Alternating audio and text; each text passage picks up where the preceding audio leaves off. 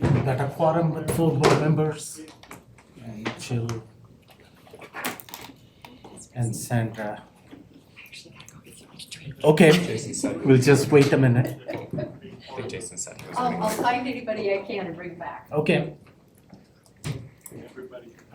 While we're meeting, I'm gonna plug in so that I don't have to do it. Yes, sir.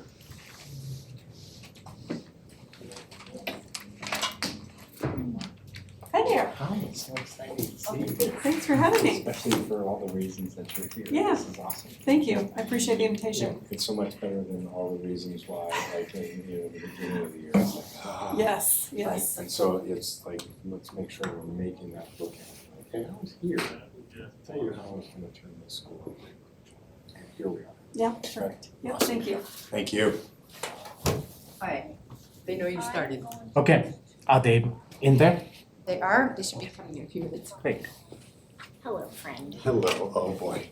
Okay, so we are recording, I'm Yes. assuming. Okay. Good afternoon. Let's get started. We have a packed work session agenda. It's May 15th, 2024. Time is 4:02 p.m. Board members in attendance: Director Art, Director Carey, Director Nelson, Director Malpacum, Director Jurgensen, Bankus, and Hafley will be joining us momentarily. Also joining us today, Superintendent Gall and his executive cabinet team. And there are some guests joining us as well, and we'll introduce them as we go down the agenda. The first item on the agenda today is the legislative update. Legislative session ended just last week. Several education bills were proposed during this session. Some passed and some were signed into law by Governor Polis. And several of these bills will require policy or implementation changes. Amy Atwood, the District 11 liaison, legislative liaison, and lobbyist in the legislature, she's joining us today. She is going to provide a high-level overview on what transpired at the legislature this year, especially pertaining to education bills and what to expect in the coming months. The end of the year report was forwarded to the board and uploaded on board docs. And also to the board, just for your awareness, Amy agreed to be our legislative lobbyist in the last minute. And she's on a 1-year contract, sole source contract. We will collectively have to discuss the next steps on how to proceed going forth. And the board has to provide clear direction at some point in time. But I will, Amy Atwood is, usually you join us on remotely, so I think the legislative session has ended, so you have a little bit more time to join us in person today. So welcome and thank you for joining us. Before I come to you, Superintendent Gall, do you want to add anything to this conversation? Just really appreciate the work that Amy's been able to provide on behalf of the district. Never in my wildest mind did I think I'd be testifying. And so this relationship is just much different than the one we had last year. This is not just about information sharing, it's about an opportunity for our district to be leading and crafting the direction of public education in the state of Colorado. That doesn't happen without Amy. And so one, in that short notice, and then two, if you're looking for a reference for her for next year, I'd be happy to be on that list. Great. Do you want to pull up that report? We already talked. Okay, you don't need to. Okay, go ahead. Okay, thank you. It is so great to be in person.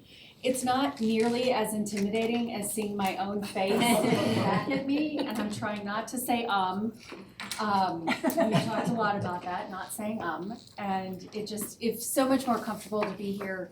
I feel connected to you when I'm here, so thank you for your grace while I'm at the Capitol, and every time I try to get down and I just know I have to leave so early to get down, that you want me there doing the work, and we had a really successful session. So I'll get started. Amy Atwood, Atwood Public Affairs Contract Lobbyist for the district. It's good to be with you in person, and I hope you had time just to even skim the end of session report that was sent on Monday night. We just finished last Wednesday night, so took time, put that together. I hope it encapsulates what we did this session, the important bills, the overall session, and how that went and the topics for that. We had 705 bills introduced this year. Of those, 525 passed, 180 were defeated. Despite leadership saying they weren't going to give extra bills this year, we heard that all fall, we heard that the first 3 months of session. We had more bills than we've had in Ever. Right. I mean, it has been so many bills, so we can say that late bills and extra bills are still alive. If you think of this session as the bookend to the year, the legislative calendar really begins in July. This is when stakeholder meetings begin, bills start to be drafted, interim committees and task forces begin meeting. If you remember, I was brought on with the district after session started in mid-February. Most bills had already been drafted, and actually most had already been introduced. Throughout the session, there are numerous opportunities to amend and work on bills. It can be challenging to come in and request changes when the stakeholder work has already begun and been ongoing for months. However, as you know, I'm deeply involved in education policy and have been for over 12 years. And so I am part of those stakeholder meetings. There aren't many bills that are introduced that I haven't already seen a draft or been a part of meetings. So that is something that I brought to the table, was the necessary knowledge of knowing what was out there and what was coming. And that is also your commitment to your stakeholders, is that you have a voice at the Capitol who understands what is going on in the education political and policy landscape. And we had unwavering focus on school finance this year. That was really what Superintendent Gall and I had spoken about coming into this, and knowing we were coming in mid-February, that it was going to be a crucial year. We had heard that the budget stabilization factor was going to be bought down, but making sure that that happened, as well as the rumors of a new school finance formula that we were hearing, but that we've been hearing for 10 years. So that was really our main focus. So for many years, the issue of school funding has been a key concern for lawmakers and education advocates in Colorado. The funding system was established in 1994 and largely has been unchanged, except for the passing of Amendment 23 nearly 25 years ago. We've only seen minimum and minor adjustments that have been eating around the edges, but nothing major. The logjam was successfully broken this year with the passage of 3 bills, each accomplishing a significant step forward in school finance. The passage of the annual School Finance Act, which has to happen every year. Only 2 bills have to pass every single year: the budget and the School Finance Act. Those 2 are in the state constitution. And for the first time in over 10 years, the budget stabilization factor was not in the School Finance Act. It was 0. Reform of the school funding formula to direct more money to at-risk English language learners and special education students and increase overall spending by $571 million was also passed. That was the second bill. And then the third bill was the creation of a 2-tier tax system that protects school district revenues, even as new limits will be placed on tax revenues for all local governments. So this is something that we did not have a chance to really discuss because the bill was introduced on Monday last week. So there was a task force that looked at local property taxes because assessed values have gone up so much across the state. And that group met all year. It was created last year during a special session, and they met all year and finally came up with a compromise with some people that were at the table. Not everyone was really at the table, and that was the bill that was passed Wednesday evening. What is important to the district is that bill carves out school districts. So the assessment rate that we would expect within the school district will not change.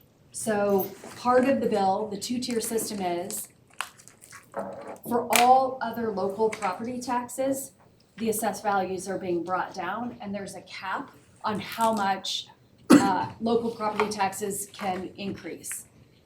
The assessed value for school districts will not be changed. So that will not be reduced. So you can count on, as you have in your budget for 24-25, you can count on that property tax being what you were expecting. I'll get into that a little bit more in just a bit. Legislative leaders and advocates acknowledge that these bills only fix some of the funding problems. First, the reforms do not address adequacy of school funding. So there's a difference between adequacy and equity. Adequacy is, do we have enough money? Do we have adequate money? And the equity is, with the money that we have, is it being equitably distributed? So whether schools are spending enough to accomplish goals like certain levels of student achievement, there are two studies that were commissioned out of last session, out of the 2023 session, that will look at the issue of adequacy. And that report is to come out next year in 2025. I think we all can, at a high level, know what the report is going to say, is that education is not adequately funded in Colorado, but there were other factors that are being looked at in those two studies. Second, it's impossible to guarantee that the reforms are financially sustainable. Legislative sponsors have repeatedly stressed over and over and over that they have structured their bills, current School Finance Act, the property tax bill, as well as the new School Finance Act, to ensure the budget stabilization factor will not be invoked again. But there is no guarantee that we won't see a recession, future law changes, restrictive ballot measures, or other unforeseen circumstances that could pose new challenges.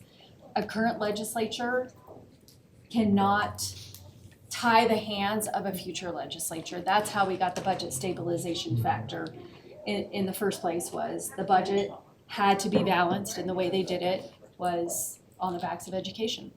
So this is the first year in 10 years that isn't there, that the state budget was not balanced on the back of education.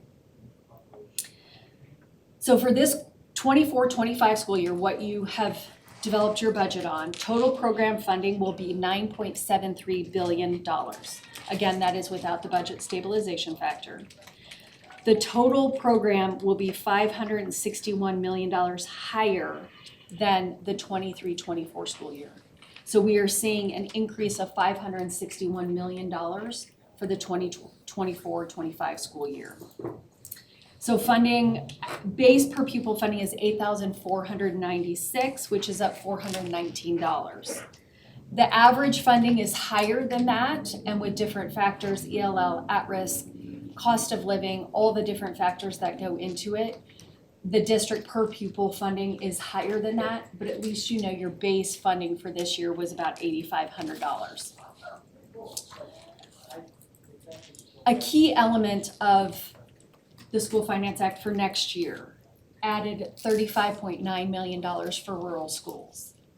Every year we've seen a bump to rural schools that has been one-time funding, anything from $10 million to $36 million. The rurals have had to fight for that every single year, and it's been at the end of the list, is there enough money? And the exchange has been, do we buy down the BS factor, or do we give more to rural schools? So that is one of the levers that have been used in years past. This year, it is a permanent fixture within the School Finance Act. So if something unforeseen happens with the new formula, at least that rural funding is a permanent fixture in school finance. Most school finance discussions concerned and revolved around the new funding formula. That was House Bill 1448, which you took a support position on, and thank you for that. Superintendent Gall, Dr. Comfort, and I were highly engaged in the drafting of the bill, providing information on the impact of the bill to D11, as well as testifying committee and lobbying and counting votes every single step of the way. Each committee hearing and each floor vote was counted. We were part of a great coalition of other school districts, other education stakeholders, some that we typically in the past have not been, I don't want to say not been aligned with, but CASE, Colorado Association of School Executives, CASB, Colorado Association of School Boards, they actually were on the sidelines. They had split membership, and depending on what you heard during those meetings, you know, what we hear sometimes is different than what's being presented. You could say that CASE was for or against, or CASB was for or against, or the Rural Alliance was a for or against. So it was definitely a different kind of stakeholder group that worked to push this bill through.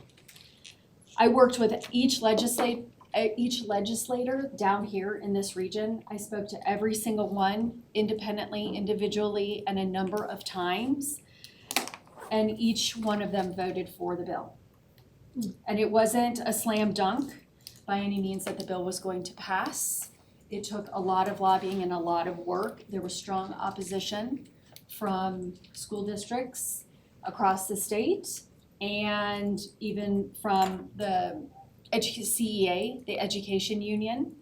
In the end, everyone either moved, every district or stakeholder group moved to support or neutral. So CEA moved to neutral. They had a number of asks. They moved to neutral. And there was a plus up, kind of a bonus, but it really is a plus up that D11 will benefit from, so that there is no district that is losing money. Not one district is losing money. And for those districts that have huge declining enrollment, which we discussed, with declining enrollment, those districts now will also see the benefits of the new formula and likely will move to the new formula the first year it's available. So those are the kinds of adjustments that went along the whole way. And like I said, Superintendent Gall and Dr. Comfort and I, we were texting anytime we had new information. We were texting and emailing and talking back and forth. So very informed. The staff was very, very informed, and we spoke a lot. So your leadership did certainly make a difference.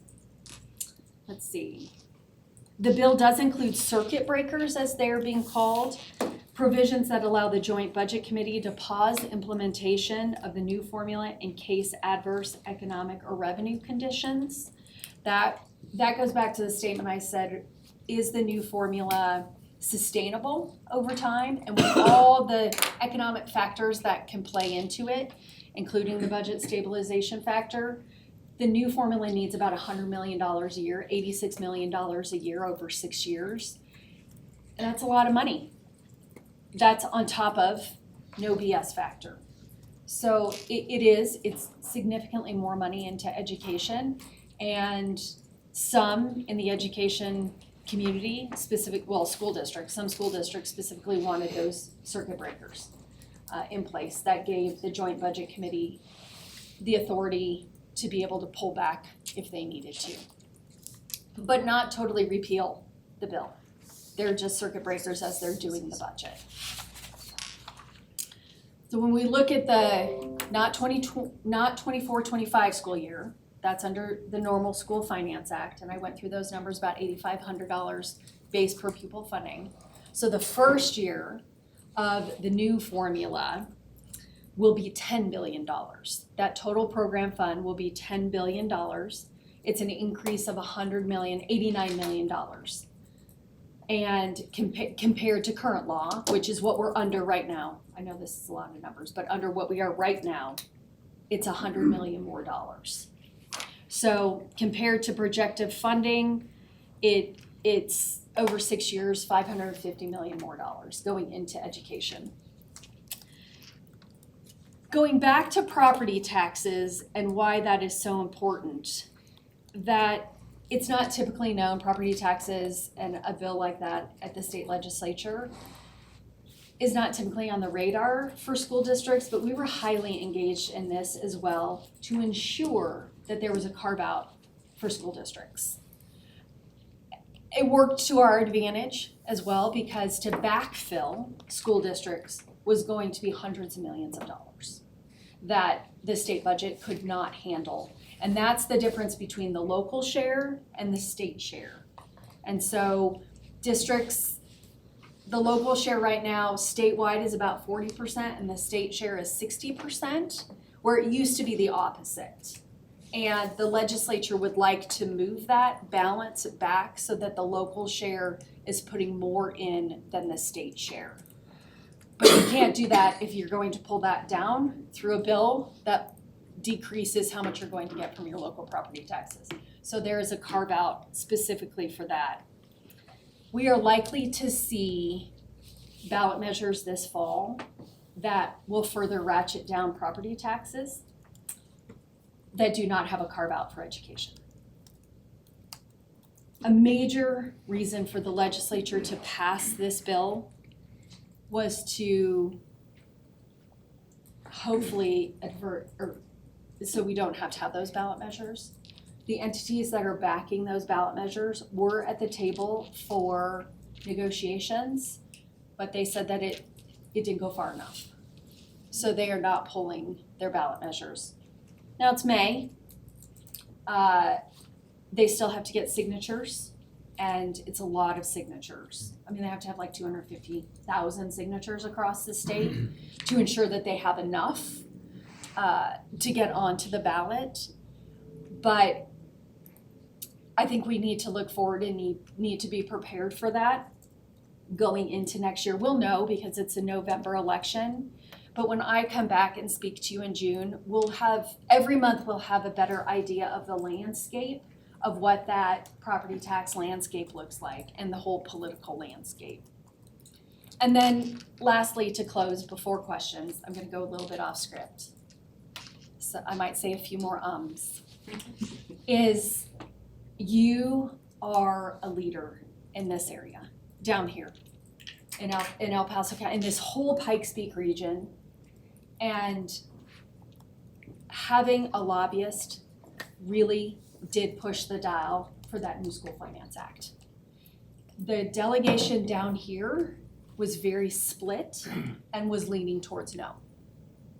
I don't think we had one legislator that from the get out, except for Senator Lundeen, who's in the region, was 100% for it.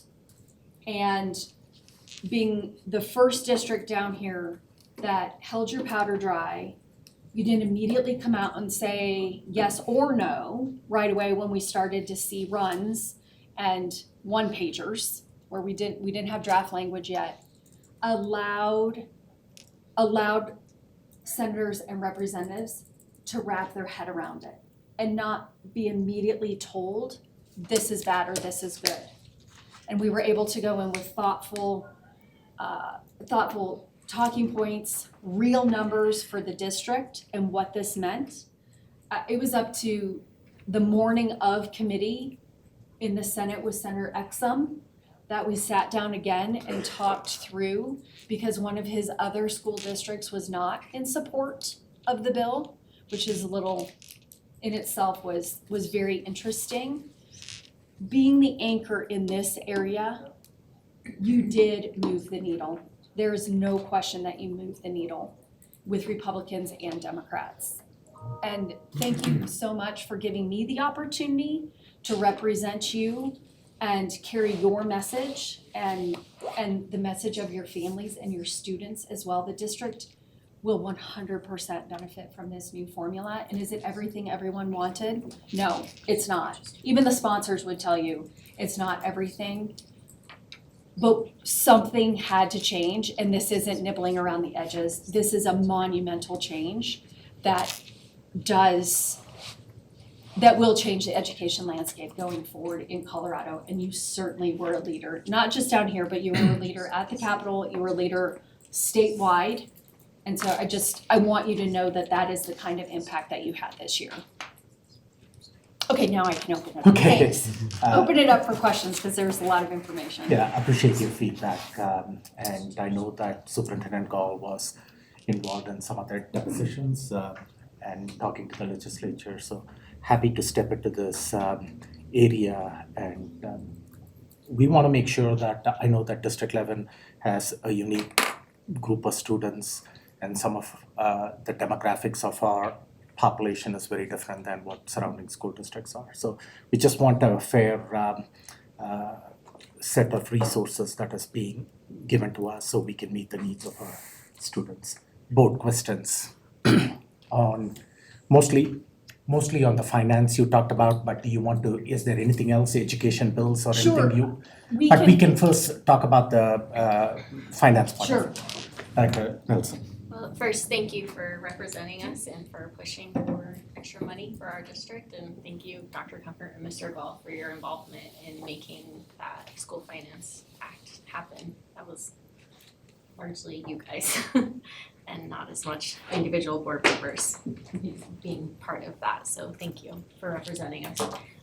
What was the bill that you said came Monday and was passed Wednesday and changes the property tax portion? yes. And I have a follow-up question. I think that's, I have it in front of me, Senate Bill 24-233, Yes. property tax stabilization.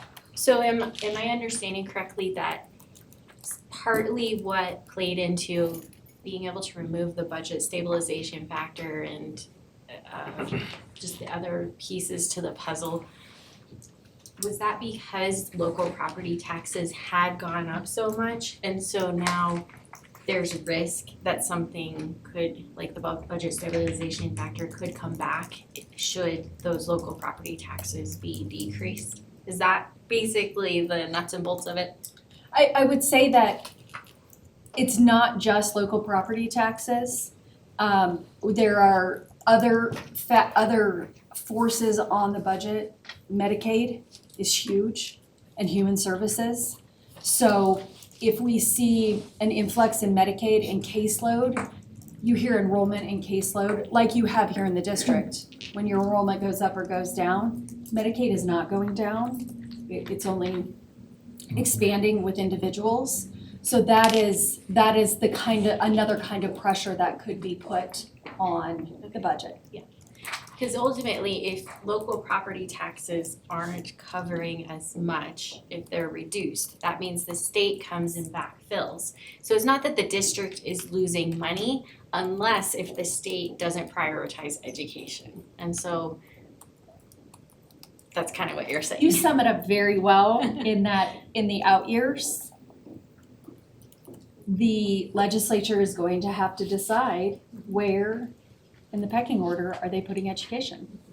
And human services, Medicaid, education, I mean, those are the two big draws on the budget. But then you have everything else that gets funded. And what is their priority going to be? And with a near unanimous vote out of the House and out of the Senate on this bill, that also is very interesting when we get into next year, as we have a lot of we have about 26 that are turning over of the 100, but that still leaves us 74 that voted for this. And what's their priority going to be when they said this year this was their priority, and we can hold them accountable to that. Great. That was all I had. Yeah. Thank you. Any other questions related to the finance, School Finance Act and the financial bills that you have? Okay.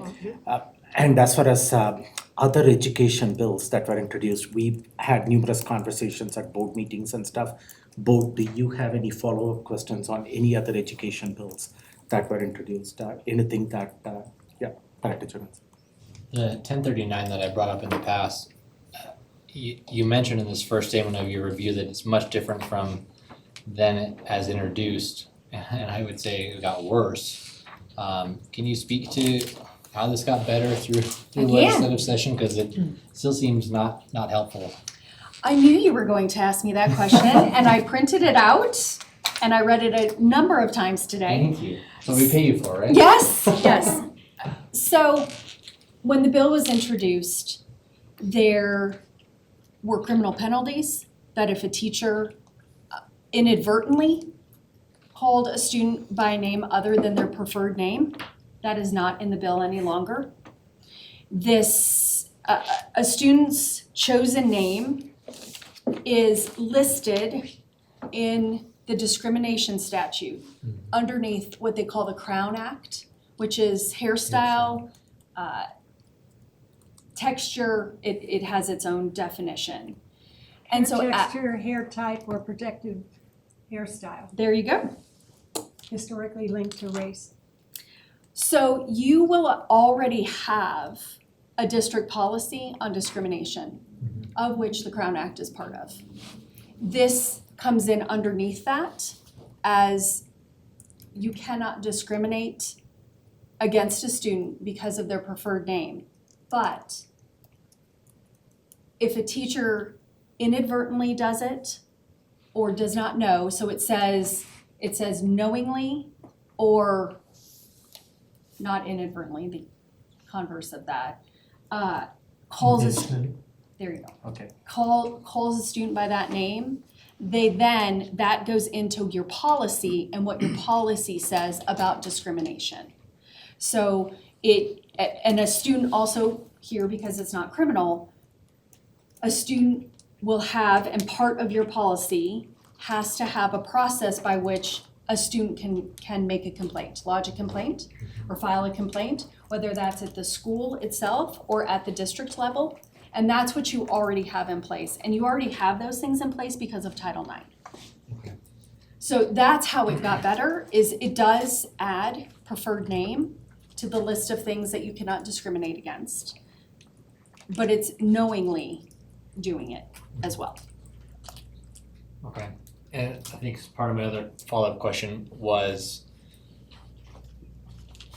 the concern with how we monitor that and the added, piece of if, the student tells the front office, how do we get that out to logistically? Or the student tells, Miss Hafley, and how does Miss Hafley then, and then if the next week they're like, oh, I'm back to this, or it's gonna be logistically not fun for our buildings. And then there's nothing in here about our policy AKB with parents, so I would assume that in our policy, we would have that language of saying, if a student's changing their preferred name, we'd want parents to know, parent or guardian to know. Nothing in the bill discusses not telling a parent. And that is something that changed from the original version to this version. So I would advocate to my fellow board members when we look at this policy that we are, per policy AKB, we are involving parent or guardians in this. And you may also, as a part of your policy, include a process by which documents within the school district can be changed. It's a may, it is not a shall. And before, it was a shall, that you had to change all the back-end information, which then brought in FERPA and all of those problems. More So logistically, all of that has been taken out. we got a little bit.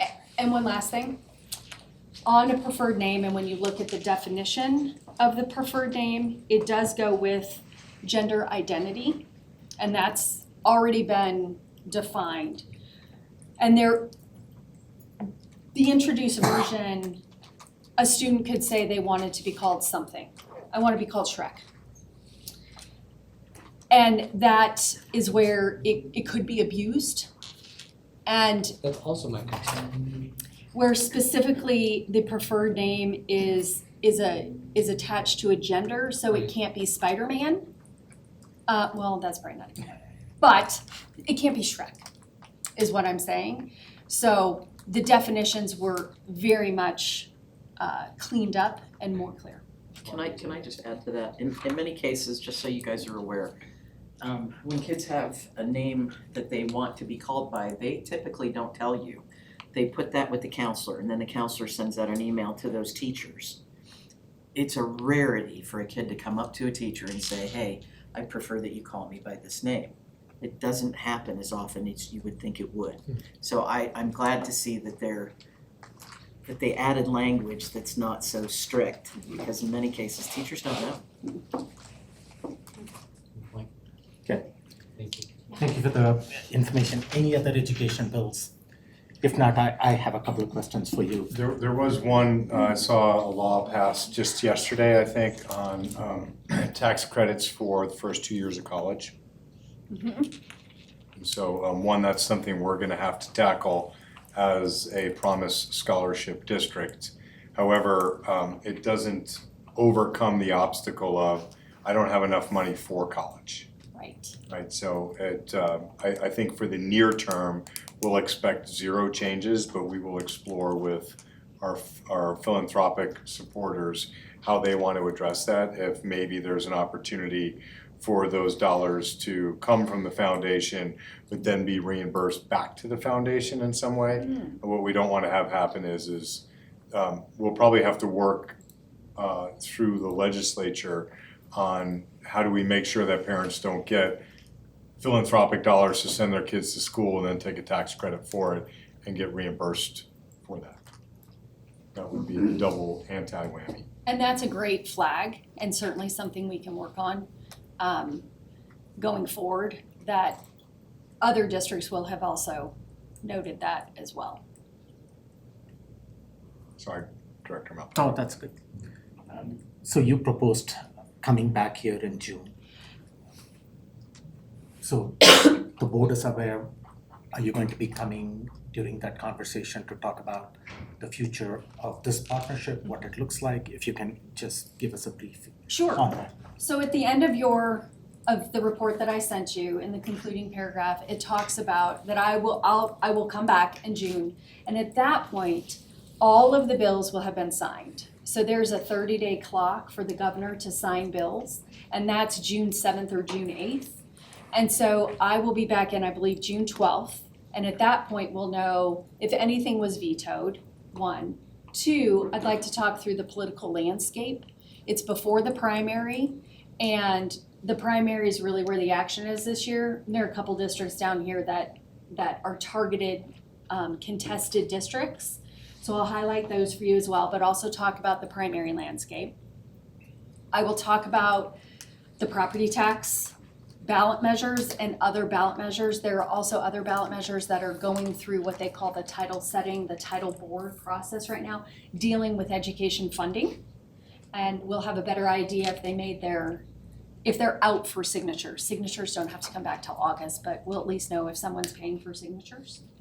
And then at that time too, talk about the task forces, the interim committees, and the other stakeholder groups that are meeting starting in July. So like I said, even though it's an election year, we have so many safe districts that I was with a legislator earlier today at a bill signing, and she said she's beginning in July to look at, it had to do with driver's ed, but she's already starting in July because she's in a safe seat, even though has to run again, she's a state representative. She knows that the bills that she works on, she's going to be in the legislature, so she's starting her work in July. That's the kind of things that I'll talk about when I come back in June. And we also have a number of education-related policies we know that are coming. Even now, we know that are coming. Okay, thank you. And this is something you and I discussed. In the past, our relationship with the lobbyist has usually started in December or January, and we usually engage with our lobbyists only during the legislative session. What you provided as feedback is that to be really effective in this political landscape, you need a year-long partnership. And maybe you can talk about that in June when you come back to and what that looks like. Last thing that I do want to throw this in your radar so you can keep this in mind. In the past, we have tried to at least host some type of breakfast or a lunch event where we can get at least local legislators from up here. And when that proper time is, you can provide that guidance to us whether, and if that is of interest to the board, I want to make sure that the board is interested in it. So this would be an opportunity to get some of our local legislators and get to know them a little bit better in an informal setting when the legislature is not in session. And usually we've done that after the November election, so we have the new legislators coming in there. So between November, December, sometime in that end of November, December, but that's the holiday season too.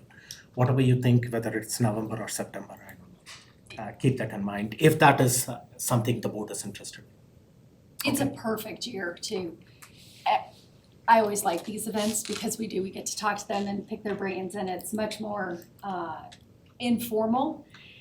And because so many seats are safe, protected seats, we know who we're gonna get. And if we do it after the primary, which we would, do it in July, August time, we'll have a really good idea. And if not, we invite both. Probably in August or September is what. After school July, starts. yeah. Yes. July, I think the board is going to be not meeting, so. Yeah. Okay, thank you. Yeah, if there are no further questions, we look forward to seeing you at the June 12th board meeting. You can provide an update to us on what that looks like and also our future partnership. And if you have any questions that come up, like Superintendent Gall just brought up about a bill that was just signed, or you read through the report and you see something and you have a question, don't hesitate to reach out to me. I love talking about this stuff, and you don't need to wait until June to ask me questions. Okay, Okay, thank you. So the next item on the agenda is the superintendent sounding board student voice update. We have a couple of students actually joining us up here. No, nothing's leaking. And my understanding is there was a design thinking workshop and how student voice is going to look like in committees, decision-making process, how they are going to provide feedback to the board. Superintendent Gall, I am going to give it to you first, Sure. if you want to set up. Just a short setup. I appreciate our two students being here. Greta, I remember spending time with you. I'm sorry I forgot your name. Taylor. Taylor, nice to see you. You also from Palmer? No, Achieve. You are from Achieve. Great. Thank you. This has been an ongoing conversation. One of the greatest gifts I get as a superintendent is to represent and spend time with students. One of the ways that we do that, many ways that we do that, is through our student sounding board, where we turn this room into an opportunity for students to let us know how they feel about things in the district. We provide free lunch. We've upgraded the lunches this year. And I think last year we did our own pizza, and I said, no, we won't do our own pizza anymore. We'll make sure that we get them the pizza of the town, because if kids are gonna come here, they should get good, high quality food. One of the things that came out of it was, how do students have more voice in the decision-making process of the district? I wanna thank our board members who do spend time with students. I know Director Hafley has met with, I think, all of the Stucos in just the last couple of months. But this is the students' body of work. They went through the design thinking process. Thank Nicole Ottmer for helping facilitate that, and our LCC partners. For the students to be able to present to the board where and how it is that they think that their voice can be heard to be more reflected in the decision-making process. And I think I have to keep talking because it sounds like the slides aren't up yet. Taylor, what year are you at Achieve? I'm a senior. You're a senior. I'm part of the Promise program currently, and then I was also a part of Career Start. Awesome, great. And Greta, you'll be a junior next year, is that right? Yeah, that's what it is. Big plan for the summer? Yeah, I am traveling a lot, and then I'm gonna attend a Harvard summer school program. Nice.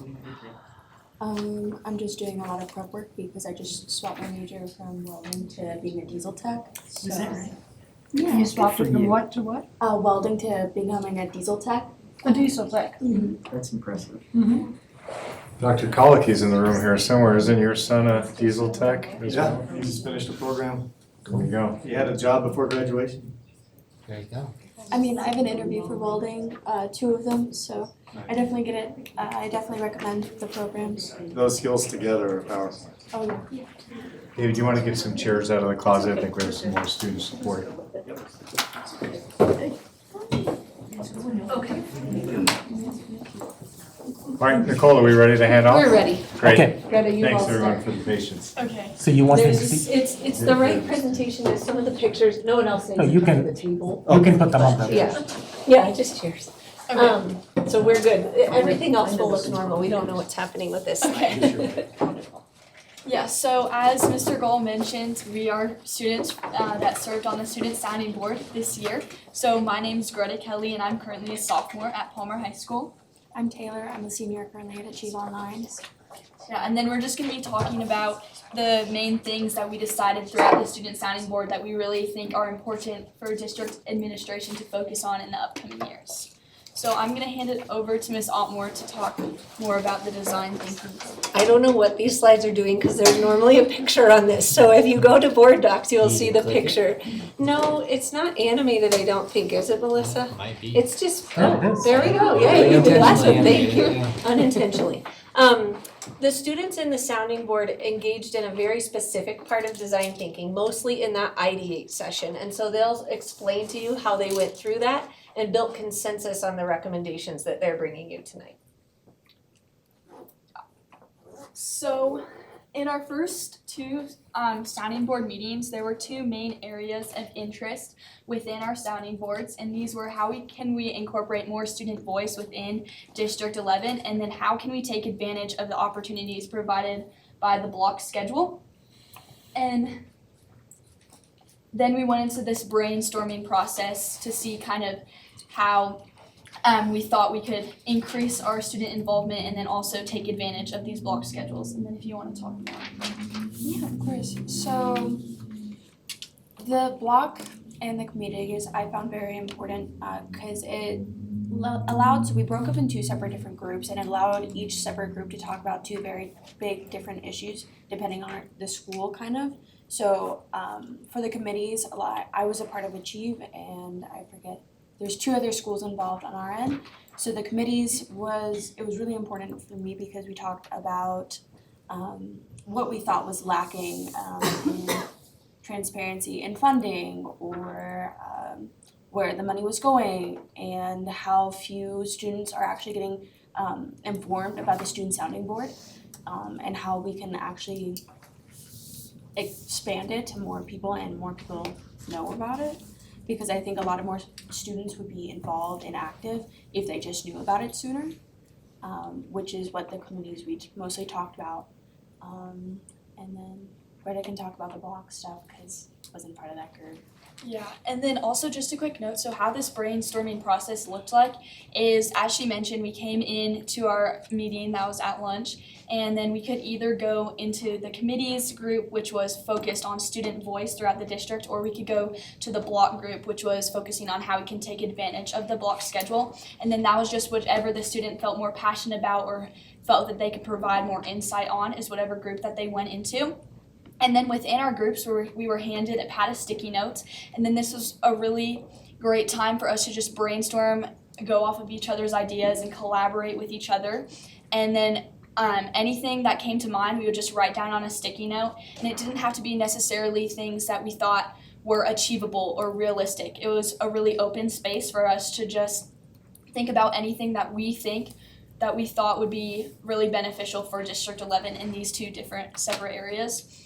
And then after we did put all the sticky notes up onto our poster boards, then we voted on which ones we thought were most important. And then the ones that we thought were most important are going to be listed on these poster boards. And then once again, we took little stickies and voted to see which ones we thought were most important, which within these. So looking at opportunities in the block, the one that got the most votes was to develop more internship opportunities within the block schedule.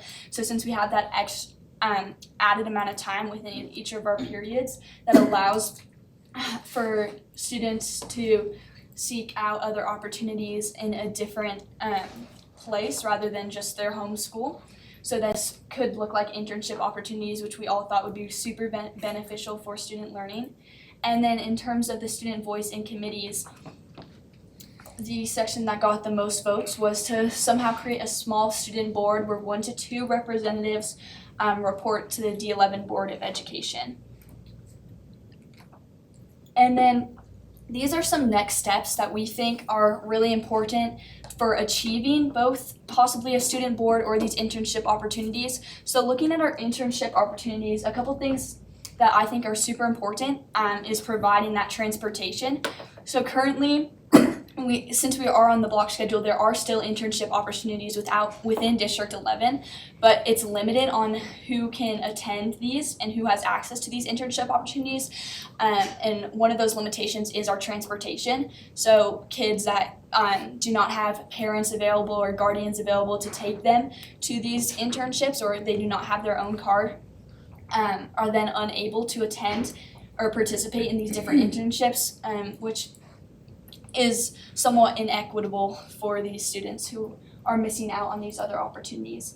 Another point is publicity. So a big thing I think is internships. I think would be a super cool idea, and I think it would really serve a lot of students in their education. So just really getting it out there and not trying to have it so that the students don't have to search for it, and it's easily accessible for them to look at these different internship opportunities and determine which ones they really want to be a part of. And then another step to take to get these internship opportunities would to be creating a survey to see what students are interested in different types of internships. So I think we do offer some different internships, but I think it's really important to see what students are really interested in, so that we can see and really focus all of our energy towards specific internships that have the most amount of students that are interested in them. And then also involving high school counseling departments, GT departments, and then possibly the director of student engagement, just for coordination to make these ideas and these internships possible. And then looking at creating a small student sounding board. So this is a little typo, so it says creating a small student board of education. It wouldn't be a student board of education, it would be a student sounding board that reports and has different recommendations that they give to our current board of education. So we're not exactly sure what this would look like, but that's something that me and Ms. Otmore really want to work on next year, is what we think that this student board would look like and kind of how that would work. One thing that we think is really important is first surveying the students to see what students are interested in it. So for our current standing board this year, how the students were chosen was solely based on teacher recommendation, and then out of what students were recommended by the teachers, then the principal from every high school looked at that list of students and then chose those students to go into the sounding board, which I think is great because I think those teacher recommendations are super important. Unfortunately, though, we did experience a lot of some students not attending these student sounding boards. So for Palmer, we have 4 representatives that were chosen at the end of the school year, but then only 2 that consistently showed up and were a part of the student sounding board. So I think that's something really important when looking at these, creating our own small student board, is first getting student interest. So first we send out a survey because we only want the students that are interested and are ready to commit themselves to serving on these boards and ready to dedicate their time. So after we determine what students are interested, then looking at this survey, staff can kind of narrow it down to what students they think would be a best fit out of the students who did express interest. And then once we have that group convened, we want to build out a lot more plan, but we don't want to do that until the students are at the table driving that work. So we would come with more updates once we get the group convened. And then those are the 2 things that we focused on, and that's the end of our presentation. If there's any questions or comments, we'd be more than happy. Well, thank you. Thank you for the both of you. I just want to thank not just the 2 students here, but all the students that participated. We just get a ton of energy and optimism when we have the chance to engage with our students and to have them in that setting. The idea of the student board of education or student sounding board was built off of the idea that when we bring an idea to the Board of Education, normally I hear, has the DAC had a chance to see this? So that's the same idea, as has the student sounding board had a chance to see this? And then that can become an informative way for the Board of Education to understand, never gonna be completely representative of all of student voices, but how do you get the 5 high school campuses involved in a way where they're not just at the end of the tail end of the whip, but actually in a place where they can bring their thoughts and ideas forward, still preserving decision-making rights for the Board of Education. Great. Thank you so much. It's always, and I can speak for the board on behalf of the board, that when students come here and engage with us and provide feedback, that's always welcome.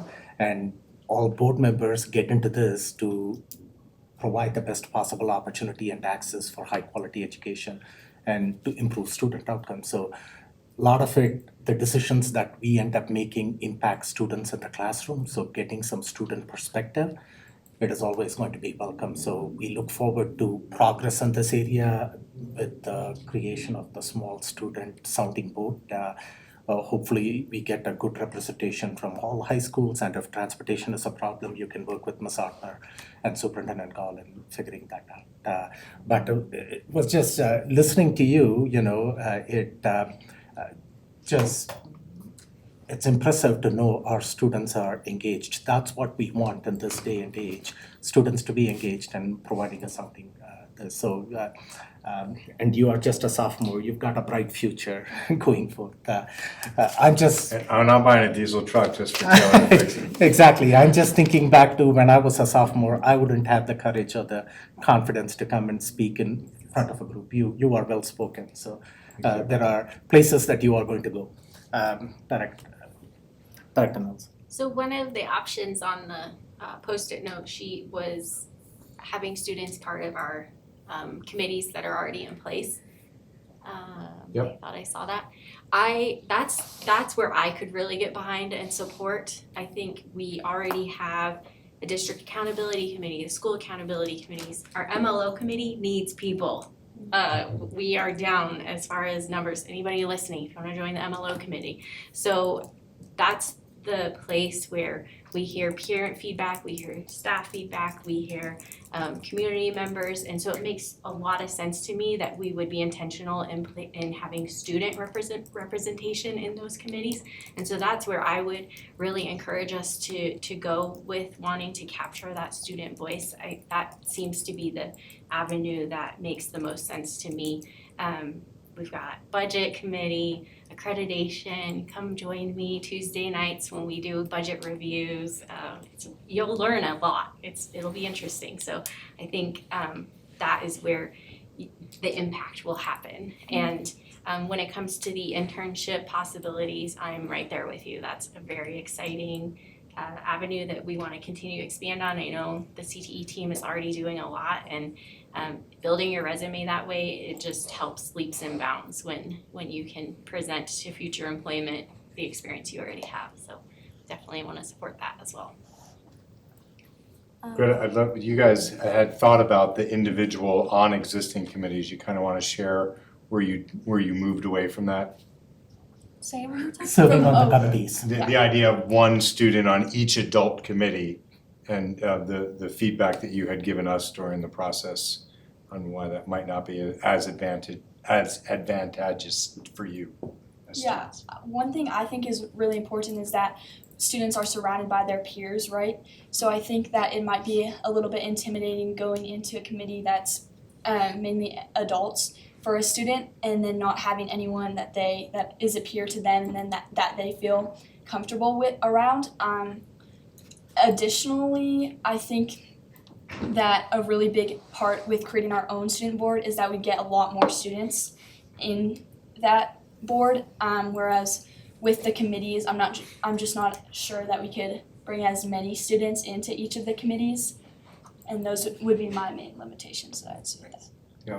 I will say, with the student sounding board, I did see with the people who did consistently show up, how progressively they did get more outspoken and wanted to actually change the issue and put motion behind it, steam in the winds, if you will. Just kind of the difference on that and being more vocal and having that other students also encouraging and just having other students backing, I think was leaps and bounds, and from like when we first started the student sounding board, especially in the beginning, to where we are currently. So I think continuing that and even expanding that would definitely help a lot, especially considering if we have a decent sized student sounding board, especially things like internships, you will get the benefit of word of mouth, especially with like transportation and just stuff like that. Especially considering when I first started my career and it's essentially just starting like a foot in the door for a career and college. I helped my friend get to Career Start to and from. It's just the word of mouth can really help with exposure to the smaller committees that you're a part of, that you guys want more visibility for and more people to hear about. Word of mouth, especially with the student sounding board. Kids talk a lot. I feel like the more publicity with that will definitely help y'all's causes a lot. I wasn't thinking it would only be one student on the DAC. I mean, we have parent representatives from every school. So I was thinking it would be multiple students on these committees, that if a student from Doherty, Coronado, Achieve wants to come and be a part of the DAC, then by all means, more the merrier. So It's a consideration, so the board is aware of it. There is a student representative, informal student representative on the DAC right now. One of the parents, her daughter always attends the DAC, and so she sits around on the DAC committee meetings. The board has informally approved her membership as part of the DAC, so she just participates in the conversation and contributes to the conversation where necessary. Maybe a recommendation would come from the DAC to make her part of the DAC membership, and we'll cross that bridge at the end of the year. It is certainly an option for you to keep in mind. I know that a lot of you have so many extracurricular activities at the end of the evening too. So if it fits in your schedule with your athletic and other extracurricular activities, that's an opportunity to pursue, knowing when our committee meetings are scheduled. Director Haefele, did you have a question? I think between you guys and the conversation you just had answered my question, because I remember when I came out to the sounding board in April that y'all were talking about a student accountability committee, much like the school accountability and the district accountability. So it's so important for the kids to have a voice. I can't tell you how impressed I am that you guys are all here. You're giving up your Wednesday night right before finals, most of you. You're probably done by now, right? Yeah, I already walked for her. Congratulations.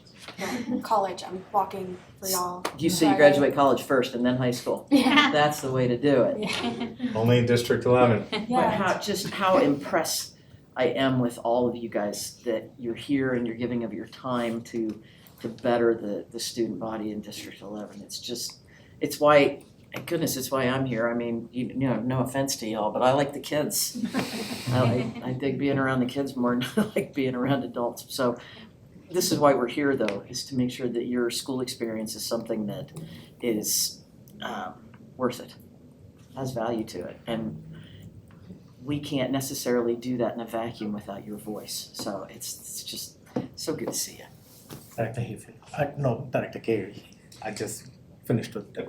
I have a comment, I have a concern, and then I have a question. So my comment, can we go to the next slide real quick?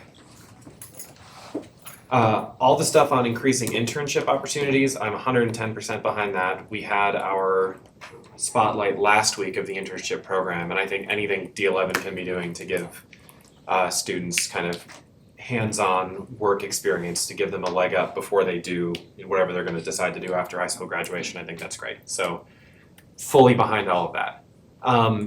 My concern here, and I guess I can be the bad guy, is we've had discussions as a board about the way we interact with committees, and I absolutely agree that we need to hear the student voice, but the place I get concerned is I know as a teacher, there's not always very good overlap between what students want and what's good for them from a pedagogical standpoint or from just an operational standpoint. So, I've had students say, well, can you give us all A's on the exam? And I never quite know if they're joking or not. And so my concern would be, I just want to make sure that if we go this route, we don't get our heads turned around about the direction in which authority and responsibility run here. We want to be proactive about saying, okay, for this question, whether it's the cell phone policy we'll be talking about later tonight or discipline or whatever, we're going to them and saying, hey, we could really use your opinion on this, that we don't kind of get the authority chain mixed around. My question would be, you mentioned that you went to all these different kind of student committees. What is the niche that we see this filling that the existing student committees don't fill? I can actually so from sitting in the student sounding board when the short time I was actually in it, it was a lot more directed than just oh, I want all A's. We were all given a prompt, being like, so out of all these 3 prompts, what are your thoughts about it? What was different that you would like to see change-wise from the previous years? And what are your personal experiences? And especially considering we wanted to be teacher kind of endorsed, I'm sure you have students in your classes that seem a little more drawn back, actually focused on the material, wanting to improve, versus the people who do joke, being like, I want all A's. So for the sounding board that I was a part of, we got pretty directed, like, hey, look, they gave us a sheet, they printed out a sheet. Hey, look how many committees we have. What do you think we could do to get this more out there? Do you think we need this many committees? And what are your thought process and how many of these have you actually heard of? So I think, honestly, sit in the one of the student sounding boards, because I was kind of the same way when I first heard about it. And before I went in, and me and my friend Brianna, who's also part of the student sounding board, before we went in, we were like, this is probably just going to be all over the place. And it was very and very directed, which I found very cordial. I don't know the correct word for that, but it was just a lot more, here are the bigger issues that we are worried about. Do you also see them as issues? Do you think we can change something about this that would actually affect you? Yeah, and I think another thing is to consider is that this student board is reporting and sending recommendations to our Board of Education. They have no influence on, they're not voting on any policies within the district. They're just giving their recommendations, and then as the Board of Education, you guys can determine whether or not those recommendations are something you want to proceed with or not. Additionally, I think that the students that are going to be on the sounding board, they're going to have a lot of interest. They're going to have to fill out, this is how I envision it, is that it's kind of going to be like an application form. And these students are going to be taking time to fill out the application form, so they're really going to be invested in hopefully getting on this student board. And then staff will pick out of all of those applications which students they think will have the most influence on this board and will be the most beneficial to be a part of this board. So I think that with that application process and with the staff choosing that, we can kind of weed out the students who might not really see their education, who might not be as concerned as for their education as they are with just passing their classes. The other thing I'd say is I think there can be convergence in a space where it's what are the board's directives to committees, what is the charge, and then that's where the student voice comes back to you. So what is the charge that you want to hear from students' input on in the work that we're doing? And then they can start, just like they did in this process. The 2 main issues were things that have been surfaced across the district repeatedly, block schedule this year and committee participation. So from those charges, they can take their direction to start to have conversation that's honed into buckets that matter to the work that we're already doing. So my question though is still, if we have, and maybe I'll get the term for this wrong, if we have kind of student committees or student sounding boards already, what's the niche that this fills that those groups could not already accomplish? I'll jump in. Each of the schools has a STUCO. Right. The student council is mostly insular. I is see. how do schools want to navigate the needs of their relationship between school-based administration and the needs of school? What's what does the senior project want to be? What are the causes that we want our school to be about? The piece that's been missing is how to, particularly in a district that has adopted so much change on such an aggressive schedule and such a short timeline, we haven't figured out a connective tissue to the Stucos. Now, we have individual relationships, some stronger than others, with individual school Stucos, but a school shouldn't be restricted from having active voice in the space because that Stuco may or may not be interested in larger system issues because it might be more insular in nature. I'm gonna ask Director Hafley, especially since she's sat with each one of the Stucos, to either add on or fill in that gap as she sees the need to. The kids wanna be heard, and they want to know that not only do we support them, but that we're interested in what they have to say. So it goes beyond just a simple student council class. For the kids that wanna be involved, I mean, this is really impressive. I don't think we should shy away from that. Did it address your concern? Yeah, can I just say it back to make sure I'm tracking what I'm hearing? So the claim is that our existing student councils largely are operating on the level of the school itself, where if you have a Doherty council, it's primarily interested in what's happening at Doherty. And so the idea would be this would kind of be a layer above where they're tasked with kind of trying to accumulate student feedback across the entire district. Yes. And Greta has some specific ideas on perhaps additional oversight or requirements that's, you're ensuring high quality student representation. Okay, that'll make sense to me. I just wanted to say, I think many of us agree we want to hear student input. In my mind, it's a matter of what's the best vehicle to get that. And so when you have various stakeholders, parents, community members, staff already on these committees in place, I'm just gonna say it again, it makes more sense to me to have student positions on those committees that already exist. And I mean, maybe I'm getting in the weeds a little bit too much here, but I'm thinking through like our administrative staff, they're giving time in their evenings to participate in the committees that already exist and that are investigating the issues that the board is considering. And as you said, giving feedback and recommendations to the board, that's why they exist. So I just think that's the vehicle that is already in place that we could easily just move forward very quickly by adopting some student positions on those committees.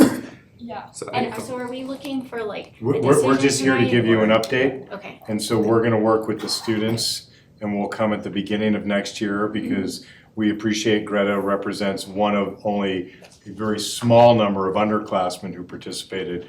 And I really appreciate Taylor's time here because most of the other students that were on the sounding board are trying on their gowns, getting their caps ready to go, and they're out the door. So we wanna give this another pass at the very beginning of next year, and then we'll come to the board in end of August, early September with a recommendation.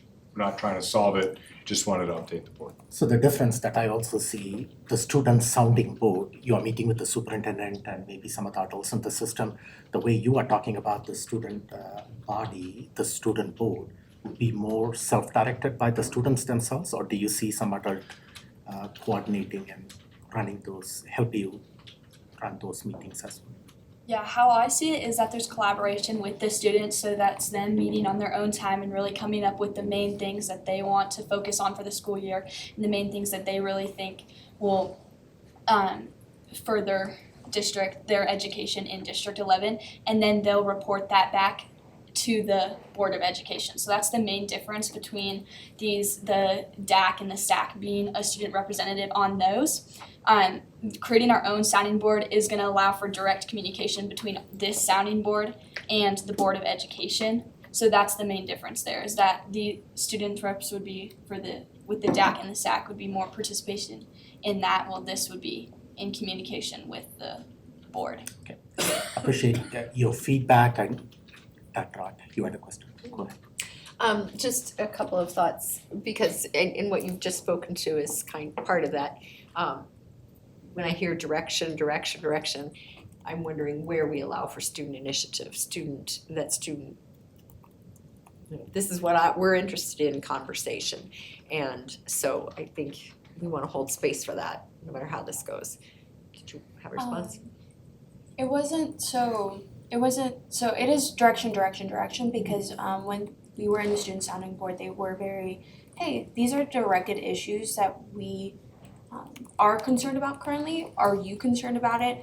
Here are these issues. If it's not a problem, we can move on and find something else. But we also did meet, I think, 4 times throughout the entire year. So I think if it was more continuous, at one point you will run out of ideas for direction, and at a certain point, people will be super out of their shell and being like, hey, at my school, my issues are probably completely different than her. I'm on an online school that is hybrid, so I can go and I cannot, I can go and I cannot.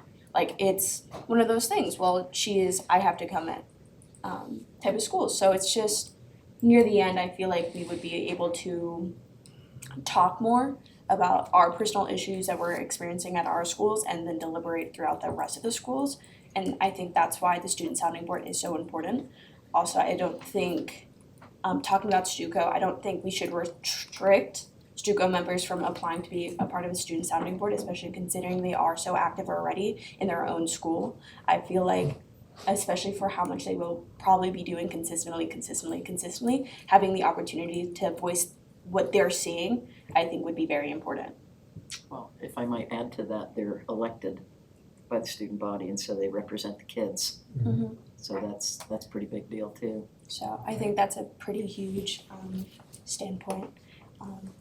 Thank that you. I think some people are missing. Well, and I appreciate, if the superintendent or the board is looking for direction from you, we might have to ask you all directed questions, and I appreciate that. But I do, like I said, I just wanna have that opportunity for the feedback to come straight up from students. The other question is budget. We can talk about this all the time, but if you're talking transportation, et cetera, and looking ahead to the budget for next year, which we decide now, is there a budget to support additional activities in transportation as necessary, or do we want to allow to build into the The budget? design lab, this is one of the prototypes out of the design lab, so there's already budget in the design lab that Okay. can support prototypes, so it's there. All right, sounds good, thank you. And then another thing within just the transportation for that, even if we don't have the funding to provide transportation to these internship opportunities, there's like programs, I don't know if you've heard of rideshare or something like that, that we could try to develop so that we can get that transportation so that the accessibility is available for all students instead of just the ones who have the rides. So thank you. So we don't need any board input at this point in time other than thanks for coming and sharing this information with us. We look forward to more work that is going to be done. Ms. Altmer will keep us informed in August and September when you guys figure out some other details and come back to the board, and we can also provide some input at that point. I'm sorry, I do have a question. Yeah, go ahead. ELL kids, are we considering involving ELL kids? How would that work? Well, none of the details are figured out yet. The goal of this spring was to get big ideas on the table and then bring the new group together that would talk about all that inclusive piece. So we will get to that in August. They'll figure out the details and bring it to us. I'm expecting representation from all the campuses and various subpopulation of students too. So thank you. Thank you And for having us. congratulations to you and all the other students who joined Thanks. in support of you. Thank you for being here. Thank you for the opportunity. So moving to the next item on the agenda, it's the academic support plan, Palmer High School capital investment timeline and community engagement plan. So the board is aware we are already running behind schedule on some of these agenda items. So if we can get through it as efficiently as possible. We'll make up time and cell phones too, Parth. This is hand just it over my to- promise to the board and to the community that we would come back by the end of the school year with an engagement strategy. There continues to be more and more misinformation on some of the larger projects. We are excited to continue this dialogue. I'll turn it over to Brandon and Patrick to make sure the community understands how to become a stakeholder in what is the greatest opportunity presented to District 11 for capital improvement in almost 20 years. Yeah, good evening, Board. I am joined by Patrick Davis of Perkins Eastman. You're used to him by now. We are here, we're excited to talk about a draft engagement plan for how we will bring in significant community voice into the project at Palmer, but I do want to take us back a step first and remind the board that Perkins Eastman's initial task with the district was the academic support plan, and they've been working hard in developing that and doing significant work. So the intention of tonight is, yes, we will talk about the first application of an engagement strategy at Palmer High School, but we're really wanting to set the stage for what community engagement will look like with significant capital investment projects into the future, right? This is not, as we've said many, many times, this is the spark. This is not the last capital project that we will do. We want to do significant work into the future, and so we want to start to set the stage for what that investment will look like, or I'm sorry, what that engagement will look like. So a little bit tonight, we'll talk about process and then methods and then also participants. What you don't see on the list, just to be clear, is projects. We are not talking about projects tonight in any way, shape, or form. We are talking about the process and methods and the potential participants for the engagement strategy. Here's an overview of tentative timelines. Again, this can adjust with feedback from the board. You'll see at the top there, the RFP, or the request for proposal. We hope that will post here in about 3 weeks. It will go through that very rigorous process that many board members have participated on in the past. And we hope that by mid-July, we will have awarded the RFP. To be clear, Perkins Eastman is here only in design for the engagement strategy. So again, they're not going to go any further than that. We asked them as part of the academic support plan and the Palmer project to help us design. It will be a competitive process for the RFP in terms of how we award and who we award that project to. Okay? And the RFP is for finding a firm to engage with the community? It's a comprehensive RFP for design build. And so it's going to include, and that's kind of, you'll see the timelines here. It will be people who come out and help us engage the community, who go through all of that engagement in designing options for the board's review. And then ultimately, after all of that engagement and all of that discussion and those decisions, then it will transition over into construction. Okay? And so you'll see some. I'm still not clear. So Yep. looking at the options, how we're going to present that. And in my mind's eye, I'm looking at how the Printers Union has gone about doing a similar process of bringing people in, getting ideas and future pictures and so forth. So are you saying as part of this RFP will also be, when you say design, that you're also talking about the physical design? Yes. Okay. Yeah. So that's the large work that the RFP will do, right? It's going to be the company who comes in and says, we're going to engage all of these groups of people and then put that down into here are options for what Palmer High School can look like. That will then come to the board for your vote. And then after that, then we got the hard work, which is the actual construction over the next couple of years. Thank you. Okay?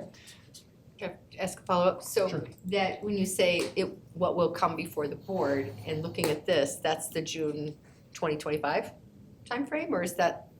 It is. Okay. Yes. So that's when we would really be voting on any kind of designs.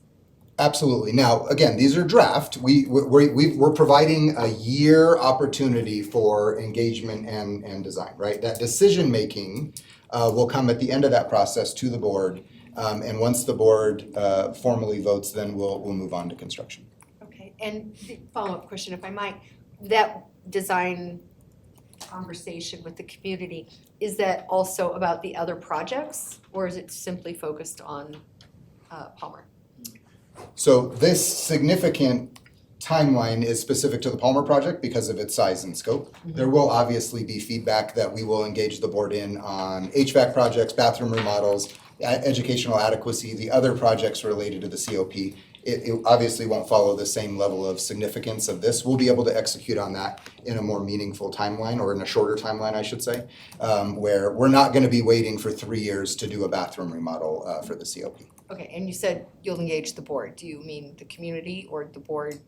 I mean, the community, yeah, it'll be the board in terms of like, hey, here are our ideas for where we think these bathroom remodels should happen based on what we've been able to do in ESSER and what we're doing in other projects. You guys good with that? And then obviously the community is already involved in the design of those renovations, as they already have been through the ESSER projects. So we'll continue that process. I think the smallest amount of money probably still needs the most amount of talking, which is the educational adequacy. Right? What does that look like? Where does that happen? We will bring some ideas for the board to consider as we move on in time. All right, thank you. And in no way, shape, or form is it meant that we'll be silent until June of '25. Of course not. As you see, as we get to the next slide, you know, the different stakeholders, we are expecting and hoping for board support and participation, and we will be coming back at least quarterly with updates as we explore and understand more about the existing facility and what $100 million or more brings to options. That will shape where we get to when we get to that final vote. So we won't be, you know, behind door number 1, 2, or 3 closed and then voila.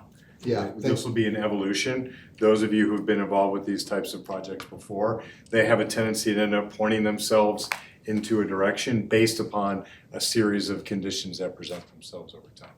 Yeah, thank you for the clarification, Superintendent Gall. I just wanted to emphasize for the community that the board will take a formal stance on the project, right? And so there will be, yes. But there is all of this. There's all of this conversation. Absolutely. All those colors, all those chevrons. But we That's a will- long time in there. Yeah, we will be up at the dais at some point in time, getting the board's formal vote on the project list. And then again, we'll come back to actually stand up the capital project. So the board's probably gonna get tired of voting on this at some point in time, but we're gonna get there. Okay, so you see just the tentative timeline. Again, those timelines can adjust as needed, but that's kind of our best thought where we are right now.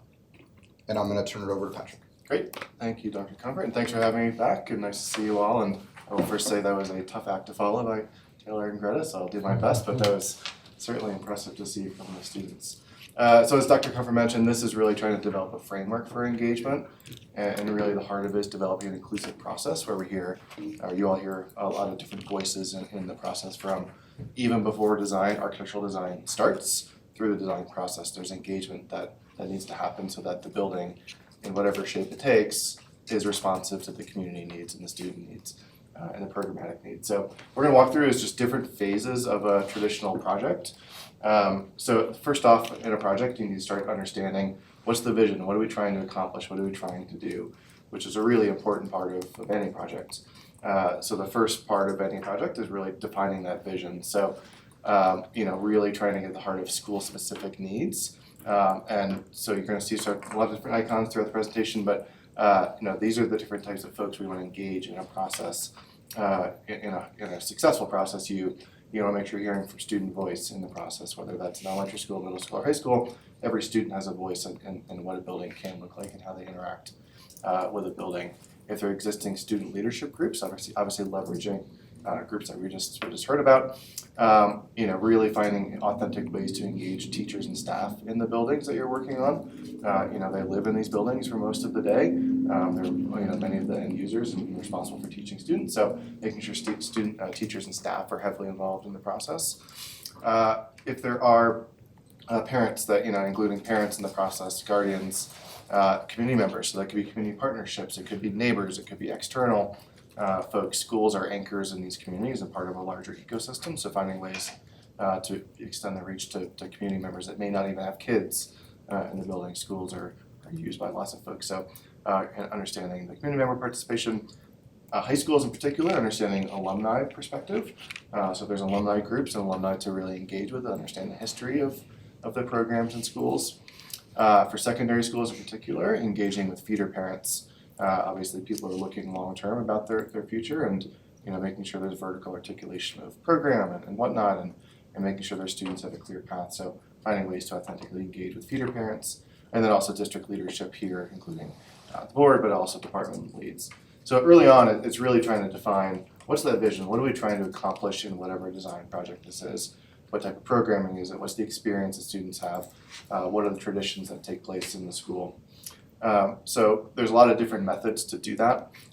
So that includes surveying, so trying to get broad reach as much as possible. So I think we've all through COVID learned the value of surveys and really trying to leverage tools to get a lot of voice at the table. So one option is an early release of survey to start understanding different perspectives of the lived experience and connections to school, understanding school culture, needs, wants and traditions. And then also some workshops, so having very focused student workshops where you go through similar exercises that we just saw. Lots of different posted exercises around really trying to get at what do students value in their school, or from an experience standpoint, from a program standpoint. Where do they like to go? Where are the points of their building that are problematic? How do they engage with different programs in the school? How do they collaborate together? But really trying to get that lived experience from the students documented so that design teams can actually take that and represent that into an architectural design. Same thing with teachers and school leadership. Really trying to get at the heart of what are they trying to do in the building? How does this align with pedagogy? How does this align with program? How does this align with how they're supporting their students, very specifically in their building? Same thing with workshops for alumni. The alumni one is more about traditions and sort of experience in the buildings. We know many of these schools have been around for generations, and it can be perhaps concerning about changing things that have been successful in the past. So really trying to get at what are the things that alumni liked about their campus, what are the traditions that happen in their campus, and really trying to make sure there's a clear understanding of the connections that have happened over history. Then we want to expand the reach. A lot of these workshops are focus sessions where it's sort of roll up your sleeves and work with us or with the design team. But we also make sure there's broader reach, so having broader community town halls where we can have big open conversations about the vision for that program.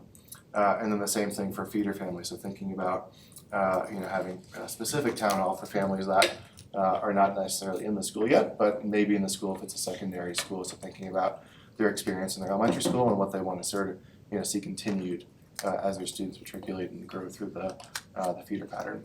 So again, all of this has happened before an architect starts putting pen to paper and starts saying, here's where this program goes or this room goes. It's really trying to get a better sense of what do we want in this building to support kids. So all this happens really before, like I said, pen goes to paper, or these days computers start drafting programs. All of that goes into a review to your point, Director Ott. Bringing the board in, so that vision is something that comes back to you. So this, in theory, would result in a vision statement of a set of guiding principles, a set of things we want to accomplish in a building. So it comes back to D11 leadership, make sure it's aligned with your vision, aligned with the academic master plan, so that there's not some deviation from a broader vision that you have, but generally make sure you're all aware of the vision that the community has set forth through this process, and then the output of that turns into a finalized vision that the architect will then take to start designing. So just going back to that phase one, Yep. do you have an idea when those workshops, town halls are going to take place? Is it? So I'll speak in generalities, that they tend to happen, they could happen before a design team come out, so you could actually start some surveying early on, district leadership could start doing engagement, but a lot of this is the first few months of a design team being selected. I was asking, is it going to start in August or September? Yeah, so if you look at the RFP timeline, we like it because the RFP would be awarded in mid-July, and then that gives about 3 weeks for that team to get centered before they start to go out and engage the community.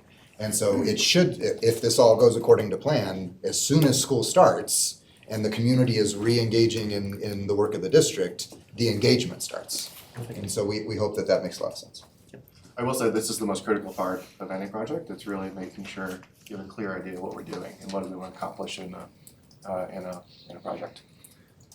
So after that visioning and documentation of the vision, guiding principles, what we want to accomplish in the building, my experience has been at this point you want to sort of get a group together, similar to what you're talking about before. That's very project specific, and developing a committee or a group that's really focused and going to be part of a project and rolling up their sleeves in every phase of the design process. So, once that broad input from a lot of different voices to develop that vision, we need a representative group to actually help deliver that and make sure it gets implemented. So you see similar representation, but it's gonna be in smaller amounts. So you want typically a group of, 10, 15, maybe 20 people that's going to be part of a project committee from all the timeline that Brandon mentioned for any project, from pre-design all the way through construction, where they have a very active part with the design team. We're actually working through a design process and actually through a construction process as well.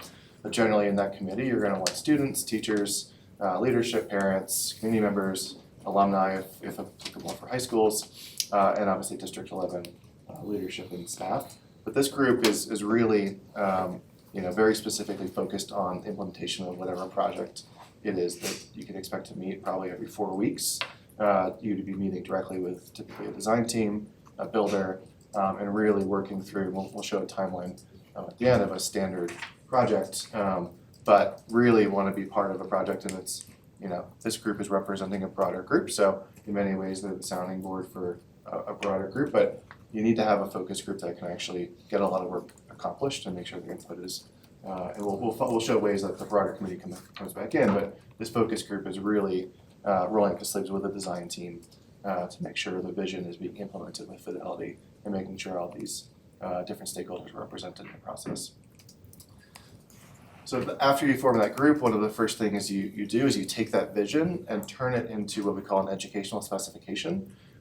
So the way to think about that is it's really sort of the roadmap that architects get that say, here are the rooms that need to be in the design, here are the sizes of those rooms, here are things that need to be next to each other, here, we want to have this type of partnership, whatever it is. It's really the playbook that's given to an architect. So you design, it's a document that says, we need 3 science rooms, we need 4 English, whatever it is. It sort of gives you the menu of different rooms. So one of the first things the steering committee does with the architects and obviously D11 is develop that educational specification or refine it and build on it and make sure that it's very school specific, and the vision that we set in phase 1 is represented into a space program. So we know that if the vision is we have a particular CTE pathway, we need to have a space sort of correlated with that program. So if we say we want to have an auto body program or whatever, maybe it's a diesel program, there needs to be space designated for that. So we need to define the amount of space you needed,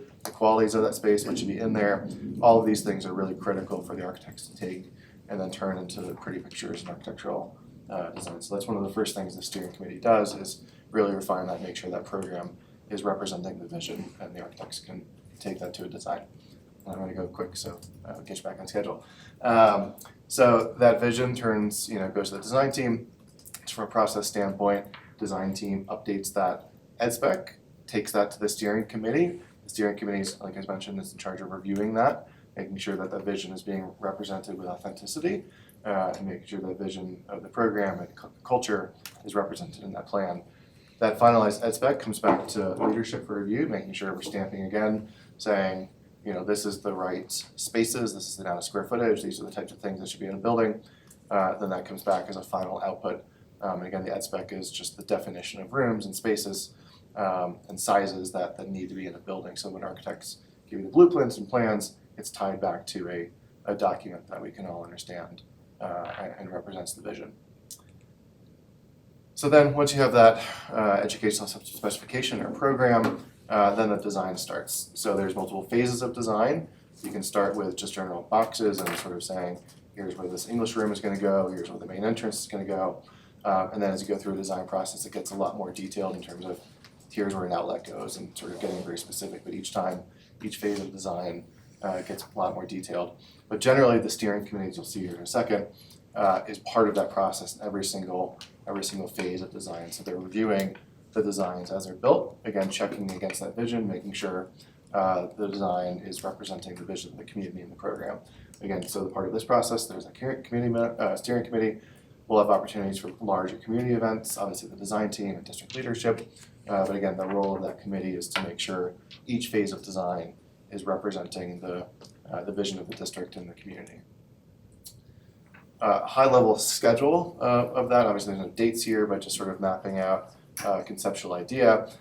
So in any idea where we're talking about a design, early on you've got these sort of broad concepts of what could be. So it's, taking that educational specification, and these are very sort of just, this room goes here, this room goes there. It doesn't get into specifics around HVAC types and electrical outlets. It's more about like spaces on a layout, and typically there's multiple options for that.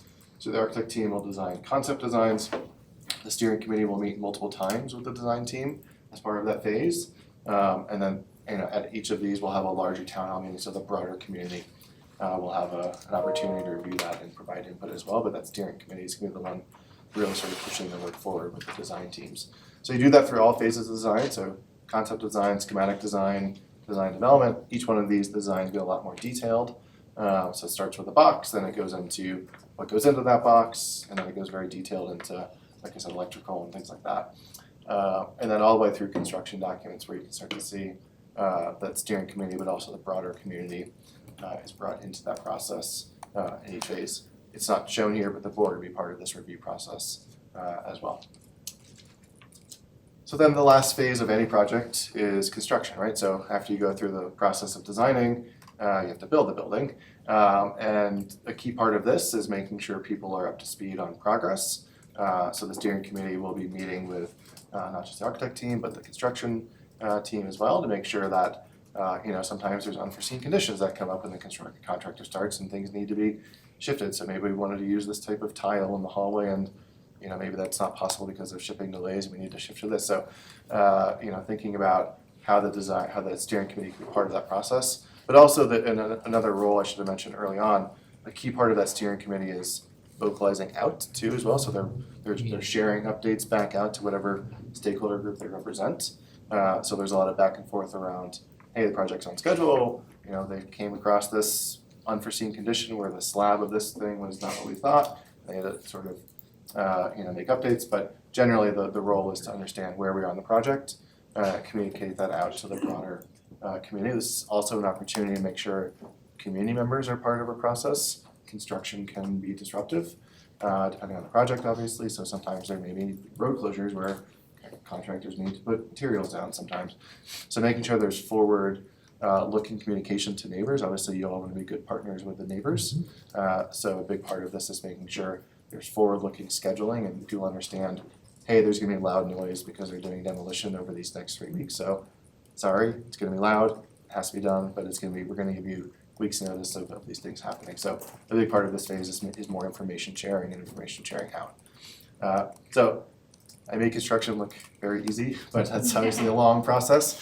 But the goal of this was to sort of walk through a framework for how engagement, this is draft, obviously for input, but sort of a framework of how engagement can happen through all different phases of a project and how different representative communities and stakeholders can be part of the process.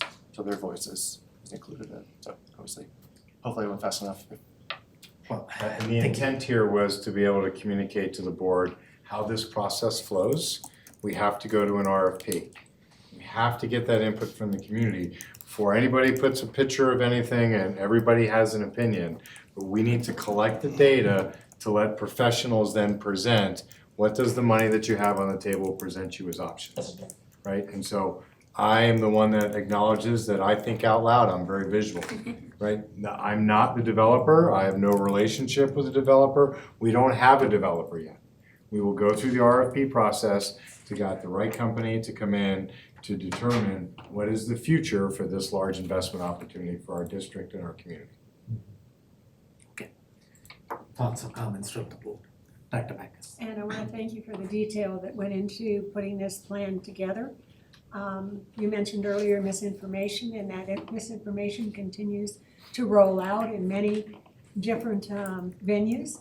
And I think that with such a detailed plan and with it being very specific, with it engaging the community at all different levels, including our students who did such a great job in coming tonight. Thank you so much. I think that we need to be prepared that misinformation is going to continue to go out. And so your 4 to 6 week meetings are going to become very important, and to keep the board apprised of the progress that's being made, the input that is being given, the opportunity for us to engage with suggestions that come to us talk about those amongst ourselves and in our board meetings or work sessions so that we also are on board with what's happening. That's an important piece as well. And in all of the constituencies that we have influence, it's important for us to bring back that information as input so that we add into what you've already laid out. I think it's a very detailed plan, and I think that for those of us who have a long history with District 11, that this is not haphazard. This is not, let's just go do it and we'll figure it out later. This is really well laid out, and I appreciate the time, the effort, and the finer points that you made sure to include to do our best to help our community feel a part of this process. So thank you. I could just respond to one thing. One thing we didn't include here, which has been successful in the past, is for the steering committee meetings, is having a dedicated website of materials. So if there's a presentation or a committee meeting, that presentation gets posted, notes are posted so that, you know, while there's a group working on the project, because you need a smaller group to really roll up your sleeves and get into it. But the information is then public, right? It's not like this group is behind a curtain doing work. It's out there. Every material gets posted, notes get posted. So that's been successful in the past. I think a great way to be transparent and just make sure people are aware of what's going on. So to manage that, is that going to be part of the RFP that that information, that communication piece goes out and someone is dedicated to respond We to will include input? communication in the same way the board has adopted communication as a critical part of its strategy. Again, there's no requirement for tonight. The requirement is to post the RFP, to have a rubric, to have a committee, but the misinformation and the interest means that we want to be as transparent, even more transparent than possible. So we will ensure that communication is a part of that RFP in the scope that says, how is it that we're reverse engaging with our community, not just grabbing the information, but making sure that they have an understanding of what those timelines are and what the challenges and or opportunities are as they present themselves. I guess what I'm really saying is that having that opportunity for community members to look at that information as it's posted to the website and all, just like we have Let's Talk, people are able to. So my question is, there's going to be a dedicated person who's going to respond.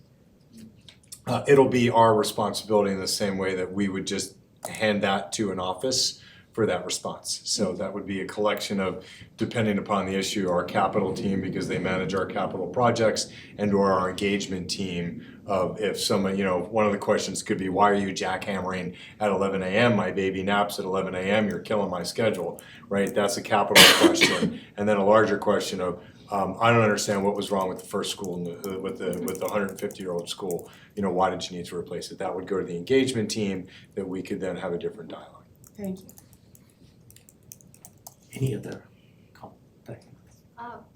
At what point will the leadership, like administration, the capital team, we've had a lot of work already done in figuring out like the educational adequacy and just the general building's needs. At what point are like those big rocks sort of put into place, HVAC, safety, like that we identify, these are the absolute must-haves that then can be established, then we go out and get that community feedback, because we absolutely want the community feedback, but there are pieces of information that the community doesn't have that, you know, the district knows where the building is at and what's needed. So I guess at what point does that take place? If we're gonna start getting feedback from the community in August, will there be communication to the community that we have $100 million and but we already know we're going to tackle HVAC, safety, whatever. So the rest of that, whatever is left, is now what we're asking for. I can speak in generalities, not speak about a particular project, but I mean, I think when you engage the community, you want to make sure they understand the sort of guardrails or constraints. So if I was developing a survey, I would say, you know, as a district, we know these are things that we must do as a leading sort of part of a survey or engagement session. So, you know, going into this, we know the guardrails we want to stay within are here, and really defining what the input you can get is. And, you know, you don't want to go through an inauthentic engagement process where you just ask for things that aren't possible or don't fit the vision. So I think it's aligning that vision with known limitations or known things you want to address. I think it's really part of that initial engagement process and making sure people understand. We know we as a district, we need to accomplish these things. So we're going to be talking about these things and to sort of add on to that. I think it's just in that early engagement, sort of early on in the project, Sure. defining And that. so we'll just rely on like the capital team to work with whoever wins the RFP to really like come to those conclusions of what those rocks are basically, or? Yeah, I mean, most of this is gonna come from the community. This is gonna be a 21st century educational space upgrade opportunity. No, I'm Like- speaking to like the absolute must-haves that we as a district know the community may not realize HVAC is a dire need. And so that we're Right, establishing. when I say 21st century, nobody's gonna build a building in 2024 with $100 million and not have air conditioned space. Like, we have an educational standard that exists that we have to be able to meet. That'll be part of the process of how we engage with community, for them to understand what they have now and then what is the equivalent expectation in any other school that gets built or remodeled in any other part of America. Nobody, like, there's no, it's $100 million and then there's a $20 million project to put a chiller. There's $100 million on the table, which has to have conditioned space that meets 21st century safety standards that are equivalent to the safety audits that we ran. All those efforts that the district has been doing in individual stovepipes come together in this collective work. Where before we were at $38 million for air conditioning and not even new ceiling tiles. Right, we're not doing that anymore. This is why we go with an RFP of a developer to engage with the community to understand what are the aspects of what they need to see. And I don't want people to be thinking about this in chunks. It's not instructional space, $100 million, $30 million for a chiller, $12 million for a vestibule upgrade for safety, $2.5 million for a field resurfacing. Like, that's how we've been handling it. This is a scope of an entire project that a developer will come in and lead our community through that engagement process. I want to state that clearly because that's new. That's not how District 11 has done its most recent capital investments. Most of them have been, we've done by this summer, 3 tracks and fields. We have 12 schools with safety vestibules. We have re-roofing projects going on across the district. We have HVAC goals. This is how do we reinvest in the downtown high school for the next 3 to 7 generations of students to be served. Thank you. Back And first, Oh, Director back- Nelson. Was that, I think you're repeating what I was trying to say. I'm just gonna assume your team's got Yep. it figured out of establishing what those must-haves are. And it's not necessarily something that the board needs to approve or anything Right. like that. I think that's really the root of what I'm trying to get Yeah, at. But you're I- repeating is the essence of what I was Yeah, trying the way to I say. would say it is you can't buy a car in America now without a backup camera. You can't buy a car without a seatbelt. You might feel that you love the freedom of driving without a seatbelt or that you like turning over your shoulder, but America has said you have to have a backup camera in a car. Every car is produced with backup camera.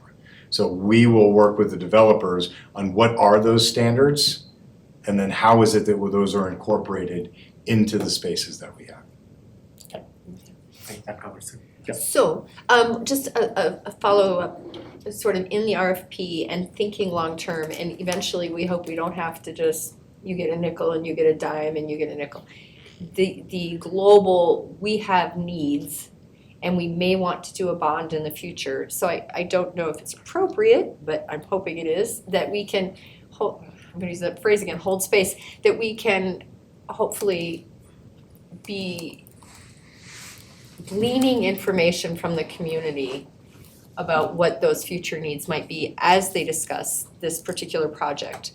But building into the conversation and planting the seeds for the long-term view and making sure that we let them know this is that first step, that we That's right. want to do more. And just make sure we're touching on that at every opportunity really, because if we look at that long-term view, maybe we can build some positivity into the system and some understanding of what we hope to accomplish in the future. Brandon, can you just touch on the algorithm work of the facilities index and what that looks like over the perfect world of a couple of bonds over the next 20 years? Yeah, so Director Ott, that was a great lead-in. So we're prepared, I mean, we're running out of time, but we're prepared to bring to the board a modern tool that looks at how we reinvest as a district, right? And so we now, we have facility indexes and educational adequacy data, we have enrollment data, we have all of this data. And now we have it in a system where we can clearly communicate with the board and the community. Our priority is educational adequacy. Here's the next 3 bond cycles and the rank order of schools that need to be addressed. We want to address enrollment. We put that in, it shifts. Some schools rise to the top regardless, right? Palmer rises to the top regardless. But other schools, it shifts a little bit. And so that's going to be a modern approach for us rather than looking at one data set, one static data set, and then making a decision based on that. And so I'm so excited to bring that to the board to allow you to sit there. I mean, Patrick and I, we sat there and played with numbers back and forth, like who comes to the top with that idea? And so we're gonna be able to think about that in a very different way and communicate that to our community, right? Like if we're about facility condition in this district, okay, then that's what the community has said. Then here are our schools for our next bond and our schools for our next bond and our next bond. And so I think that's gonna be a really powerful way to engage the community in getting their voice in a data set that is genuine and real, but it's not just the district telling them, this is what we think is the most important, and it's who needs the most boilers, right? And so we will definitely, whenever the board requests, bring that in a work session and allow you guys to play with that tool, because I think it's really gonna transform how we talk about future capital investment. Thank you. If I can ask one other question, I already have people saying, I'll serve on that committee for you, like, and I assume it's the steering committee, just the time frame for the steering committee and how people typically go about getting on that. That'll be part of the engagement process. We want to reserve that right for the RFP and the developer who comes into that space. That's what I figured. And that will be in the fall. We will be ready to do that. I'll commit to either first work session or second work session when we come back, bringing that as an opportunity for people and then how they can become involved in that. To the point of whichever slide it was, there's gonna be a desire to keep it not small, but tight, right? And so it's not the size, it's the cohesiveness and the representation of what it brings of all the stakeholders in place. So we will work that, we'll bring that to the board in August or first week in September in that work session. So we can start the year with the steering committee to understand and be engaged in these processes. Perfect, thank you. You're done. Yes, I'm good, thank you. Any other questions or comments at this time? So a couple of takeaways for me, and we can summarize this and move on to the next agenda item. Community members, and there are students and parents and community members sometimes come and engage with the board, and just want to make it clear that there is going to be a lengthy engagement process over the next year where stakeholders will have multiple opportunities to provide input, whether it's through surveys, town hall meetings, all these workshops and steering committees, all those things.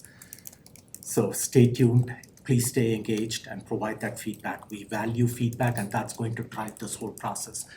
And right now, there are no firm design in place. So we want to make the community clear. Sometimes there is misinformation floating out there that this is what it is, it's going to happen this way. What we are communicating to the community is there is going to be a process after which the design process is going to take place. Would that be accurate to summarize? Back to the two professionals of that, yes. Okay. That is accurate. Great. So stay engaged. We'll go through this process. Thanks for providing this feedback. Overall, I want to let the community also know, as much as possible, this board and the leadership team is trying to think forward. We know that a couple of years back, 2 or 3 years back, the bond that was on the ballot failed, even though by a small number of votes. other bond initiatives that surrounding school districts put into place, all of them failed this past election cycle, at least locally out here. And we know that some of our buildings are old, 150 years old, Palmer being one of our older schools out there. And we don't want to wait. We want to proactively try to invest the money that we have to let the community know that we are going to be investing in our facilities.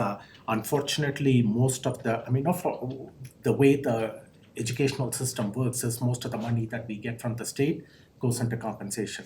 85% of our budget is tied into compensation. So investing a significant amount of money, we would have to go to the community for an MLO or a bond at this time. But instead of going to a community right now, we are using the money that we have to invest in our schools, while at the same time demonstrating to our community we are improving academic achievement in our schools. So this will kind of be the foundation, the accountability piece that the board and the district is taking into place. We will improve academic achievement and student outcomes for our students while putting, hopefully, a brand new facility out there. When I say brand new, still, it's a design thinking process. I don't want somebody to say, oh, he meant like, okay, a brand new building. We'll go through that process to provide the best premier IB institution in the Front Range. That's our goal, and hopefully the community hears that. And then at some point in time, we do want to circle back to the community for other help to improve other facilities, which also needs investment. So, thank you.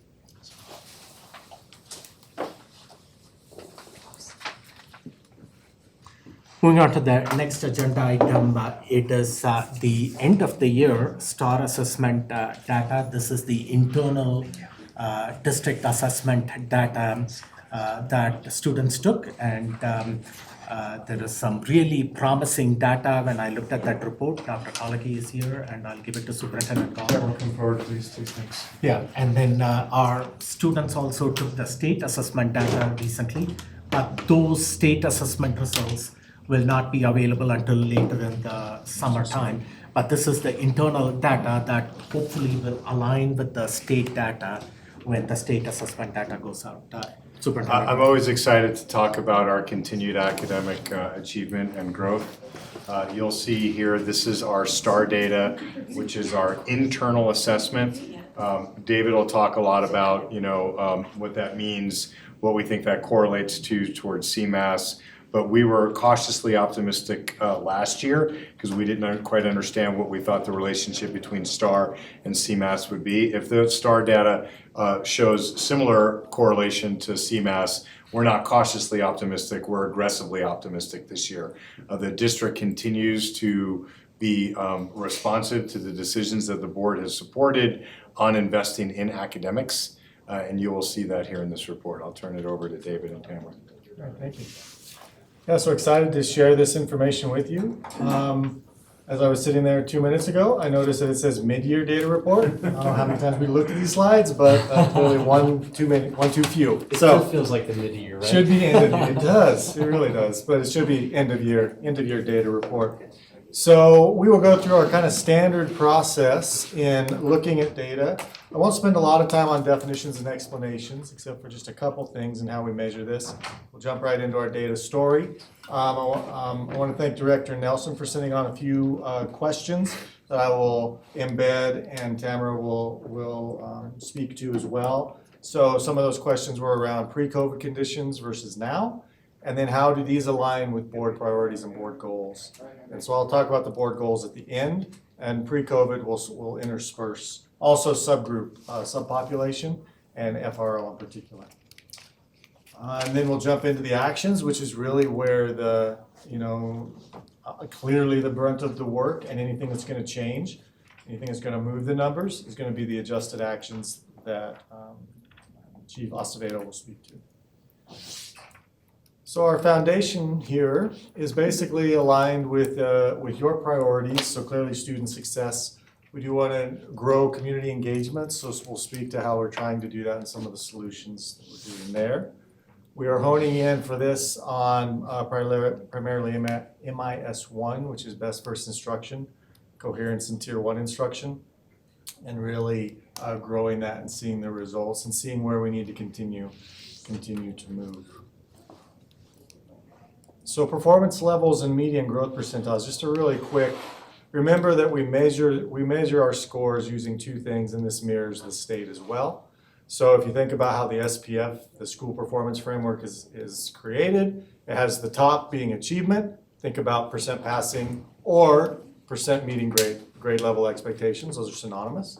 The bottom half is, for elementary and middle school, is growth. So that is taking a bucketed, taking students, bucketing them, and then comparing them over time. So we have level 1, 2, and 3. Level 1 we will talk about a lot, that is well below functioning at grade level. We are really focusing on that as a goal. And then level 4 and 5 exceeds meeting grade level expectations. We're focusing that as a goal as well.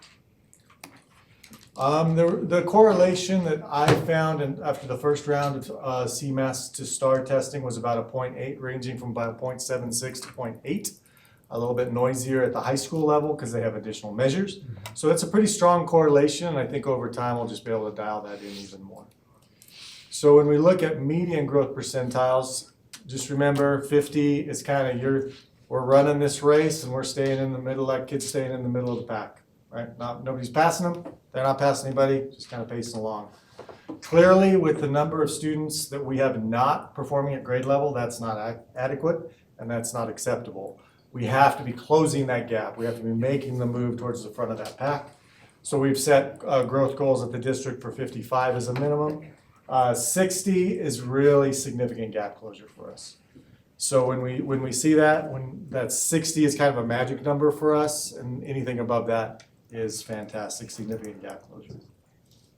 So our results, I want to also just point out here and apologize for a little bit of a discrepancy on these two graphs, these line graphs compared to the bar charts that you referred to. This is a graph straight out of our STAR system. And so when I pulled these numbers, if you look at spring 22-23, that is a higher number than what you saw on the bar graph. The reason for that discrepancy is that STAR takes in all the tests taken by the students at a particular time. So when we do a benchmark, we have a very set 2-week window. Those are our official numbers, right? But schools are free to, and I would say the majority of schools are doing this now, using STAR as kind of a progress monitoring tool as well, which is we completely support that. So those scores within the STAR system, which is where this graph came from, were incorporated into that. So that's in this case, it's hundreds of extra assessments that schools use between the close of the last spring benchmark to the end of the year. And so that's what that encompasses the difference. What you see at spring of this year, I took that snapshot right after it ended, so there was no time to add additional assessments, and so that one matches the stacked graph. I hope I'm making sense. If not, happy to address any questions, but that's why the discrepancy. The takeaway, however, is that we have a steady 4% improvement in percent meeting grade level expectations. It's a steady increase that are reaping some dividends. Over the entire scope, about 6 percentage points. These are all at the district level statistically significant changes. We are approaching, in math, we're approaching our aggressive 5 percentage point increase. But actually, with the revised numbers, we'll see that we're actually meeting that. So I'll revise that for you and give that to you. Yeah.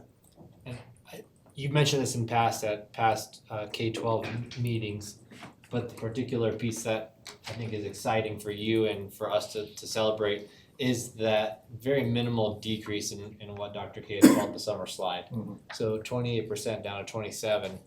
So it's, and you mentioned just last Tuesday, do you mind if I steal your thunder a little bit? He was just mentioning, hey, we grow the kids this, like this in the year, and then we go down like this, and then we grow them again, and we go down like this. He's like, we're finally at a point where we're growing them, we go a little. We're growing them, we go a little. We're growing them. So he's like, we're actually making progress. So we're actually closing the gap and seeing good trends. So that graph celebrates that. Thank you. Yeah, thanks. Thank you. This is just me being curious. What's the rationale or what's the pedagogical reason I see a spike in winter as opposed to spring? So that is a natural tendency within this assessment, and it kind of becomes a compression of content for the time. So at the winter, you don't have as many standards being tested, and you have a little bit more leeway in how many standards you've actually hit. At the spring, that starts to compress, and so it is a reflection of how well are we pacing, what are we covering, and you have a bit of a compression at the end. So it is a bit of a natural drop that happens. We want to definitely ameliorate it wherever we can, but it's simply because you have more standards compressed into a space of time that you may or may not have covered. So this goes from grade 3 to grade 11. Yeah. We had very, very strong participation. I think I shared that in the first rounds, but 80 to 90% participation, including high schools, which is really, really good. So same trend in ELA. We can see that we're trending upwards, and that 41% is a little bit higher compared to what you'll see in a moment. So this is the most conservative and accurate number right here because this takes into account only benchmark window results. So when we look at this for math, the takeaway is that we always want to grow the top, shrink the bottom. Our district goals for this are 5%. Our school goals are 10%. So as schools meet and start to set their goals for next year, which we're in the middle of doing right now, we're coming to the end of it, for school goal setting, the minimum is growing the top by 10% and shrinking the bottom by 10%. Many schools are going above that though, 15, 20, even 30% changes. So you can see that we are meeting our goal at the top in math. We got about 11-point increase in meets exceeds and about an 8-point decrease in well below. I think it's exciting now. We are getting down to the individual student to look at goal setting. So I've sat in with multiple sites, and we pull up the data, and they are actually naming students by name and looking at specifics around that student's experience at the school. This has never happened. It's really, really cool. It humanizes the numbers in a way that I've never seen before. Cool. So when we think about 1,068 students moving from well below, that has immediate returns. No longer am I in the basement. I might still be in approaching, right? But I'm on an upward trajectory that now I can start to inform goal setting as a student and as a teacher for that student. Can you say again, Can you say again what the goal was for each of those, district level? At the district level, it's 5%. Oh. Grow on the top and 5% shrink on the bottom.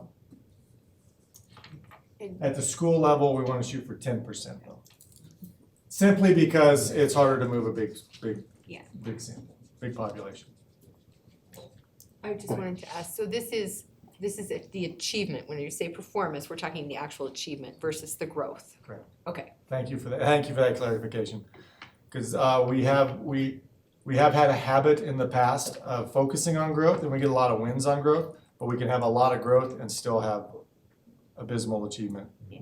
A very small number of students passing at grade level. So that has significantly shifted too. All of our step back meetings, our data review meetings, have been focused on achievement, growth being a secondary benefit of that, which is new language for us. That's great. Yeah. We're getting somewhere. It's exciting. It's really cool work. So in ELA, we see a similar trends. So 9% growing the top, 6% shrinking the bottom. When we look at that as students, we moved 772 students from spring of last year to spring of this year out of the well below. We are on the right trajectory. However, that's still 40, less than half of our students meeting grade level expectation. So by no means is this a signal, hey, we're meeting district goals. We're actually well exceeding district goals. These are pretty audacious goals too. 5% changes across an entire district is a big goal. 10% at a school, especially a high school or a middle school, is a big goal. So we're meeting and exceeding those, but that's no we can't let the gas off because we still are below that half percent to the board's goals. When we look at this now, kind of disaggregate it by school and looking at the bottom, so we're looking at shrinking the bottom here. Just north of a third of our schools never exceeded that 10% goal. So remember that 10% is for schools. And you can see a fair number of these schools are our priority schools, circled in green. Very, very exciting. Man, I want to particularly point out, so the schools in the small lettering are the ones that met the goal, but just didn't exceed. I didn't have room on the slide to include. But you can see that Man, Twain, West, Audubon, all of them significantly increasing that. And Mitchell. And then Mitchell up at the top at 17%. You will see Mitchell show up on several slides. The things that are happening there are significant. You can also see our pathway schools. So Columbia being Columbia and Bristol being pathway schools that showed that met or exceeded that goal of shrinking the bond.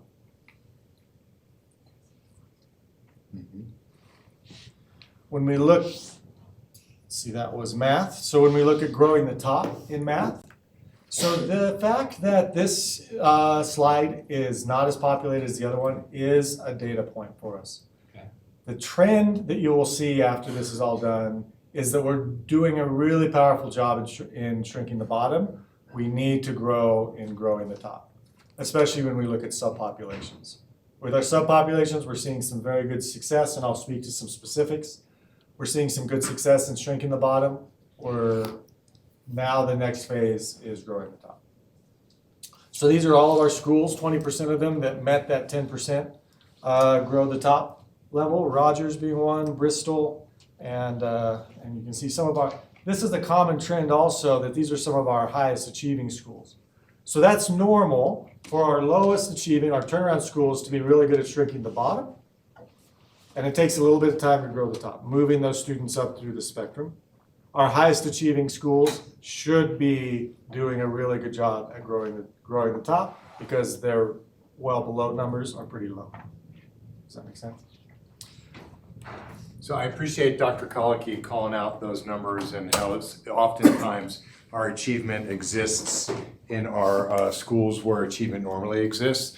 I asked Tracy to join us tonight from Fremont, so if you want to go back a slide, you'll see that Fremont's up there and has double-digit gains in math. Tracy, you just want to come forward for just a minute and 3 minutes or less, just kind of talk about for you from a school that, well, I'll let you tell your story. Okay. So yes, in October of 22, I had to stand up there and explain to all of you why we were on priority improvement. And so that was, of course, 2 years ago. And then we did increase to improvement status. So this past fall, we got that. We did increase by 14% on our SPF. And then I am 100% confident we're going to be a performance school this year. So I'm very excited about that.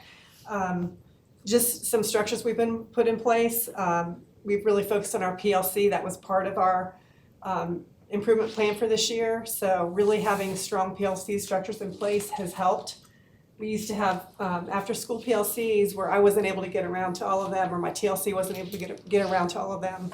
So we've embedded them during the school day every week, which is lovely because we can get there and we can help facilitate those PLCs and make sure that they're doing the work of the PLC and not just having a team meeting and talking about field trips or whatever. So we've really been able to intentionally help teachers plan with the Eureka math, hence our growth and achievement there. And just making sure they're doing the math, they really internalize the math and can figure out what can we leave out, what can we have to keep up with the pacing, but we have to leave certain things out because there's a lot, in Eureka, which we do love Eureka. We think it's very rigorous and it has really, helped us with these results. So just the PLC structures, our ILT structure has also strengthened, and we have lots of people leading into our IE work. So thank you all for the IE. It's been really, You'll have to expand that for folks, they might have forgotten what yeah. it stands for. okay, the instructional empowerment consultant that we're working with, so we're in year 1. And it is really, when I look at our 5 E's data too, our ambitious instruction went way up this year. And I am really thinking that's got to do a lot with IE because our students are more engaged. The teachers are using the structures that IE has taught us to use. And we're working towards those student academic teams. So when you walk into a classroom, you hear the students doing, learning and the cognitive complexity and the talking and the holding each other accountable. Hey, I haven't heard from you yet. You need to speak up. Kids cannot hide anymore. It's lovely. It's really something. Thank you all for that. Awesome. So I just wanted the chance for, it just is a few short months ago that Tracy's here to present her school improvement plan. And for anybody that's been a school leader having to present to the governance body what your plan is to no longer be on the watch list or the failed school or all the things that public education associates with the way that we report on schools, to now be the principal of record sitting here at the table and saying, look at our numbers and look who we're competing with. With intentionality and with the plan, we can continue to do this. We will continue to do this. We're still not moving fast enough. Remember that there are 5th graders who are going to leave Fremont that are not ready for 6th grade. Even with the extraordinary efforts of the entirety of the Fremont team, there are kids who are matriculating to a middle school environment of which we have not gotten them the actual high leverage standards that they need for the foundation of middle school. We have to continue to press against our system and not let the noise distract us. Thanks, Tracy. Thank you for the feedback, and Absolutely. you kind of moved all the chips to the middle of the table saying that you're 100% confident that you're going to be a performance school. I So am in- we're going to hold you to that. So Well, I can't wait to see the projection because I know Dr. K cranks those out and says, here's how we think you're going to do. So I look forward to that. Okay, thank you. So jumping over to ELA. So again, looking at shrinking the bottom first. We can see 28% met or exceeded that 10% goal. Again, Mitchell is on there. And I want to highlight Mitchell as we've used this analogy before, I think, this type of language. As Mitchell goes, so goes the district. Like Mitchell is on the trajectory that we want to be. And again, highlighting the fact that they are doing a fantastic job of shrinking that bottom. And as those students move up, I am confident that we'll start to see Mitchell start to pop up on growing the top. It takes some time to get them up out of that. But I just want to highlight how difficult that work is at the middle school and especially the high school, because you are really working on a significant layered number of gaps in a very short period of time. Not that the elementary work is not hard, but as these gaps accumulate over time, it becomes a heavier lift. And you're seeing these are your bigger populations, and you're seeing these 17 and 16% changes, which statistically is huge. So you can see that our priority schools, again, lots of them are on this list. Columbia is populating almost all of them. Excuse me. Man, again, with some of the fits and starts that campus has had.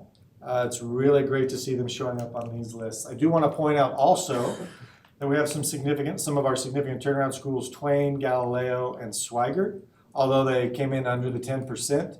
Especially Galileo and the challenges, the external challenges that they're facing. I want to point out that they are moving that needle for their lowest performing students, and we would expect to see some great things once they get some of the underlying foundations settled for next year. Same setup here for growing the top. Again, you notice it's a fewer number of schools, and it's kind of the usual suspects at the higher end of our distribution. Perfectly normal, because we would expect them to be improving as their red shrinks, the blue starts to grow. I want to point out Tesla, both Tesla Middle and Tesla Educational Opportunity are both on there. While small samples, very challenged population, and doing some good work. I'm excited to be at their graduation tomorrow. So some of the work that our alternative or our opportunity campuses are doing are paying off dividends. Mitchell, now on this one, so growing the top 10% in ELA, work that's really been happening there, and West Elementary at 14% growth. Columbia, again, both as a pathway school and as a priority school, popping up on all these various metrics. When we look at growth, and I would apologize for the busyness of this slide, but I won't, because the busyness of this slide is really good news in itself.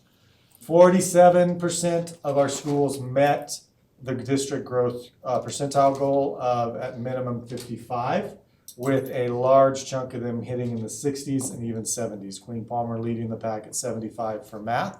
Meeting the district goal, you can see in smaller writing over on the left, Mitchell is in there, Mitchell and Doherty. And then some of our elementaries, we do not have on math, on math growth, we need to get some of our middle schools on there meeting that growth. Our middle schools were below, several of them were above 50, so small gap closure, but not enough for what we need. But they exceeded the 50, but they were under our district goal of 55. Pointing out I actually ran these calculations a couple times because I was a little bit skeptical, but we are significantly changing the number of students or number of schools that are meeting these growth targets. So where we met 19% last year, 47% meeting this year. Wow, that's something. That provides it's really good. some context where we were a year back and where we are. Yeah. I'll run through the growth and then speak to a little bit pre-COVID, post-COVID. So Just as a former middle school teacher in sixth grade, when they came to us from fifth grade, if they don't have the fundamentals of math from elementary, it's at the pacing and at the pacing of middle school, it's so hard to get them caught up, even with double interventions, double dipping supports. So we really do, just like reading, we have to really focus on catching them and getting them where they need to be in elementary school. And it looks like we're doing a great job there. So, Yeah. But yeah, a lot of that work has to be done by the students in elementary. which is really encouraging to see so many elementary, to that point, so many of our elementary schools meeting and very significantly exceeding that goal in many cases. That will have returns over the years. Agreed. And just to emphasize on David's behalf, that bottom number on the left, having nearly tripled the number of schools that are meeting or exceeding, and you can see that by percentage and by number. And then especially when we talk growth, because David talked about it earlier, growth is the greatest trap in public education, particularly for systems that aren't meeting expectations. But I just want to highlight a couple of pieces of growth that are on there. Queen Palmer's growth matches the achievement.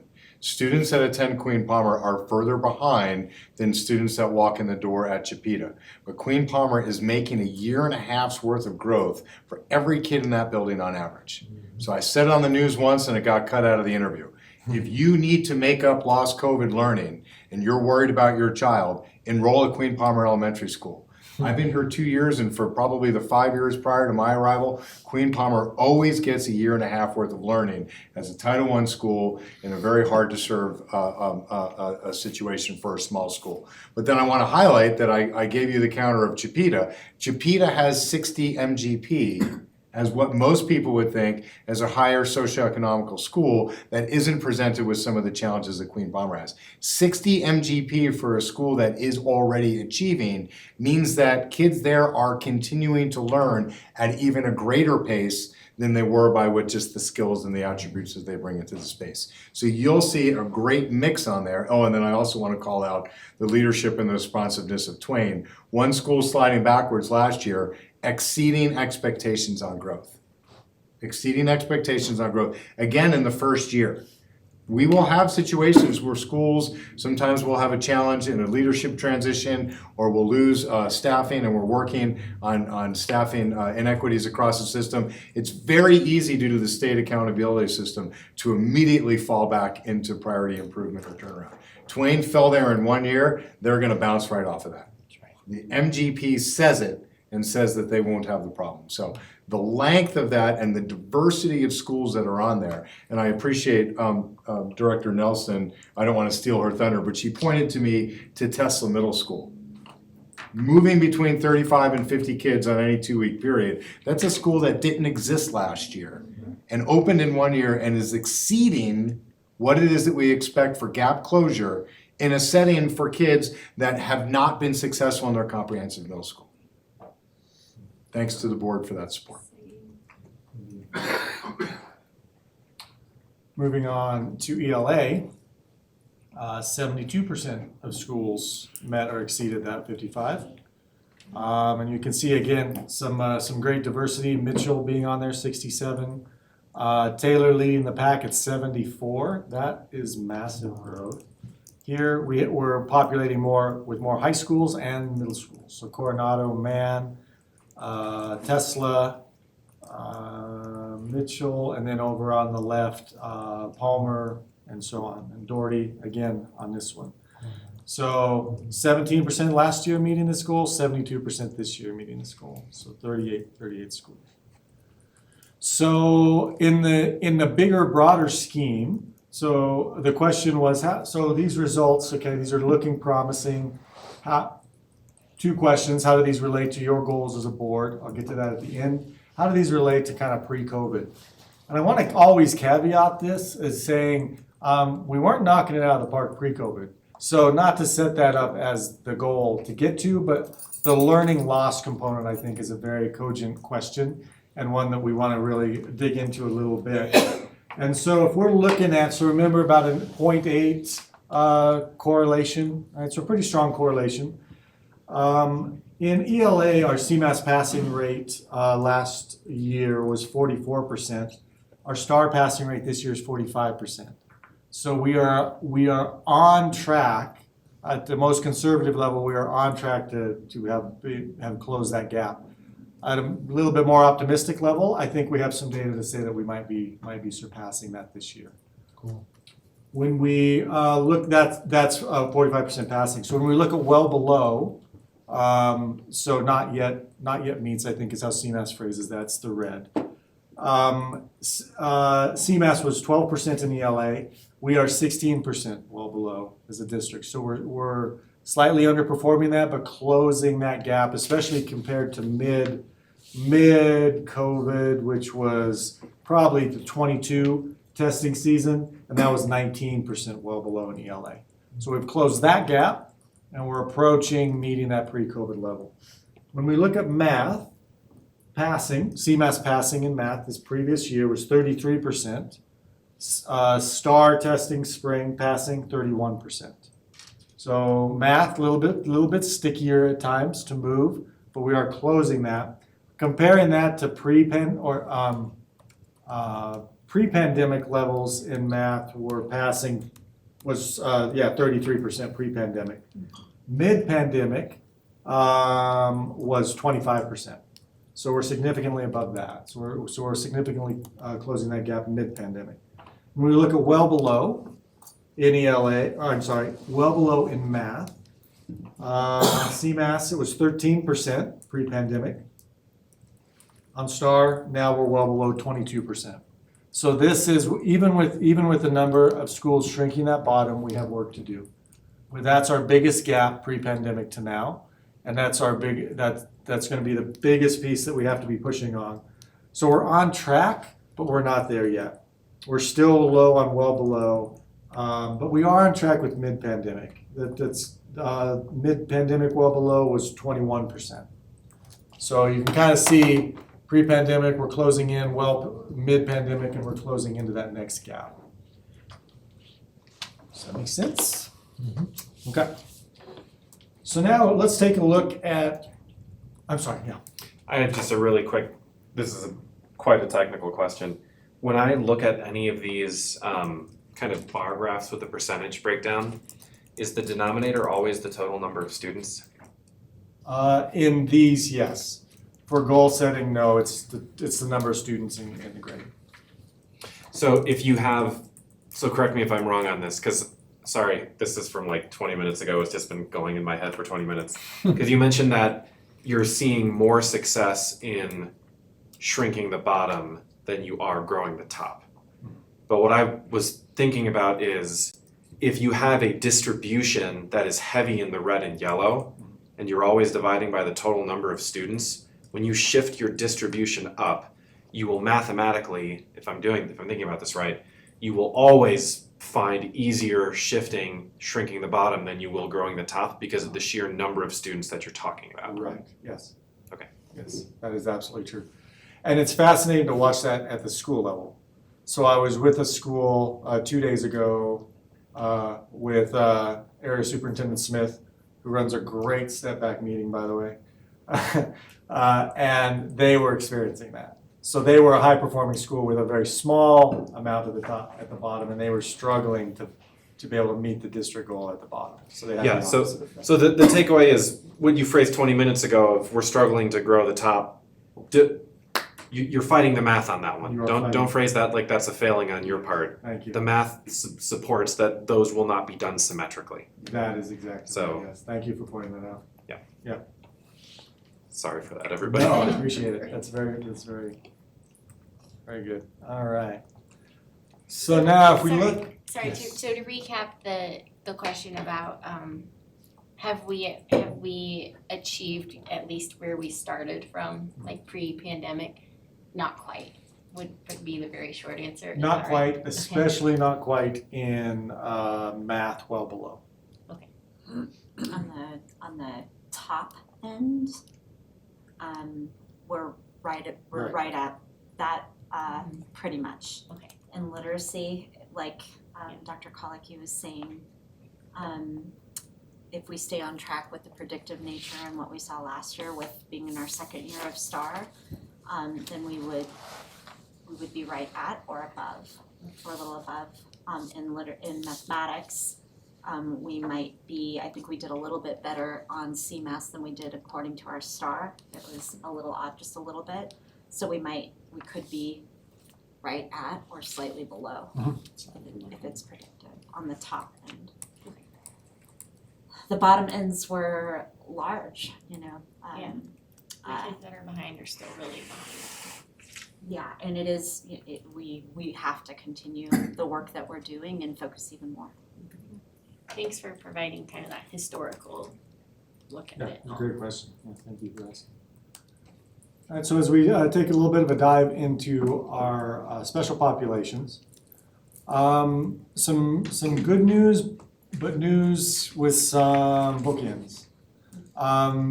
That when we look at our minority growth in both ELA and math, 23% of schools achieve gap closing growth. I listed the top three there. Mitchell again, 56, Doherty 55, Ruby 66. 42% achieve gap closing growth for minority students in ELA. That's great. These lower numbers indicate that we're not systematized quite there. Our sub-pops are getting in different places. They're moving that needle, but we haven't reached, I would say, the systematic critical mass that we have in other areas. And working on that, I will say that instructional empowerment, the impact team, the partners that we're doing the step back work with. When I say step back, that's just our data review cycle. The partners that we're doing with are really honing in on subpopulation data. We're disaggregating it all, and we're setting specific targets for those subpopulations. But we still have room. We still have room to grow there. So performance gaps continue to exist. In some places, they are significantly shrinking, but not across enough places. And so we have those examples. We need to systematize them across all schools. And again, we see the same trend, mathematically speaking as well. But also, I want to really own that we can do it. We can really push on this even more. We're shrinking the bottom with those populations better than we're growing the top. When we look at, so the other question was, how does this look with FRL? So when we look at the FRL data, it is almost exactly the same. We have met the goal of shrinking the bottom in, read my own notes here. In math, we've met it. We met that goal. That was about 10% across the district for FRL. We did not in ELA, that was 4%. And we almost across the board, we are not meeting that with our FRL special population to grow the top. So very similar trend. When we look at the other subgroups, so I went ahead and ran those, we are meeting those goals across shrinking the bottom again. So in SPED, we're meeting it at 10%. For our other subpopulations such as ELL and like I said, minority, ELL is at 8%, minorities at 9%. Remember, district-wide, we set an 8% goal. Okay? So across all our subpops, it really mirrors what you're seeing on this slide. We're having greater success in closing the gap with our minorities, but we are seeing that same trend, closing the gap on the bottom, but still a little bit stagnant on the top. Oops. And finally, you requested parent and family communication. I will just say that we have not cracked this nut the way I want to. When we talked about this at mid-year, we were looking at a Power School solution to be able to include these type of data in a similar way that we do with Panorama. That has just not come to fruition. We've run into roadblocks. We're still continuing to push on that. But I think we have another opportunity with another vendor that we have with Let's Talk. I'm meeting with them to see what we can do to get this data pushed out to families regardless of whether they signed up for it or not. Right? We are dialing into this data as a service model, not waiting for people to come to a dashboard and look for themselves, but for data to be delivered into their inbox, into their phone. Here it is. That's our commitment. We're not there yet. Let's Talk, I think, will help us move to that. I'll have better information about that. But our Power School solution that I was hoping for is not panning out the way I wanted it to. So we have room to grow there. Right now, parents can opt in. That's not data as a service. Right? If I have to go and opt in on a separate platform, right? It's there, but it's not serving our customer the way they need to be served. Right. Well, and how much did we give them, here's the directions of how to do it and reminders? I mean, Yeah. I don't remember seeing that. We have prioritized that as a key piece. We have a plan for doing that in a very At the beginning of the school year. at the Good. beginning of the year. Okay. Let's see. We talked about sub-pops. We talked about pre-COVID. Can we go back to the FRL one before you move on? I think I got a little lost in the numbers. Yeah. So when I look at the SMART goal, increase a minimum of 5% on statewide assessments. Where did we land on that? Yeah. Or were you speaking more to the top end and the bottom end? I was speaking to the top end and the bottom. So let me, before I hand it over to Chief Acevedo, I'll go over the goals specifically. So there's a literacy goal, there's an FRL goal, there's an accreditation goal. So goal number 1 reads, by the end of spring 2024, ELA proficiency will increase a minimum of 3% on statewide assessments. And continue year over year, so that at least 45% of students will read at grade level by 2026. 2026. We are on track. We increased that percent passing by 9% district-wide. And I think we are on track for that 45% passing based on we met that for STAR, 45%. So now we'll translate that and see what that plays out to be on CMAS. My guess is it'll come in a little bit from last year's performance. It'll come in a little bit lower than that, maybe 43, 42%. I'll do a jig if it's 45 or above. But that's huge that we were saying by fall of 2026 and we're already have made so much progress. That's awesome. Yeah. Good job. We are hopeful. Yeah. Optimistic. Goal number 2, a free reduced lunch subgroup goal. So this is again in ELA proficiency, will increase a minimum of 5% for free reduced lunch students on statewide assessments. Long-term goal being that we'll continue to improve 5% each year, resulting in 40% of our free reduced lunch students at grade level.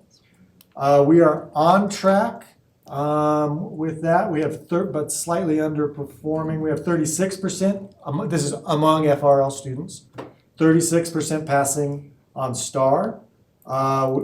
this most recent data. So let's see, when we look at STAR from 23 to 24, we had a 10% change, if you remember that first graph. So we are meeting that goal in the percent change. And I think we're on track to meet it for CMAS. Last year's CMAS was 27%. We're 36% passing on STAR. So I think kind of calibrating that. We might even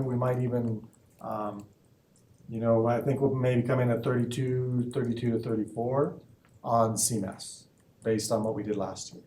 So we're still under the overall goal, but we set that goal again, to your point, to 2026, and we are rapidly approaching that goal. So again, backing up, this academic year, you'd be targeting 30%. So if your best guess is we're coming in at 32 to 34. Correct. That's correct. You're above it, so. Yeah. And then goal number 3, K-12 accreditation goal. We want to basically classic half-life problem here. We want to cut the number on turnaround by half, like we did last year. I am confident that we will move our current turnaround school off. Confident, based on you saw Twain popping on almost every metric, right? I do think we might have another school moving on to turnaround. So I can't say that we might just switch. I do think we'll have really good success in at the very least cutting in half our priority improvement, moving them up to improvement, and I think we have a very good chance of cutting the current improvement in half.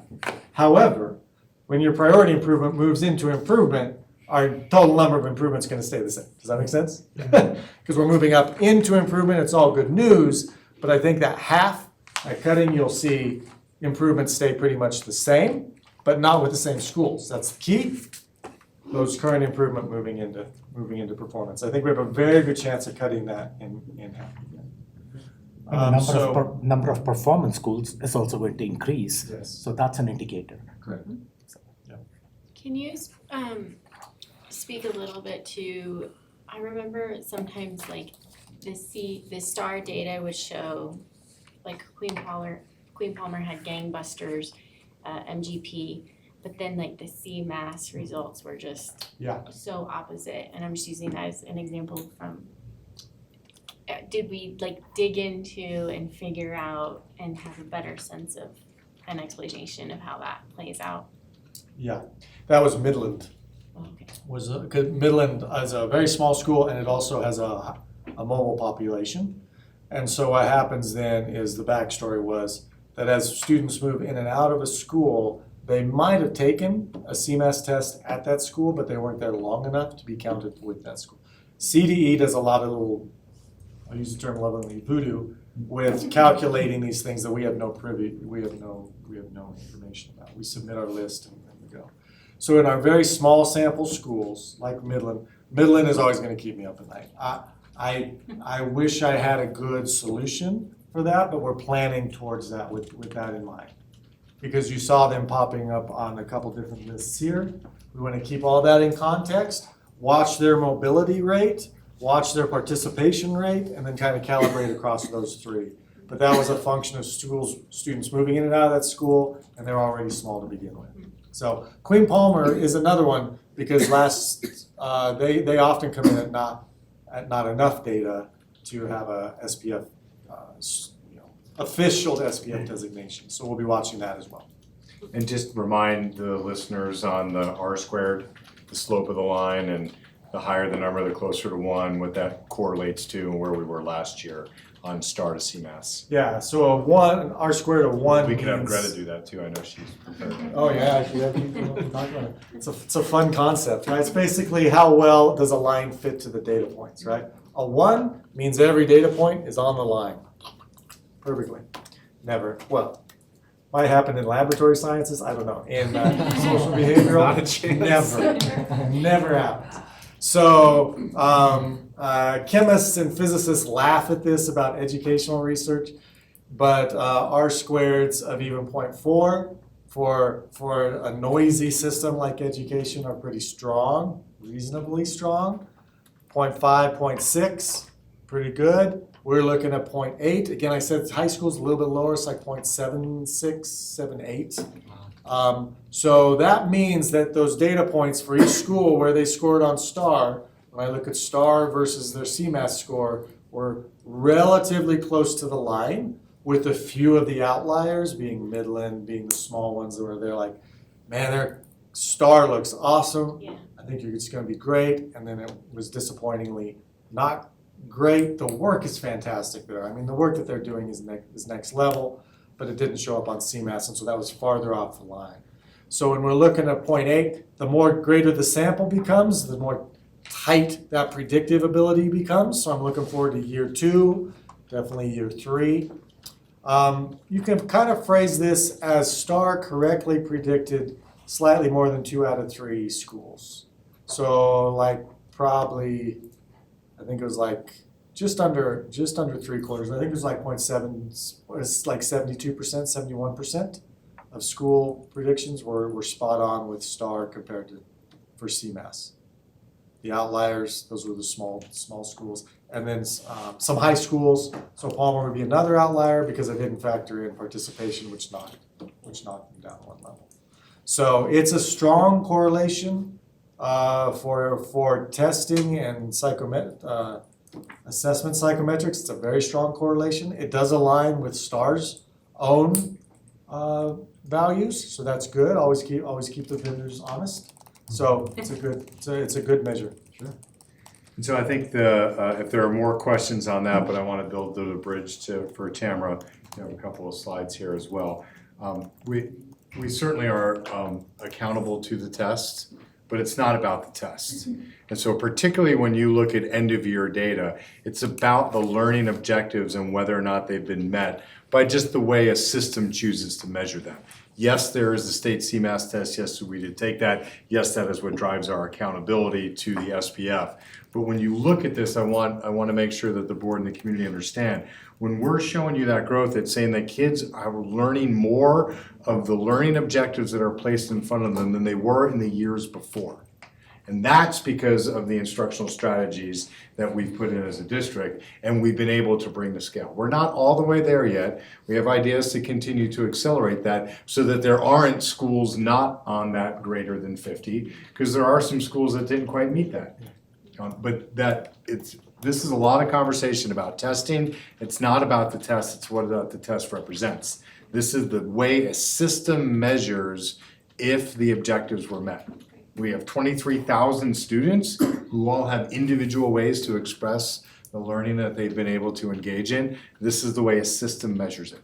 Come to our schools, come to our classrooms, see that learning firsthand, and you'll see very, very clear correlation to where you see that growth and where you don't see that growth. And again, just to reiterate, watching that at the student level, watching teams plan individual students, I mean, it's cool. Yeah, it is. It's really cool. The step back meetings that Dr. Colicky was referencing, we've started those even sooner. They are our time to look at the end of year data and to plan and develop our strategic plans, our one plans for next year.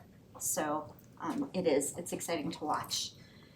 And it's all in service. You know, when you ask the question, I really, Dr. Colicky and I talking about the question connected to have we gotten back to pre-COVID levels? And then Dr. Colicky reiterating, and I think Superintendent Gall, we weren't where we needed to be before, right? So it's so important that, yes, we are much closer to that, and national trends that we've seen and research shows and how we put our plan and our strategies together that are showing progress, that's what we're working on. It shows that students don't have access to grade level appropriate assignments. That's what it's shown over time. That they don't have access to strong standards aligned instruction. Not having access to deep engagement, high expectations overall as a nation, which has led to those pervasively low scores, even pre-COVID. So it is important that our strategies are working. When Dr. Colicky went and showed the great number of schools that are hitting that bar, that's important to note in terms of the strategies. We had a diversity of schools on that list. Schools that received, Tracy Squires was here as a school that received the support in IE. So we had IE schools on the list. We had UVA impact team schools on the list. We had pathway schools on that list if you looked at it, and we had schools representing traditional quality neighborhood schools. It is important that our strategies are showing promise and support across our portfolio of schools. And kids. And I don't mean kids, to interrupt yes. you, but that we're closing gaps with the subgroups with just the strategy that's for all of the students. It's not targeted for just a specific subgroup. 100%. That's amazing. Yeah, that's 100%. And so we too, as a district, are looking at data. I saw many of you that were able to attend at our K-12 meeting, our chance to go through the data, our continuous improvement cycle. What we then do is use that data to continue to build off of and adjust our plans for next year. And so that's what I'm going to talk about quickly. I just want to remind you that we base our work on best first instruction, and we use the instructional core. So this past year, we focused on the teacher end with a focus on instructional practice in planning for learning or purposeful planning. With students in student engagement, so in engaging students in the learning process. With that, we've done pockets of work with that. IE was an example of that. Principal Squires talked about the work with student teaming. And then in content, we've worked to put academically challenging, rigorous content in front of students and to get our standards aligned curriculum in place. We're in the process of continuing that rollout of curriculum, and we have curriculum adoption cycles, so we're continuing that. For next year, we're going to go deeper in each of those areas. So to your point, we'll continue the focus on instructional practice with planning for learning, but we're going to add an increased focus on our special populations of students. What are those instructional strategies that will help support teachers and be able to accelerate learning, gifted, special ed, multilingual learners. For student engagement, I talked about we've done pockets of engagement strategies, but we are going to provide district-wide student engagement, professional learning in a system with social emotional cognitive learning, but specifically those strategies like student teaming. The strategies that we're getting from IE.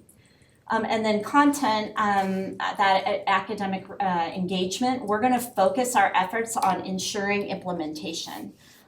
So that'll be a large effort in building out stronger coaching supports that are aligned to our learning. With that, I'll go back to some changes in literacy.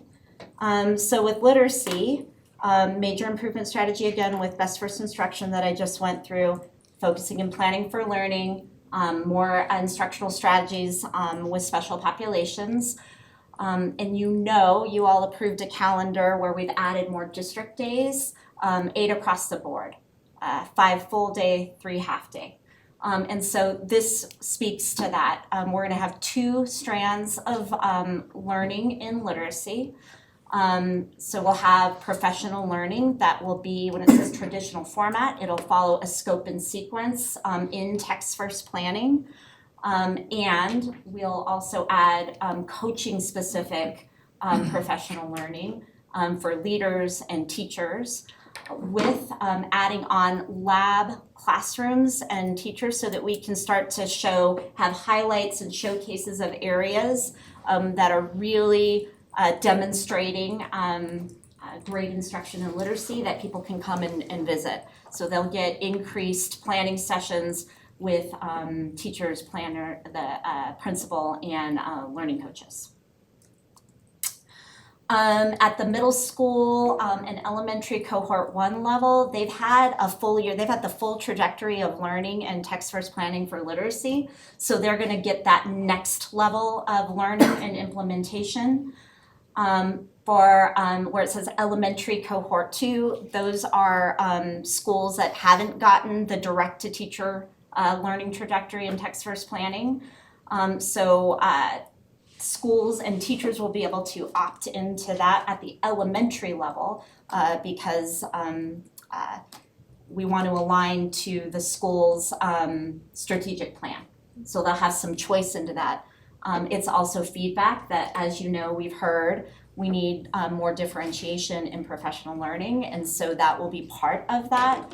And again, we know district professional learning is aligned to our strategic plan. At the high school level, they will be able to, they haven't participated fully in the learning arc, so they'll have the opportunity to do that this upcoming year, differentiated by content. And our literacy team will be out heavily involved in supporting school implementation. Can I ask a quick question, Tamara, before you go Sure, on? yeah. The elementary cohort 2, so Yes, if they're not part of cohort 1 and they choose the literacy strand, yes. so that's an option, they don't, I mean, I assume everyone's still focusing on literacy. Everyone's still focusing on But the literacy. strand then is, how is that defined separately? So we've done, so you have to think about this as a multi-year strategy, and so several of you have been able to go to our K-12 meetings. So you've seen all of our leaders and all of our TLCs have had that full literacy learning trajectory in text-first planning. So any building will be able to continue the work in text-first planning. What I'm talking about here with this cohort is the professional learning, the direct-to-teacher professional learning using our district days. So you have to think about, for schools and their area of focus, what can they go deeper in, given the structures within their building and the amount they have to move their teachers. So they have to do everything, but where they choose to focus in on and zoom in on based on the needs of their teachers and their staff, that's what the differentiation and flexibility is all about. Okay, thank you. Okay. For mathematics, continuing that theme, we, again, focusing on planning for learning, narrowing in on strategies for special populations, that's across the board. We are going to be allowing for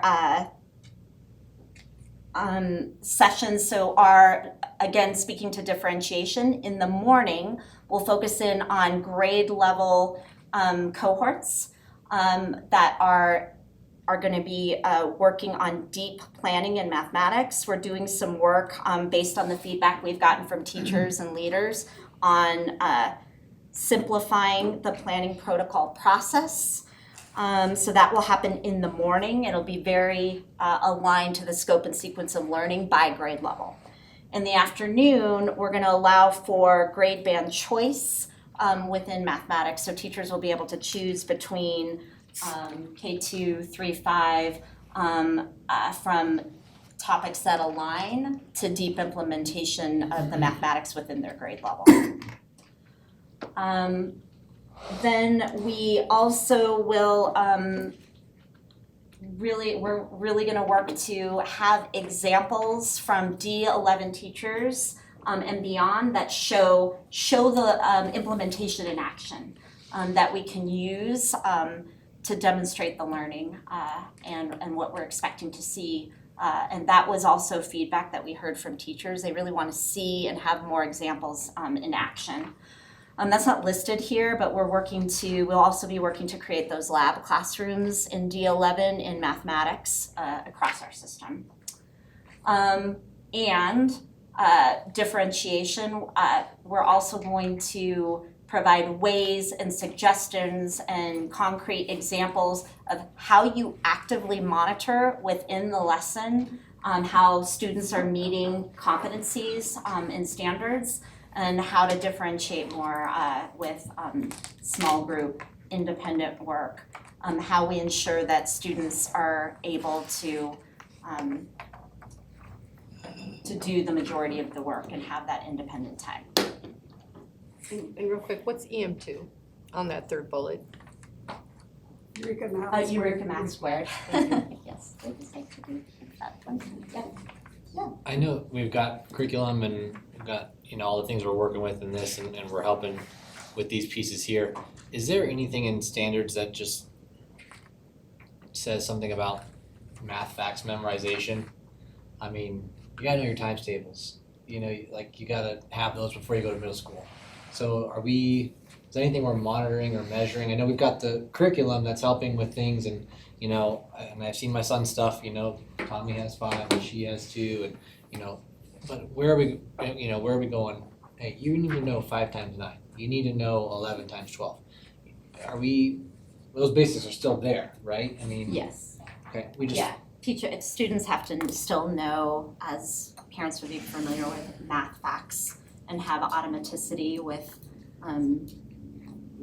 them, because it really does hold up. I mean, you can give tools to students to be able to, look and review them, but if you don't know them off the top of your head, it really does impede their ability, to be able to do the problem solving quickly and things that they need to be able to do. So teachers have bandwidth to be able to focus on math. Yeah, facts with their absolutely, kids. and there's lots of ways to do that, and you Sure. also can think about, how you're embedding that to what you're asking families and parents to, to engage in at home, right? Mhm. Like those expectations. So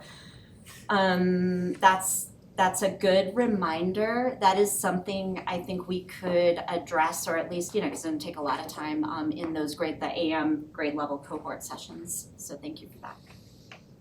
Something they need. Yeah, absolutely. Well, We yeah. saw when we, On the we see it. ELA side, it's the same thing with spelling. I don't know how much emphasis we put on some of the keywords, memorization. Basics. Well, Thanks for I've that. heard that in some schools, it's still a spelling list where they get families of words. But in other schools, I've heard, we teach it in content. And my concern with teaching it in content is that you don't get the families, you don't get the TION, you don't get the SION, and you don't get the familiarity, like the automaticity with math facts on what that sound means or how it's spelled. And for middle school students that I've dealt with, why I have, my phone. Well, if you can't spell it well enough to put it in there, you aren't coming up with the word. You're really So I would like to make sure that phonics is still in place and that Yeah, and it is- spelling lists are still available. And Exactly, and it is, the foundational literacy pieces connected to the learning and the science of reading are really important. And so while I didn't mention that here, the work in the cohorts that they'll go through in text first planning, we're working to increase how do you embed in a literacy block those pieces, the science of learning, because the training people had was really good, but what we're finding is people don't know how to actually embed that across the board in a literacy block. Okay, this just tells you, we're gonna go into Leadership Symposium. It's really exciting that the work we're doing, we're starting the planning process earlier. By the time we get to the Leadership Symposium, remember we called it the One Plan Symposium before, because that's where we were using that 3-day to create your plan. Now they're going into the Leadership Symposium. We're spending the first day on finishing up their plans, so that we can move into what we had done in August with the Leadership Symposium and go deeper into our priority areas to lead for them for the following year. Then we'll come back to it at Leadership Symposium in August after we get our data back from CMAS, so we can make any adjustments and set up the course of the year there. This just gives you a really general, big, broad spectrum of that, but basically finishing up the strategic planning work on that first day, We'll have ILTs there doing that work. And then May 30th, going into framing, going back to the instructional core, doing some of what I was just going over with you. What are we building on from the work from the previous year? And then we're gonna dive deep into literacy leading, so they have an idea, a deeper idea of the trajectory and what they're gonna need to put in place to be able to lead for that the following year. Overview of the math and some of those logistical things with ILT guidance, PLC, some of our universal commitments, et cetera. Okay. And then this just, after, these were our adjusted action steps. I wanted to, from the last mid-year data review.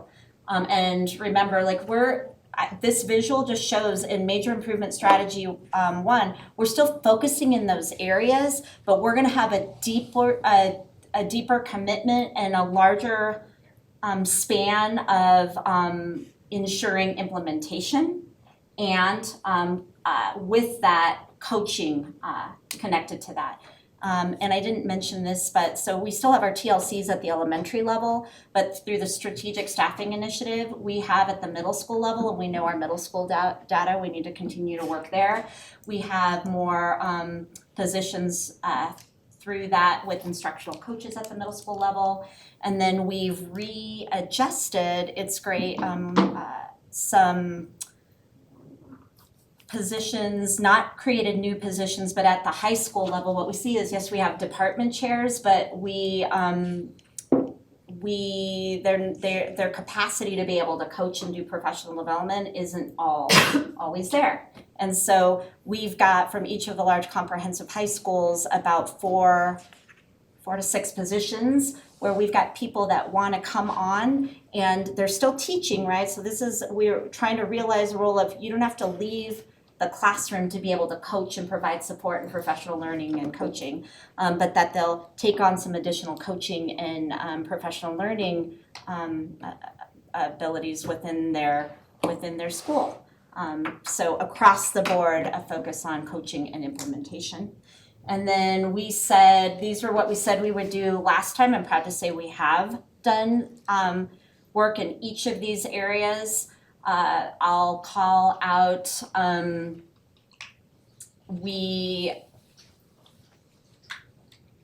wanted to call out that we have, we said we would do work within the block. We'll talk about that. That's upcoming today, all right, in this work session. We said we were gonna do work with being able to move forward K2 literacy curriculum pilot work. We have been able to do that, and we're gonna be piloting in the fall. So just we've done a lot of work that we said we were going to, and we'll continue. The data dashboard is another one that Dr. Kolicki's been leaving. He's got more work to do there. So in each of these areas, we are continuing the work and going further. That's it. So thank you for that feedback. It looks really promising, some of those information that you shared. Dr. Kolicki, when do we expect the first set of results to come out from CMAS? I know it'll be embargoed and stuff. When do you expect state testing? Usually comes out to principals in the district by mid-August. Mid-August? Yeah. Okay. Slightly late August, but and then the embargo lifts. No, actually, it's a little bit earlier than that. It's probably early August to principals, and our embargo lifts late August. Late August. Okay. And to what Principal Squares was talking about, are you working on some type of projection which you are going to share with the schools based on your STAR testing data where individual schools are going to end up landing? Yes, yeah, that's happening now. So I developed a tool, just an Excel document that they can use to play with, to add, if they grow in one particular, subgroups are particularly kind of complicated, so it'll recalculate their rating score if they look at the subgroups and put in different scores. So we put in their results from STAR and then it predicts that. What if they got that same result on CMAS, what would be done? Okay. That should be done in the next probably week or two. Is that something Superintendent Gall, that when it's ready, you would be able to share it with the board? I think we'll stop on the end of year data. we've got positive news here. We're aggressively optimistic. We'll meet with the board in August when we have the information. Okay, good enough. Okay, thank you. I have a question. Yeah. So at the budget meeting last night, there was a review of the ESSER funds and spending, and it reminded me that we added 3 FTE to the general fund that were originally funded through ESSER, and I think it was student engagement positions under your office. Can you speak a little bit to how those positions will play into the work that we're continuing? I don't know, does that land on any of these slides somewhere? Yeah, when I was talking about going back to the instructional core and the that's what focus it on student reminded me. engagement. And so remember I said this past year we've had pockets of focus. Yes, we've had some focus in certain schools, certain areas. Now we're going to a district-wide support of that. And so those positions will help that. We've got, I didn't get down to that level of detail. We talked about it more at the K-12 meeting, but our half days will all be spent on that student engagement piece of So district days. Is that like classroom management training and coaching and It's or what does that mean? It's so you can connect it to classroom management, but it's student engagement. So it's connected to social, emotional, cognitive learning. It's those engagement strategies that help support students' academic learning, so that they can engage in the cognitive lift. Is that Do for rigorous Kagan? learning. So Kagan would have been one that was like, we had spots of it. But what we're gonna focus in on is student teaming, like Principal Squires mentioned.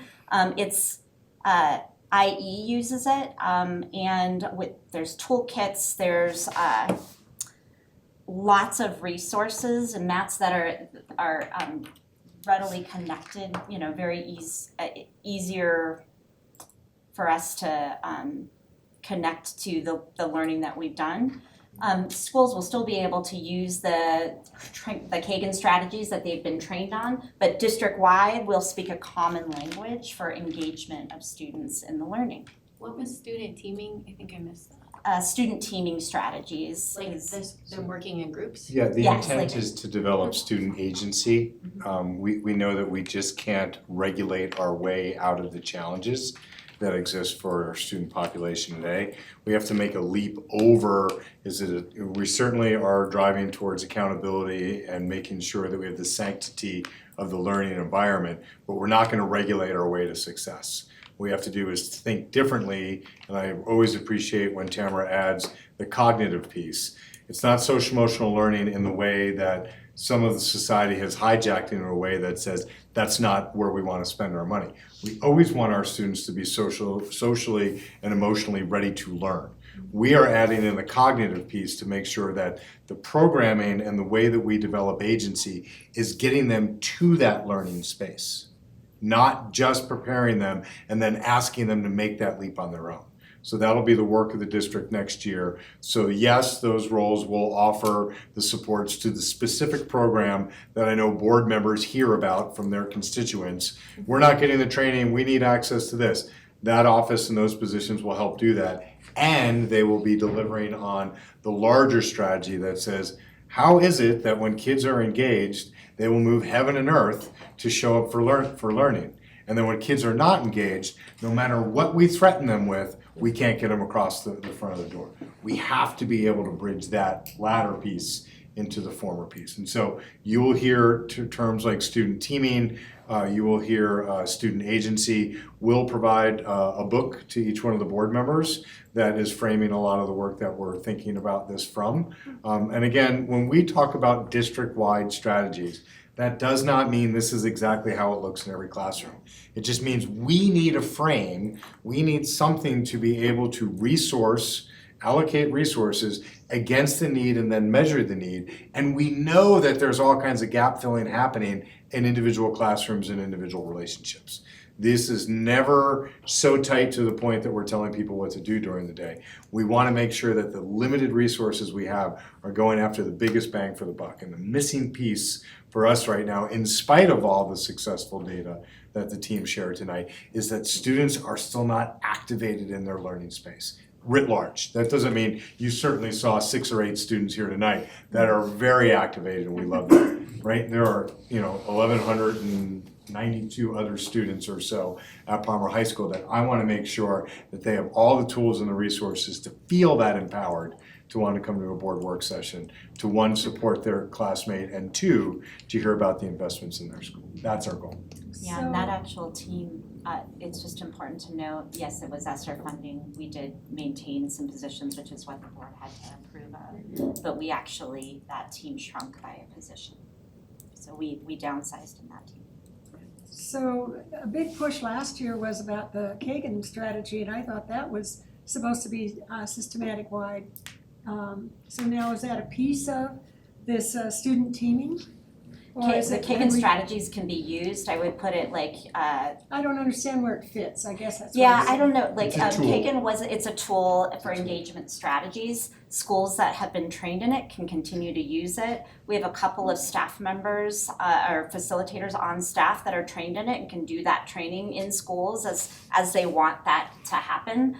The language that we're gonna use in the training across the system will be connected to the work with IE and student teaming.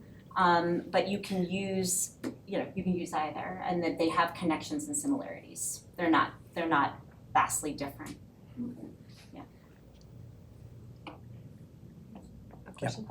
Later in the progress monitoring part of your document, you mentioned, it's mentioning that there was to be the Power BI data dashboard, and you referenced a data dashboard just a few moments ago. Is that operational now? Because the goal was to have it fully usable this semester. So I want to give a huge shout out to my Director of Data and Analytics, Dr. Greg X, who's working in my office. So he's been instrumental in that task force. So I don't know if you noticed, the visualizations on these slides were different, and I would say far superior to previous ones. Those are coming straight off the new dashboard. So how I kind of showed the trends. So those are functional, those are working, and those are much more robust to be able to make quick changes and be responsive to customer needs and really working towards that data as a service model. So that is, you saw some of the results of it. Thank you. Okay, we done with questions to move on? Okay, thank you. Thank you for presenting the data. So we still have 3 agenda items. Yeah, at least 3 agenda items left on the agenda. Does the board want to take a short break, or shall we keep going? Let's take a 10-minute break. Okay, then we'll meet here again at 7:30.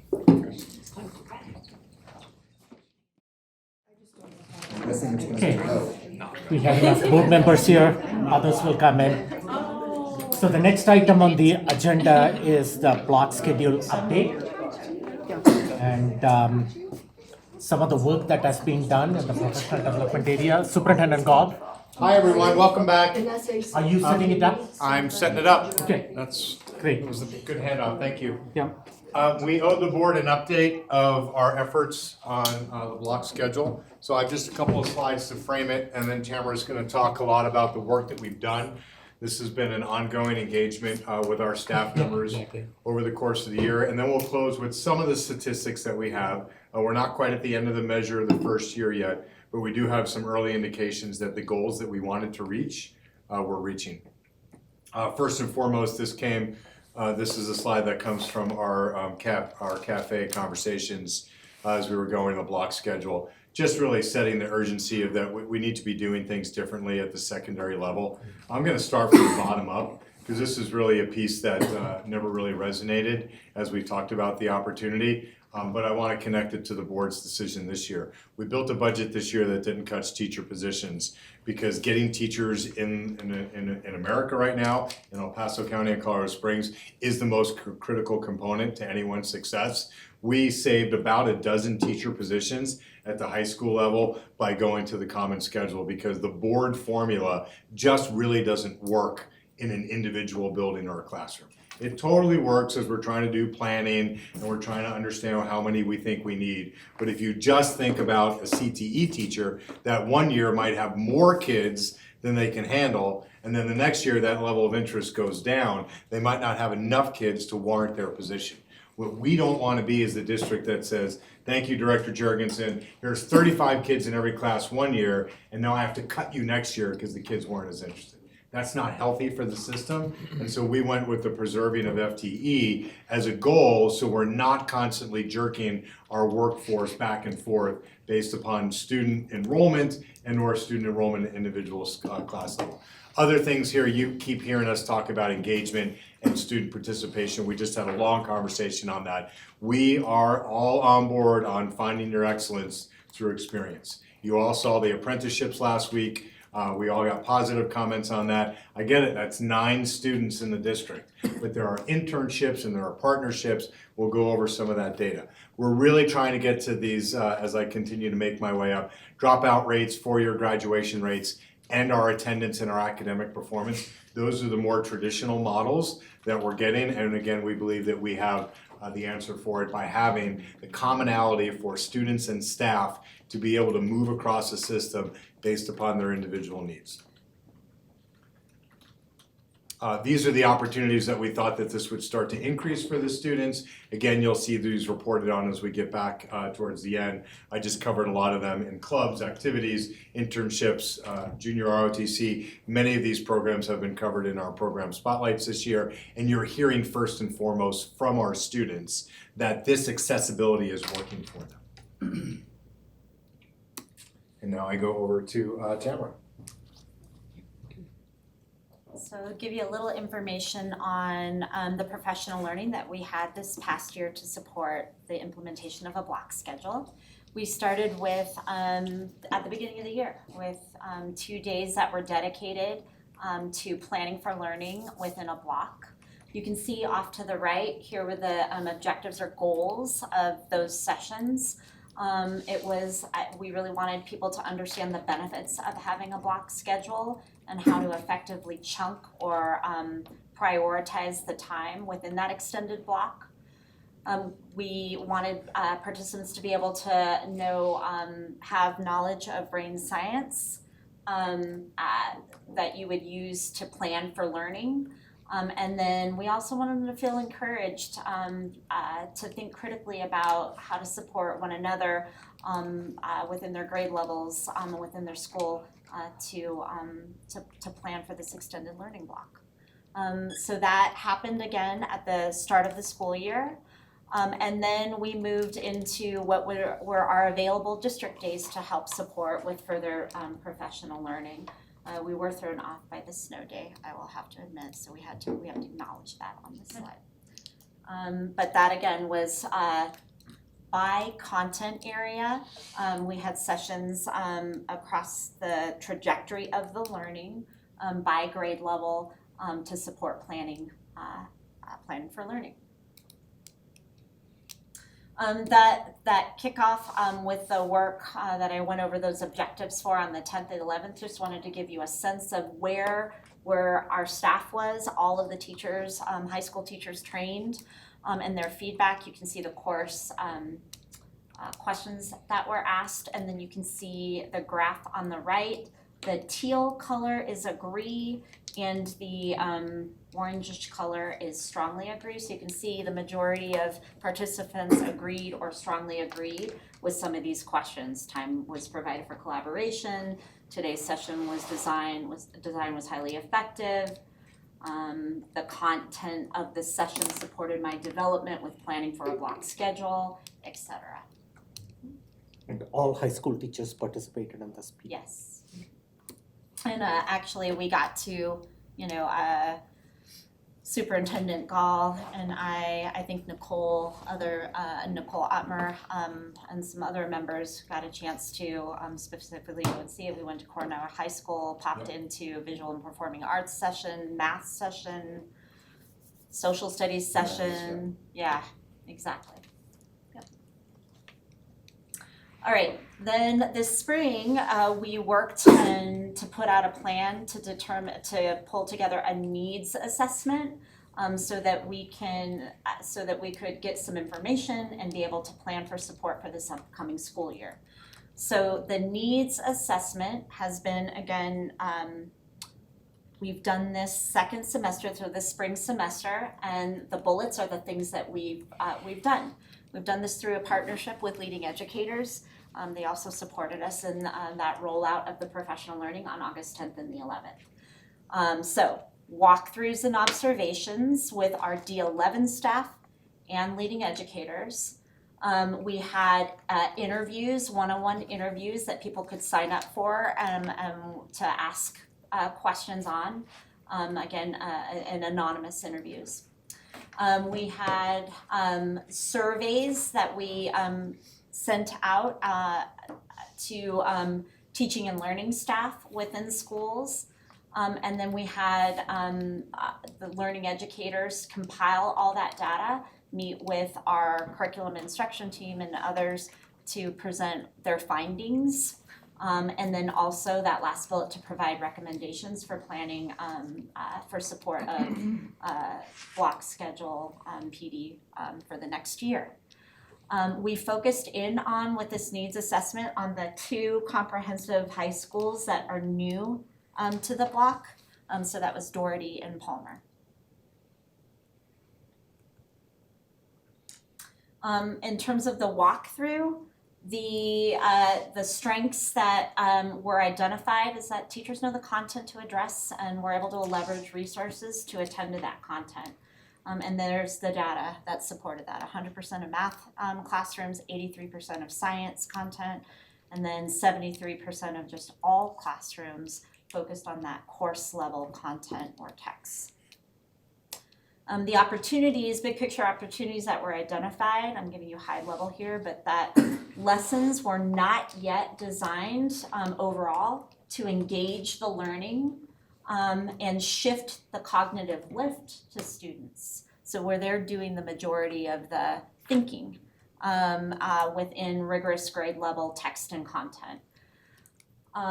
Then also that planning centered on the content but not on the student experience or engagement with the content. And they gave some examples of what they saw with that not yet engaged, designed lessons were not yet engaged, are designed to engage learners, to engage in the learning. Examples of that would be a lot of lecture, note-taking, not active note-taking, but kind of passive copying, and assignment completion. Those were some of the examples and of things that they were seeing, which would equate to a lot of like more traditional secondary experience from when I was in high school as well. Okay. And so those were some of the strengths and opportunities. And the interviews and teacher surveys we really worked hard to get a good survey response. We got about 50%, multiple opportunities, but it was optional. We had 26 classroom observations across content areas. And then focus groups, we had an empathy interview participants, we had 18. Across those 2 comprehensive high schools. Then here, system conditions. You can see the system conditions listed at the bottom of the slide, which are looking at a defined vision, stakeholder ownership, aligned roles and responsibilities, aligned resources, focused professional learning, and data-driven improvement. So they compiled that data on those interviews and teacher surveys together, and going from a 1 to a 4 being the highest, or the completely true. You see the legend there, with 4 being completely true, 3 being mostly true, and et cetera, going down from there. And then the dark bar is D11 administration, so principal and other admin staff centrally, and then both comprehensive high schools, and delineated there. You can see the largest to true and mostly true in each of those areas was admin in D11. And then both comprehensive high schools new to the block were lower, with one of the comprehensive high schools being higher across the board than the other. So these are the two high schools that just. Palmer and Doherty, yes. Mhm. Was there a reason for not surveying the other high schools? We were focusing in on, the other two high schools have been They've been in implementing the block, so we really wanted to narrow in on our newer to the block areas. It's not that we've gotten feedback across the board from all comprehensive high schools, but for this, we really wanted to focus in on those newer users, and how are they experiencing it. We've heard a lot, like I've heard a lot in teacher forums and other things as well, but that's the decision we made there. Yeah. Which one's Palmer and which one's Doherty? We'll leave that We'll leave that. undisclosed. Tell you later. Can I ask a question? So it says, the previous slide said 19 Yes. for your focus group and empathy interview participants. So when we look at this next slide then, on page 9, that's the 19 people reflected in that data? Yeah, out of the survey responses and the empathy interviews combined, Okay. yes, those things combined. So survey. Yeah. Thank you. Survey data as well, yes. Can I Which ask was at a this point, 50%. Yes, 50%, because we cast that wide across those two schools, yes. can I ask at this point, how do you conduct an anonymous interview? Well, I mean, in terms of like how the data was reported out, so like when the leading educators reported that out to D11 staff, yeah. It was anonymous. Okay. Yeah. No identifiers. And on that slide, the D11 admin, did you mention that, who that represented? I vaguely, I had said, so like school leadership and then central office leadership.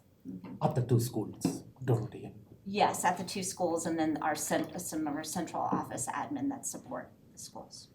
So the categories below, define vision, stakeholder ownership, were those like the categories of the questions asked? Yes, both in the Specifically around being on a new block schedule or just in general? Like were the questions tied to your new experiences being on a block schedule, or was it just these categories of questions and they happen to be the school that just switched? Well, because we only focused on those two schools, and so it's their experience at this point in time with implementing a new block schedule. That they were within, you know, how do you feel, you know, is there a defined vision of block learning in D11, right? Like, yeah, They so did overall. reference It was block specific to the training that they went through. Thank you. Okay, and so from all of that, we then were given recommendations to focus on from that data from leading educators to guide our planning that we've used already, and then we will continue to use in the summer and as we move forward in the year. But they suggested two main focus areas. So the first one listed there, to focus on instructional needs versus magnifiers of those needs. So one of the things that they really identified is we have an instructional need within our secondary classrooms, because that's where they focused, was in secondary, right? In engagement and shifting the cognitive lift. A block schedule, because of the increased amount of time, might magnify that, right? Because now you're using these instructional strategies, but you're doing it over a longer period of time, so it's magnifying the issue. But the real issue is we need to focus on instruction and the needs for planning instructionally within that block. Thank you for delineating those two things. Yeah. Yes. Because when teachers go, and I'm thinking of myself trying to take a lesson for 90 minutes, and it doesn't mean stretching it out. It means what's the learning objective? What do I want to have my kids accomplish at the end of this 90 minutes? And it's got to be deeper than what would happen if I was doing this in a period stretched over 3 or 4 days. Yeah. So thank you. Yeah, absolutely. And if you're looking at like, when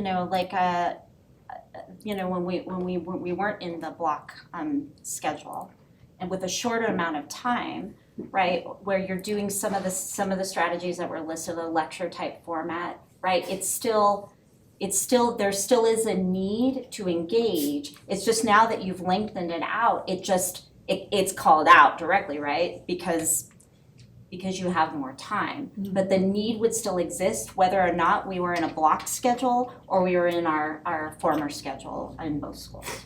And that's what they called out for us. Thank you. And then the second focus area was to engage in, have a strategic communication plan, new day, new story for ongoing communication. So that we can clearly talk about the context, the goals, the key audiences, our intentional feedback loops that we want to put in place for next year, that we can elevate successes. So, we talked about the main themes of what we're seeing, but we are seeing successes. And we've got a couple of schools that have already, been doing this for a while. So we want to be able to highlight that. Even back to, what I described earlier about lab classrooms and those sorts of things. What does that look like at a high school level, and how do we communicate that? Just really create the excitement and motivation about this new phase of learning and instructional focus and instructional planning.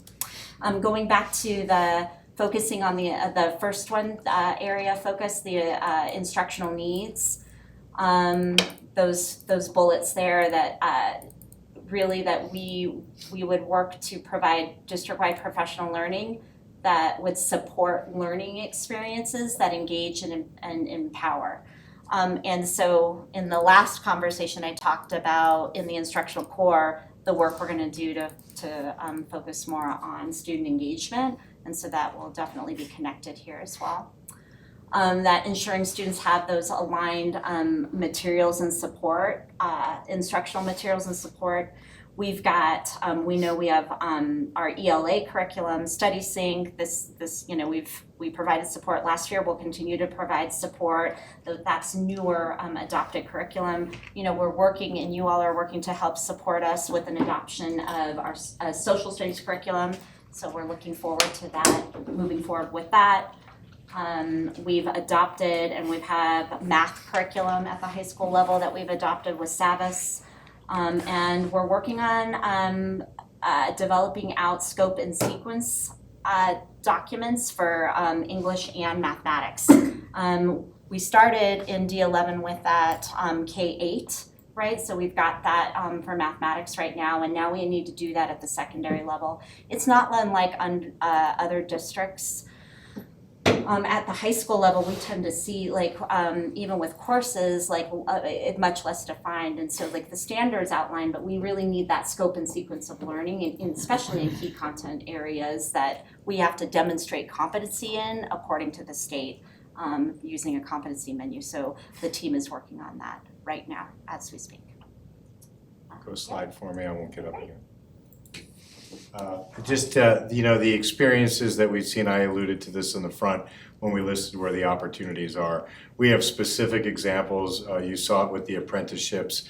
You saw the 3 different schools represented in the dental hygienist training that was happening. These things are supported and accommodated by having commonality in the schedule. I was at a dinner event on Monday night of key leaders in the city who are interested in a Cherry Creek Innovation Center type of feeling for Colorado Springs. If you've not been there, we can get you all a brief on it. And the very thing that came up with both District 11 and District 20 were at the table, which is how do we get more commonality in the scheduling across the city to ensure that our kids can get equal and equitable access to the resources that are underutilized in the city. Pikes Peak State College, UCCS, Colorado College. Higher ed is looking for partnership, as is the local economy. It's very difficult for them to have to make different accommodations based upon one school wants to be at X period number day, so the kid's gonna get there this time. They don't want one-off apprenticeships. They need 4 or 5 kids to make it worth their time, and what they're looking for is some commonality across the system. The concurrent enrollment numbers that continue to increase as well. Junior ROTC, we have 2 different examples of students that are attending junior ROTC at schools that are not theirs, which is afforded because now they can do this, which is great.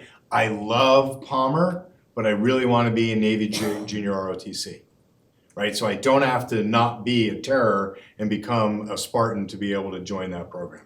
How do we do that for our kids to increase their engagement and not have them continually having to choose a school one time or another? Mobility for kids is very hard if they have to make a whole school choice. Spending 2 afternoons a week in another club or activity allows them to actually expand their social group. And just as I think probably the final one I'll turn on here is the work that we're doing with our teacher cadets. We have growing teacher cadets that went from 7 to 15 to 37 at our high schools right now. And we have partnerships that we're being asked to apply for grants through joint initiatives of how do we get those kids. Right now, those students are employed in our elementary schools. We have joint initiatives who leads universal pre-K work for El Paso County is looking to District 11 at how can we employ those kids in childcare and private universal pre-K settings outside of our own schools. And so I love the fact that our kids are doing apprenticeships and internships inside our buildings, but we all know that as soon as you ask them to walk into an actual job, those soft skills are going to increase even higher. Getting kids outside the building to exercise that learning is a real benefit, and so you just see some of the examples that are here. We will provide measures. I don't want to go with causation without correlation. I don't want to say that Mitchell is performing better in growth because they have the block schedule. But I also don't want to say that a school can't get to where our longer vision is because we've asked for this change. This change is central to the strategy of finding your excellence through experience. Kids and teachers right now are moving. If you take a look, go by Wasson tomorrow for the Odyssey graduation. They have the banners out front of where the kids are going to school. Every kid at Odyssey is going to college. 97% of the kids at Odyssey participate in pathway opportunities that this district provides as an opportunity for them. Miracles are happening at Odyssey, and this is central to it. Teachers at Odyssey last year were going to Mitchell and going to Coronado because they had a common schedule to be able to deliver training there. Now they can go to any of the 4 schools to be able to deliver that. Yes, transportation's an issue. We will continue to get better at transportation, and wouldn't it be great if we programmed in, if you take a class off campus, we will provide that transportation solution to you. That's when equity is really in action, but let's not let something like transportation say, no, we need to go backwards. And I just finished again, which we didn't put a slide on, but 19 of the 21 high schools in El Paso County are on a form of block schedule, and there is energy around getting those closer together such that places like Pikes Peak State College can be taking advantage of kids that are gonna graduate in the next 2 weeks that don't have a plan. And Pikes Peak State College doesn't have enough kids. And UCCS made a $5 million budget cut because there's not enough kids. And I used to say blurring the lines. We're braiding the systems together. Higher ed is a part of our work. They're not we don't have authority, they're not our budget, but higher ed is a part of our work because we have to make sure that our students get access to that. So that's our update to the board. Great. Okay. Questions, comments at this time? Are apprenticeships just for seniors, or do they start as juniors? When do they I start? believe we allow them as juniors, but we kind of have a series of expectations for the kids to be committed into that career field, which normally means it's a senior year opportunity. But there are examples of juniors. Some of those 9 were juniors. Right. That came and presented in front of them. Because an apprenticeship has those additional hours and is a 2-year commitment, that's what makes it a little different than the internship. So there are juniors in it in order to fulfill that 2-year requirement. I see. So I'll provide a feedback that I've heard from parents, especially students who are accessing other campuses. And they do like the fact that they have the flexibility to go across and access other resources. But the way the schedule is now, if a student has to leave a campus, invariably they end up missing 2 periods by the time they commute and come back to the campus. So to take one class at Coronado, they end up having to lose the entire afternoon schedule because they have to go to Coronado for one class. So a suggestion would be, I mean, I don't know, in this day and age, you mentioned transportation too, is it possible that students can stay on that school campus but take the class remotely? Absolutely. We also, we gave real high level, big picture trends here. They did provide more detail. It was some other tweaks that could be made to schedule that would allow for even more access. So we'll be digging into all of that and get at some of the points you talked. Okay, and so a follow-up would be that as we go a little bit further down this pathway, and I think 2 slides back, you did mention that strategic communication plan and communicating metrics for success. Everything is data-driven. If we can communicate by data, through data, that this block schedule is achieving the intended impact that we put to, whether it's access, opportunities, growth, whatever it is. I know that you talked about the causation effect and how do you attribute which one is responsible, but at least if we have something where we can lean on the metrics part of it, because it does say in the second bullet point out there, elevate successes and communicate metrics for success. So when we are ready at that. Thank you. Any other feedback? Seeing none, thank you guys. Thank you for the feedback that you provided. Okay, now we come to the policy work, and we have the cell phone policy is the first policy that we have on the board agenda, and Dr. X is joining us up here too, and we may need your feedback too at some point in time, Nicole. But I'm going to lead up with, set it up and hand it over to Director Carey. Director Carey and Director Hafley have been talking about the need for the sanctity of the learning environment, and both of them are in some capacity. Director Hafley worked in our school district, and Director Carey is also a teacher, and the need for uninterrupted learning and without distraction. So that's where this came up with the cell phone policy, and I really want to thank all the people that were involved in this, especially Director Carey and Director Hafley. You were instrumental in working together with Ms. Otmer in that design thinking work lab and crafting the initial draft version of this policy, which is in front of the board at this point in time. Director Carey, I will hand it over to you so you can provide some context on what is in front of the board. Thank you, President Malpacum. So much of this I said in my board member report last week, but let me just kind of give you again the high level summary of where we're at and how we got here. So the question of kind of addressing just the sanctity of the learning environment is something that has been on Vice President Hafley's mind and my mind for really since we kind of started thinking about running for school board. And it was an issue that again got brought up during our employee group dinner that we held earlier this year, where all 3 of our employee groups independently said the cell phones are a distraction and they are a disruption, and we need some help at the board level to solve this problem. So one of the things that we did as we were talking about it is we spun up a design thinking lab to engage the community and hear from teachers, hear from leadership staff. We had an area superintendent to hear from parents and to hear from students. The intention as a result of those conversations in crafting this policy was, number one, the conversations affirmed that this is absolutely needed from an academic standpoint. Number 2, we really need consistency across the district, both in terms of policy and in terms of implementation. But there also needs to be some flexibility and understanding that a solution for an elementary school does not look the same as a solution for a high school. We also wanted to address the fact that there was a loud voice in favor of leaving teachers free to teach. That the solution ideally would kind of take some of the lift off of our instructional staff so that they can go into the classroom and do what they do best.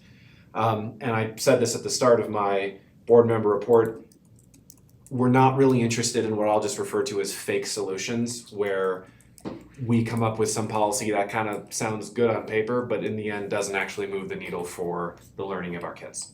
So with that, we sat down and we crafted a policy. Again, the intention of the policy was to make it crystal clear what the board was looking for as far as our goal here. In keeping with the way we're thinking about policy, we wanted to stay very high level and leave the implementation and the details up to Superintendent Gall and his team. But the policy also wanted to contain some prescription for here's what we need to see implemented and here's what we need to see done. So just as kind of a reminder, you can correct me if I mess up the process here, but this is Director Hafley and I, and we're bringing this to the board to see if this matches collectively our intent for what we want to see in our school systems next academic year. You may feel that this goes too far. You may feel that this doesn't go far enough. This is kind of the first time we're putting this work before the board, and we're asking for just the entire board's consensus on, do we feel like this matches our intent, or do we feel like there are, changes, whether significant or minor, that need to be made before we move forward on this? So that's what I got. You captured it perfectly. So, hopefully the board had an opportunity to read what was loaded on board docs and shared by Director Gary. So any thoughts or comments on the language that is in there?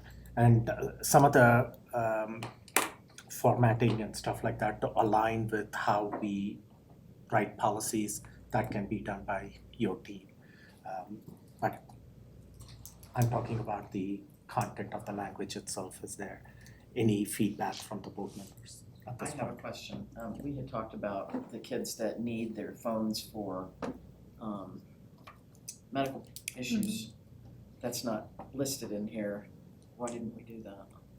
Is it listed in there? I thought it was, it had. I didn't see it. Did I go over it too quickly? I thought it was, it would be decided on an individual case. Where was that? Paragraph 4. Thank you.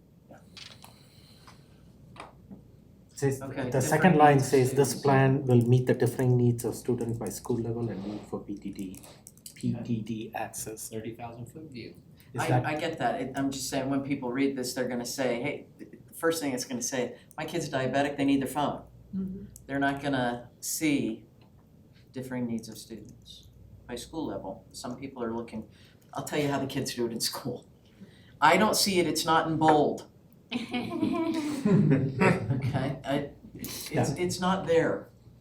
well, is that something that's going to be captured in the regulation? Because it does say in the same paragraph, district administration will develop regulations supporting district-wide That was my question. consistency in the implementation of this policy. We would So- have a more specific list, but it would certainly have the disclaimer of but not limited to. What we don't want to do is get into the space of I don't know enough about how phones can be used for medical purposes, but I know that's an emerging technology. So if a new benefit of a cell phone to monitor some of the ailments that our children have comes up, I don't want to have to go back and change regulation and policy. So, but I do appreciate the point that if it's not in bold, it doesn't get right. Don't worry about all those other words and numbers. 2 + 2 = 5. Yes, keep Right. So to answer your question, I think he can capture that in regulation at a higher level. So I had emailed the two concerns that the policy doesn't,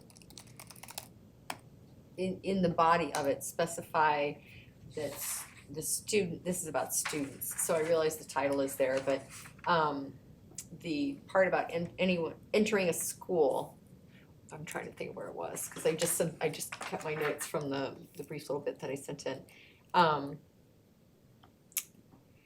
It was about the time of during the academic period. So in order to protect the learning environment, the use of personal technology devices during academic periods is prohibited. So do we need to write in this is specific to students? Because other than the title, it's not in that first part at all. So you're saying staff And can second. use this becomes too restrictive? That staff I can't think use? Julie's highlighting, could it be construed that it also means staff? Yes. because it doesn't say it, but you can't get to the policy without it being a student use Alright, policy. It's gonna be in the student series. if you're comfortable with that, okay. The other part, the note about the confiscation, I personally feel it's a little too adamant that that is what's going to happen. Administration will also develop appropriate disciplinary measures, including confiscation of the PTD. So, Where is that? Where are you? Last sentence, fourth paragraph. Dr. X had suggested to me that this could be changed to including possible confiscation. Or Would which that could satisfy you? include. Which could include? Could include. I can Oh, look at wait, either of wait, those. before we go too much farther on this, in schools that already have this in place, the phones are confiscated. And they're put in a drawer and then, the student has to pick up after school.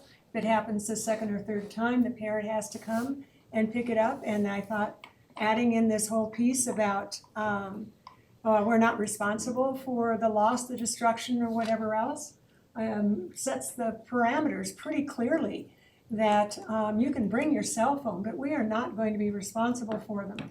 And if you do violate this policy, there's a consequence, and it's very clear. And the consequence is that you lose the use of your phone until the end of the school day.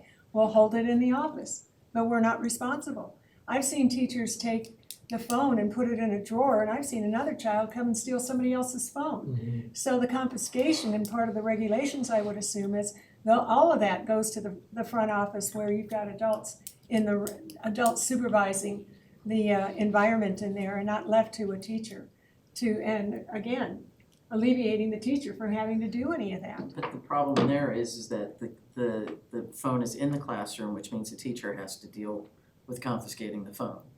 Or Oh. telling the kid, okay, go to the office. The teacher has to stop what they're doing in order to handle the phone. So the best way to do it is not let the phone in the classroom.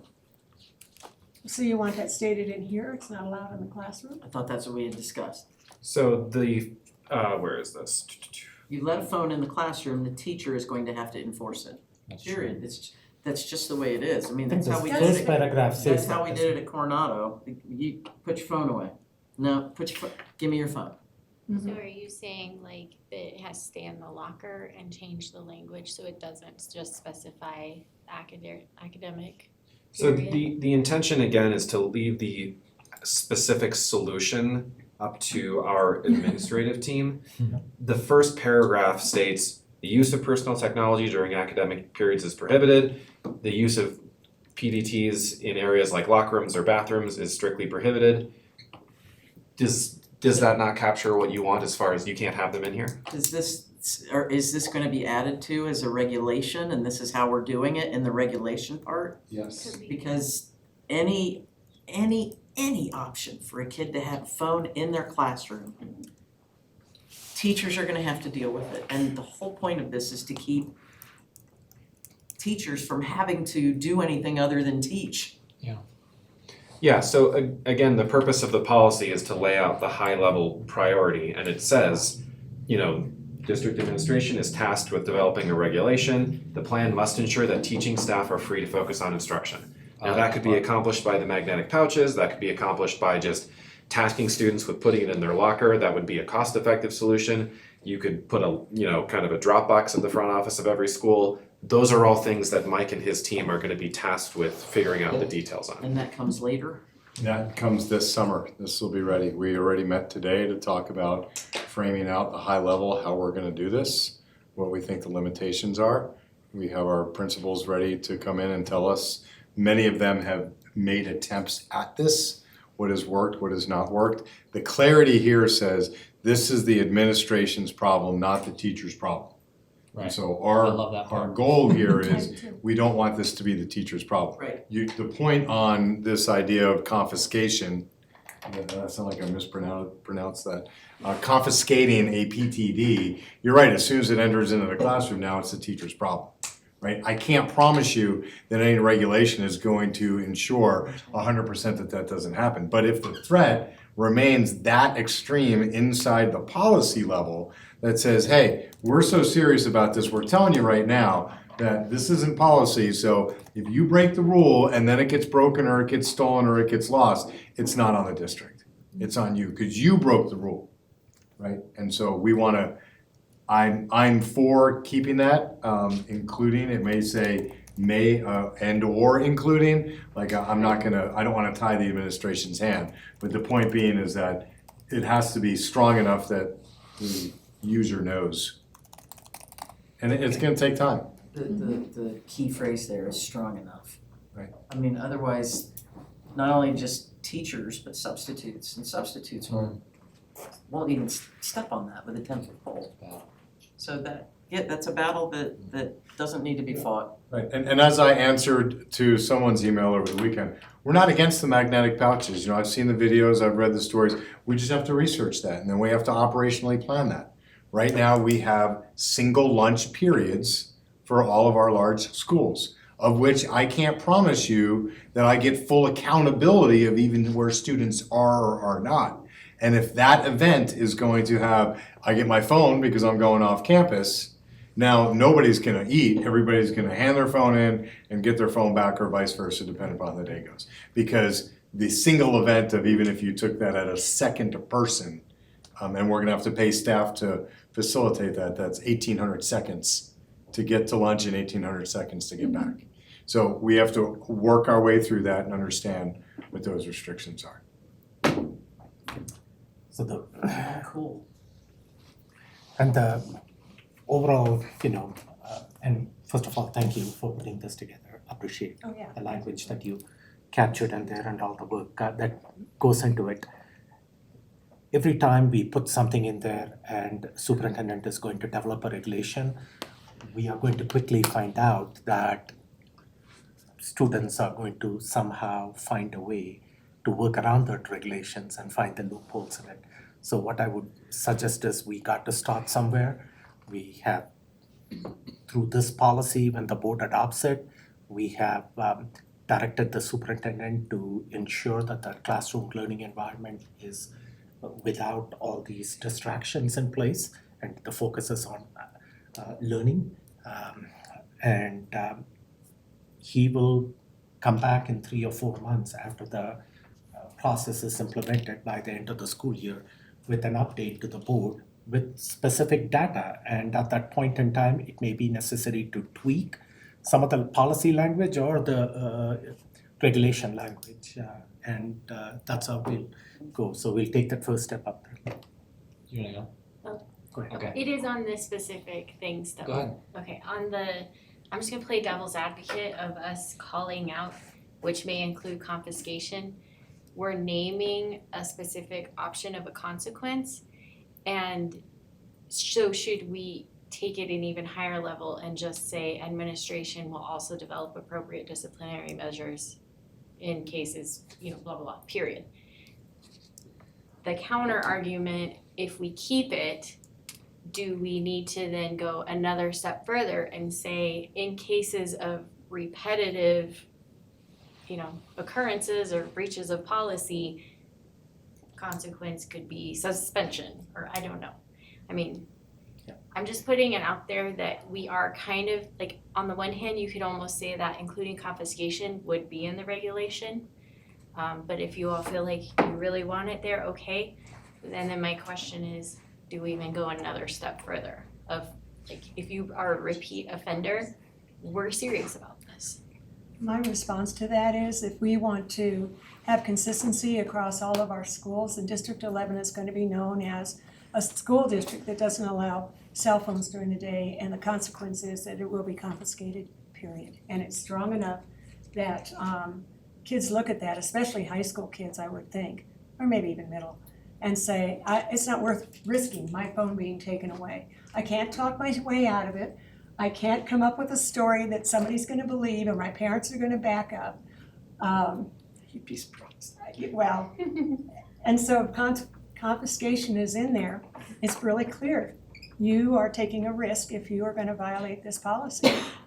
I think what I appreciate about the confiscation clause here is that it's really the precursor to the we're not responsible at the policy level.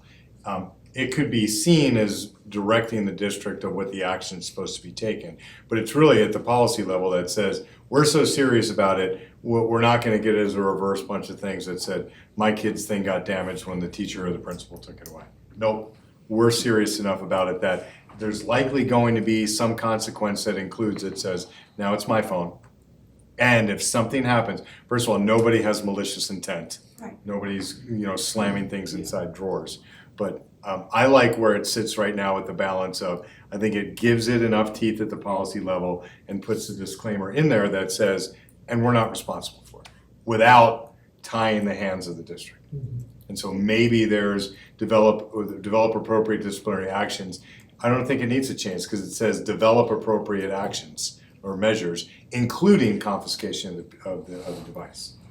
Right? I think if you soften including and say may include, now suddenly I'm giving the either the administrator or the adult in the conversation the out. Yeah, I like the teeth of the wording, to Mr. Gall's point of we're serious enough to include this. And then I also think, for the operating side, which is not our piece, the ROI of having to figure out how to get students their phones for lunch period and back again. I mean, if you're spending 3 minutes with the teacher that has it before they go to lunch, that to unlock all these bags or whatever it is, the ROI of getting that first half of the day focused with instruction and the second half of the day focused with instruction pays dividends. You lose that 3 minutes of time, but you're gaining that whole other 2 halves of the day. That's worth it. Okay. Just, can you remind our listeners and us, you went through the design process with this. Did you ask students about the policy? Did you have student voice on this policy or parents? Students were present at the design thinking lab, as were parents, so we batted around not the specific language, but we explained kind of our general intention and kind of asked for their feedback on, are you okay with this? What solutions would be preferred? Nicole, do you have anything you want to add to that since you were there as well? I would just add, there's mixed emotions from students for sure. We heard a little bit about SEL, or social emotional cognitive learning, and factors of them saying, teach me how to use the device properly so that I can have some self-control with it, but they also named it might need taken away for a while before they can exhibit that self-control. We talked about how other devices you can still learn self-control through. So their comments are threaded throughout. They also read some of the research studies in the room that they probably hadn't looked at before and didn't know ahead that even having your phone out on a table but not looking at it can still cause distraction, having it in the same environment that you're in. So they had some ahas, so that I'm not gonna say that they're gonna love the policy right off the bat, but I think they understand the premise for it. There's a lot of things floating around social media that they noted too right now where a teacher in one class period had everyone turn the notifications on their phone and then tallied the number of distractions in a single class period. So everyone can see that that's there. Whether they're gonna like it or not, it's a different story, but they're understanding the need for it. Can I, let me piggyback onto that. When I go to the schools and I talk to the student council kids, at least the council kids and the kids at Coronado that know me, they know that a cell phone policy is coming. They're not arguing that. They don't know how it's going to be implemented, because we didn't know how it was gonna be implemented at the time, especially when I was talking to them. But they didn't fight about the cell phone policy. They know it's coming. And there wasn't any issue that they expressed to me. And I told them to feel free to speak, and some of them did, but not about the cell phone policy. Well, we'll soon find out through emails or I'm sure. public comments. We'll hear about that if they have feedback. Dr. Oh, that's good. You're done? Yep, thank you. For what it's worth, this is maybe now the third time I've said something in a board meeting about it. The only emails I have ever gotten are people saying, I love the idea, here's a bunch of things that you should consider reading or news articles of other districts that are doing the same thing. Many of them I've actually seen already, but that's all I've been getting as far as emails on We'll this. wait till August. When school that's okay. Yeah, we'll opens see. back and the students actually see the impact of it. So any changes that right now, so are we good with this and this coming to the board at a work session? Not a work session, a regular, non-action, or it'll move to action and consent at some point in time. Okay. Straight to consent. We have we still need, we'll still give community an opportunity to come and provide feedback, to be respectful of the process and at least one of the public comment sessions, just so that we are following through the process. Okay, and then once it comes into non-action, we can. Non-action, and then I'll be moving it to consent. I'll make a motion. So to move to consent. other thing that I would suggest to you, Superintendent Gall and your team, this has to be communicated to parents and everybody, at least at the secondary school levels, before school starts. I don't know whether that's at open houses, whatever communication that schools sent out to parents, so they are aware of it. Otherwise, you are going to see in that first week a whole bunch of students who are not aware of this policy. So, okay, yeah. To that point, do we have, I know that when we do enrollment paperwork and we have parents sign a bunch of things, it could be, here's recent policy changes that you need to be aware of for this school year. It's dress code, it's Kind of cell like the new phone, it's laws that went into effect after and all the new laws legislation. and all the things that we need to update parents on. It could be just a one pager that the parents sign and they go, okay, I'm understanding this. And whether the parent reads through it all or not, like a lot of Americans today, right? You read the whole waiver scroll to the bottom, check mark the box, sign it, right? You still need to read what you're signing your name to as a contract. So parents are part of the educational journey. We have them sign, consider having them sign to say, all right, I'm with you and the teachers in supporting them for, these new changes. So. The other thing that might come into is the school handbooks and the student handbooks at the site as well. Oftentimes parents sign on those, so in the process when we design that out, that could be the point too. If they're in hard copies. Heard. They're, Noted. They can acknowledge. Okay. through the portal. They can acknowledge through the portal too. Okay, we will look forward to the regulations that you develop over the summer and keep the board updated. So with the attendance, discipline, all the policies and the regulations that go with it, we can figure out a time in August work session to bring it in front of the board. That this is how the implementation is taking place in our schools. And We'll have a general project plan to the board for the June board meeting. We'll bring that on. What was that? For the retreat. I'm sorry, I'm getting my dates mixed up. For attendance, behavior, and for cell phones. Okay, So we met this morning to sketch that out. The general frame is that we're gonna use CASB and state standard and law to set those things and then add on top of that. We're not gonna try and take whatever got cut out before and then rebuild and find these stitchways. This whole reset on policy is giving us the reset on regulation as well. It's about implementation for that regulation, and that's where the main body of focus will be for us for the summer. Okay. Is how do we ensure schools are ready and supported to be able to implement these changes. Okay, so let's move on to the last agenda item that is there, which is the discipline and conduct policies.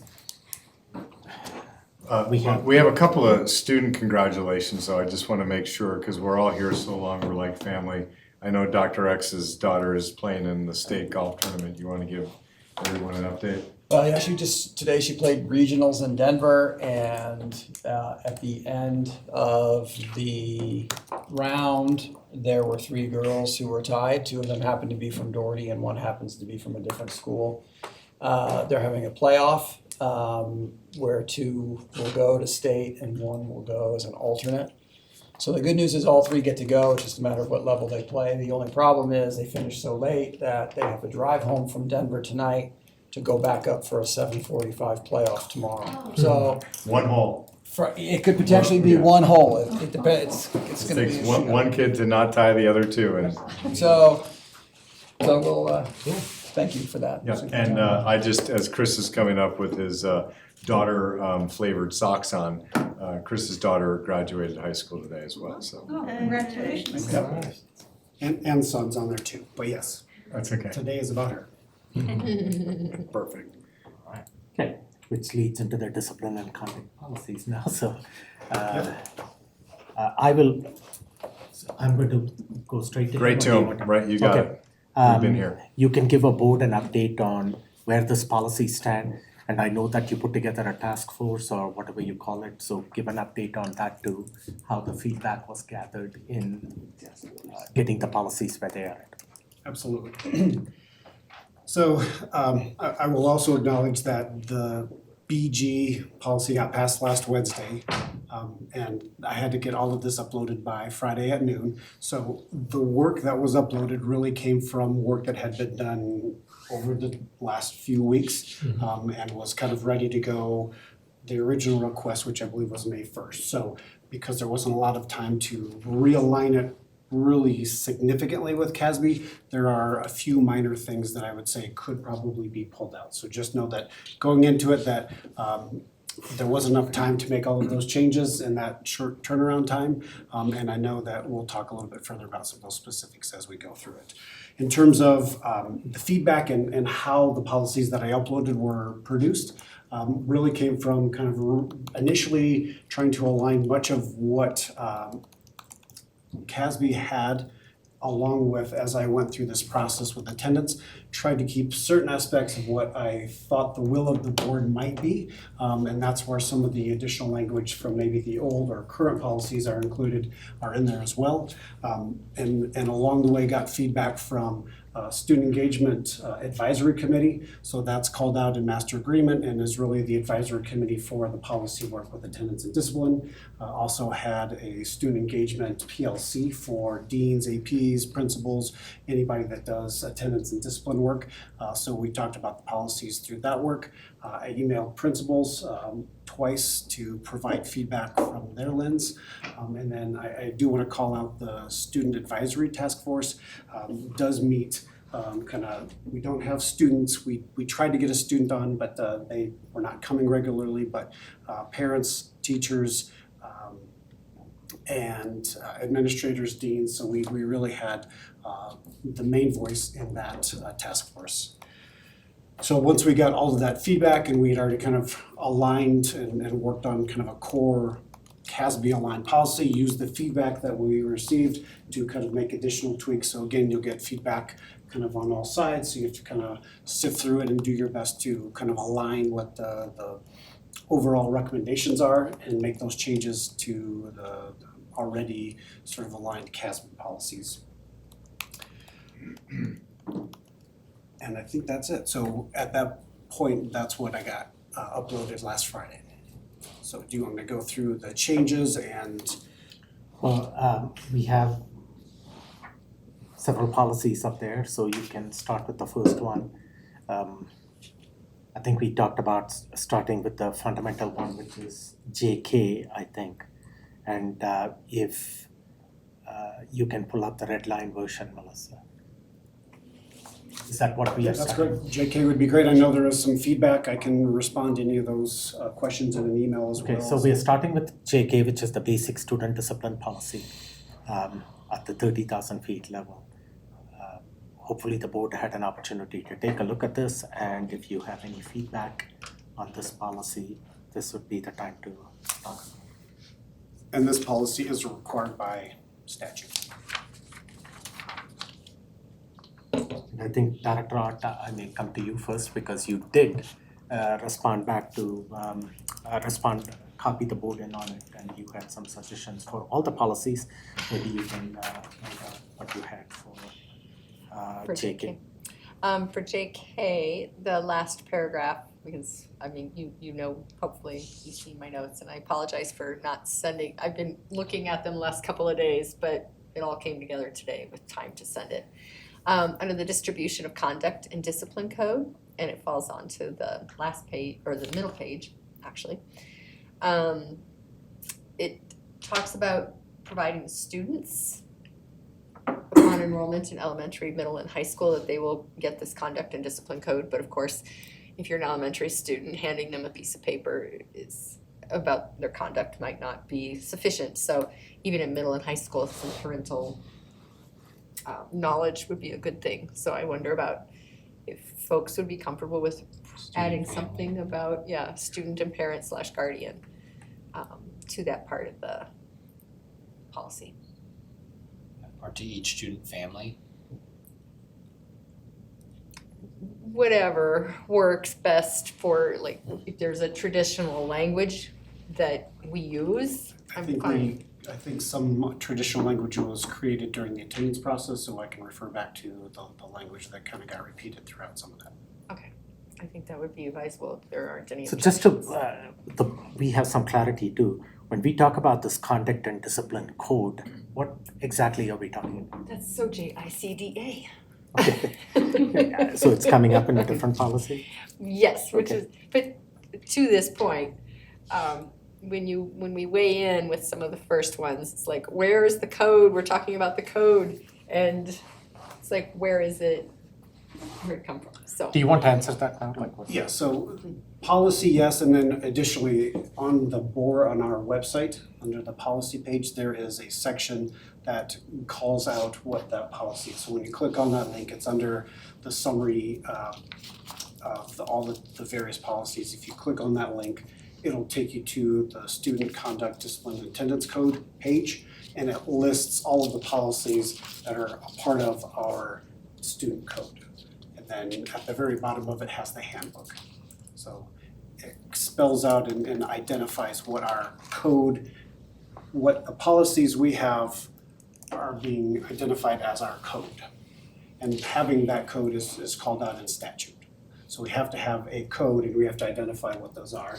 And on our website, under the policies section, there's an additional link that takes you to kind of a new separate page that identifies what the code is. So are we saying here that any student that enrolls in any of our schools, we hand them the whole bunch of policies and the student handbook, physical copies of it? Is that what we are doing? So this is coming from CASB. I think we addressed the handbook piece, that it can be done electronically. I know there's some wishes to have hard copies as well in certain situations, certain circumstances. But enrollment really, and as families go through enrollment, parents are already notified of some of those discipline code measures, right? We already have practices in place that are alerting and notifying them as they enter.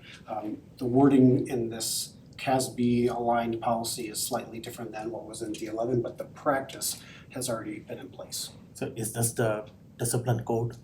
That's the webpage that calls it out, correct? Oh, So if you right. click on that link, With the cell phone policy, would that also be included in that packet when somebody enrolls new to the district? Should. yes, it could. So if it's in this, if we're calling out, the student handbook really summarizes high-level aspects of policy.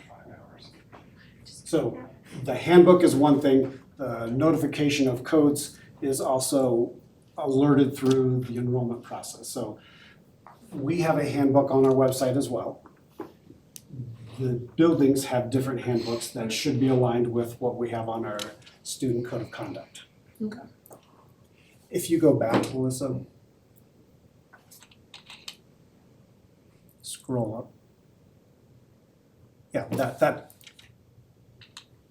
So Yes, that's the that student that page conduct. itself is all the policies that fall under the code. So Safe- that's what we give to. Safe School Reporting Act requires that we have policies require certain policies that develop what our D11 Code of Conduct is. To get there, from the main page, what she just highlighted is what takes you to that next page that has them all spelled out electronically. Great. So we can give them electronically or physical copies? Yes, I mean, that's where the vagueness of how it's written is that it doesn't have to be a hard copy, electronic. If you guys would like a specific means, then you can call that out, but. Going back to Director Ott's point, we don't need to wordsmith the language, but is the board comfortable? They can bring that language back. Is the board comfortable adding some language about parents in there? Okay, great. Okay. And then, I think there's more. Go ahead. So just the old policy reference that the superintendent would references the superintendent reviewing the regulations on an annual basis and filing a report with the board. So my question for us is, do we still want to report? And if we don't write it in, are we expected to ask for it every year if we do want it? So just, do we wanna report on students' interactions through with this policy and how things are going, basically. Sorry, I'm gonna have to go back and look at the original language. Are you talking in regards to the discipline data report we get? Yes. Yeah, I mean, I think that should be something that stays, that we get that report every year as a metric that we look at. Yeah, I mean, we talked about it even with attendance, whether we should put that language specifically in there saying that the superintendent is responsible for providing periodic reports, or is it the expectation with his evaluation that we communicate that to him, that attendance, discipline, and cell phones, preserving the sanctity of the learning environment, that's the focus of the board this year, and we expect him to provide periodic reports that are going to tie into his evaluation. I think that's what Nicole had suggested, and Yeah, you know, I mean, I stand again as the sole employee of the Board of Education, so if there are four thumbs that say I want to report on how tiddlywinks are going at X, Y, or Z, I'm gonna provide it. What I don't wanna do is tie our hands that the policy gets the predictive nature, because right now we're all about attendance, behavior, and cell phones, and if this works, we're gonna need to look at this annually. Right now, we look at it every time we come together with the area superintendents, we look at attendance. Now, the challenge that we've had is that the data set hasn't been pure. We've cleared that up at the end of this year, and now we're all talking about the same data. But, I think it goes without saying that any policy that has a regulation that is connected to the board goals and then the work of the superintendent and the administration is reportable at any time. If a policy has to say that, then again, I think, to me, I'm back to Director Hafley's comment of, well, you didn't bold it, so I think if I say to you like, well, the policy doesn't say I have to report this. 4 thumbs up and the will of the board says, we want to report and we want it quarterly or monthly, or we want it every time a school spotlight comes up. I mean, these are things that we've been all focused on achievement and enrollment. Every school spotlight that's come forward, the board asks them, how's your enrollment? So now I'd imagine next year it's gonna be, how's your attendance? How's your behavior going? Do you feel that your teachers are given their primary responsibility of teaching, or do you feel that they're having to babysit cell phones all day? You guys are gonna hold us accountable to this, whether it's in the policy or not. But what we do for one, we should do for all. Yep. Right, and so I think we've already passed a couple of policies that didn't say specifically that there's a periodic reporting. My favorite one is that the report shall include a discussion of the application and the effectiveness of the regulation, proposed changes, if any, to the regulation. So again, it's like, why would I give you a report that wouldn't say, here's what I need? There's this other thing that happens all the time. Hire a really good principal when there's an opening. Obviously, we're gonna hire the best principal every time there's an opening. Like, if we don't have the level of trust, it's like, well, you didn't tell me to hire a really good principal, so here you go, here's the worst one we can find. I mean, just, let's stay with the simple and hold us hyper accountable. Okay. Hyper accountable. Go ahead. Go ahead. Well, I'll note, my concern is the board changes every 2 years, and if the board isn't on top of this, I worry that it will be lost. And I'm fine with leaving off the last couple of sentences, but I think the majority of that paragraph is pretty handy, and we are wanting to focus on discipline, and if we don't have the data available to us, then it's less cost. I don't read that paragraph as saying a report on the data of behavior.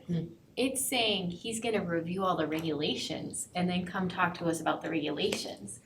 It's not about the actual topic that they're on. And so I don't think we need that paragraph. He doesn't need to annually review all of his regulations because it's gonna be a constant adjustment if needed. Otherwise, if things are working, it's kind of like the policies, they should be timeless. If we do it right, then you're not gonna need to touch them again. But if it's not working, then he'll fix it. So I don't think we actually need that paragraph. Would you want to so that's an excellent point. Would you prefer to see it as, instead of regulations, more a report on the data itself, which is obviously the more useful thing. I mean, that would kind of fall under when we had Matt Cook here and he was sharing about policy governance. They have, what are they called? Executive limitations, and so that might fall under that kind of a category, but I mean, I think it's just, here's the policies that we have in place. His job is to make sure the policy is enacted, and if we now need to come up with a way to hold him accountable, that's like a separate thing. That's not in policy. I think the argument would be like there's no disagreement that sorry, I'm not very coherent right now. There's no disagreement that going over the data is valuable, that holding the superintendent to the outcomes is valuable. The question is, where's the right place to put that and to ask for it? Because if you put it in, and this is kind of a rehash of what Mike was saying, if you put it in policy, then we should be having a conversation about, okay, well, which policies need to have that language, which ones do we not need to report on? And then 2 years down the road, a different board may say, well, actually, we want regular reports on these other issues, X, Y, and Z. We don't need this report anymore, and now you're changing all these policies. No one's denying that we want the information. The question would be, do we put the ask in policy, or is it tied to our board goals, or is it tied to Mike's performance review? It's the latter.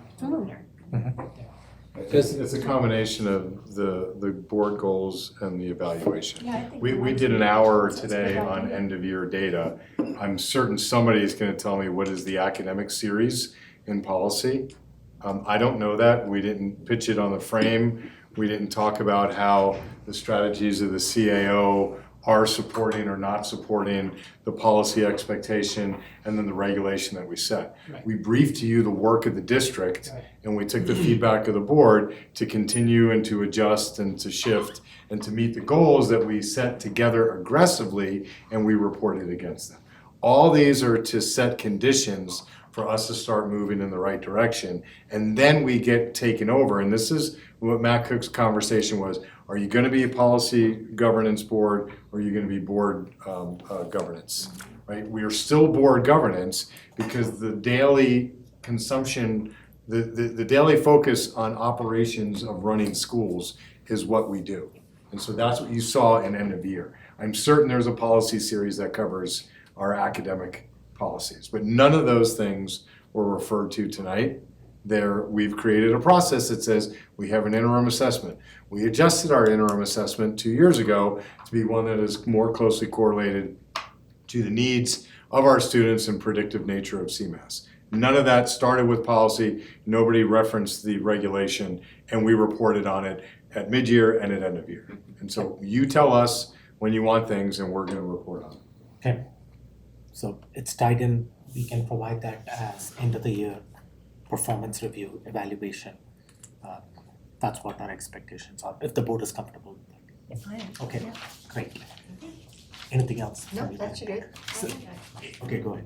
Is the remedial discipline plan section, should that actually be in a regulation? The principal may develop a remedial discipline plan for any student. Like, to me, that would be more in a regulation. I think as a building principal, I'm responsible for developing that with,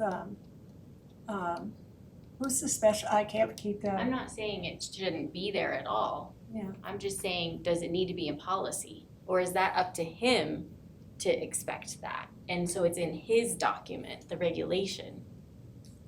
Why is the board telling a principal what to do? On that, I think you could go either way. This is what was recommended by CASB. I don't believe that law requires that to be in the policy. The next one on habitually disruptive, you have to have language in policy. Yeah, you So, need a so I definition. think you could if you wanted, but As a building principal, I would rather have me be designated in the policy, because it gives me standing with parents, as opposed to, it goes to the administration, people I don't know. It's developed with the person who is closest to my child and how I run my school. I think it belongs there.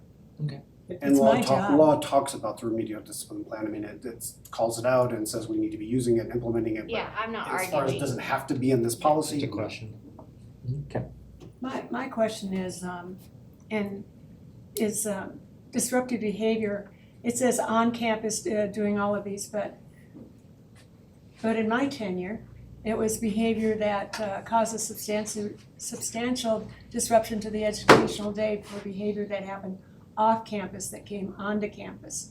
Is that no longer an opportunity for the building principal to? You can. That language is somewhere.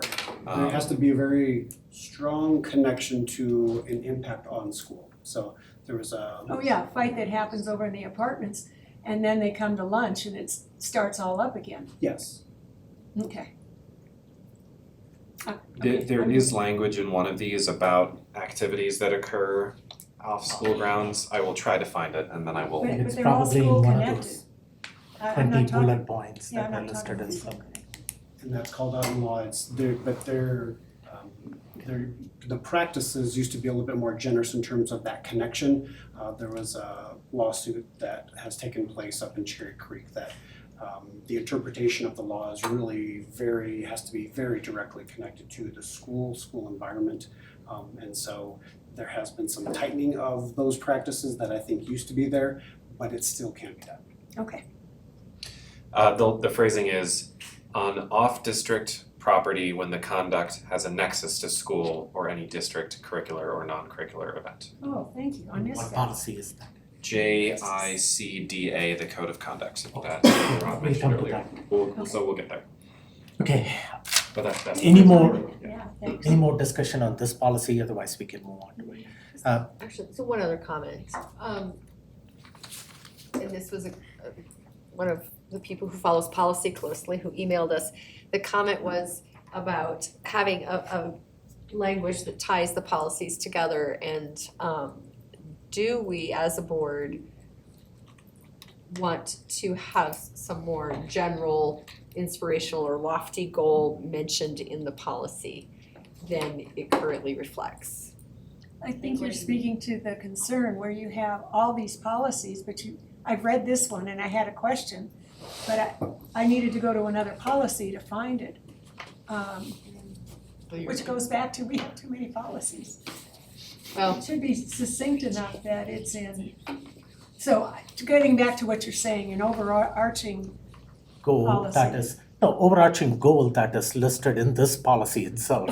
That's what you're saying, some kind of language that says the goal of the discipline policy is positive academic learning environment free of distractions. Is that not what the first paragraph does? That was my thought. It's right there in the first paragraph. Okay. Like if there are things we wanna say that we're not saying, that's Sound fine. educational The first practice and paragraph productive definitely at least learning. tries to do that.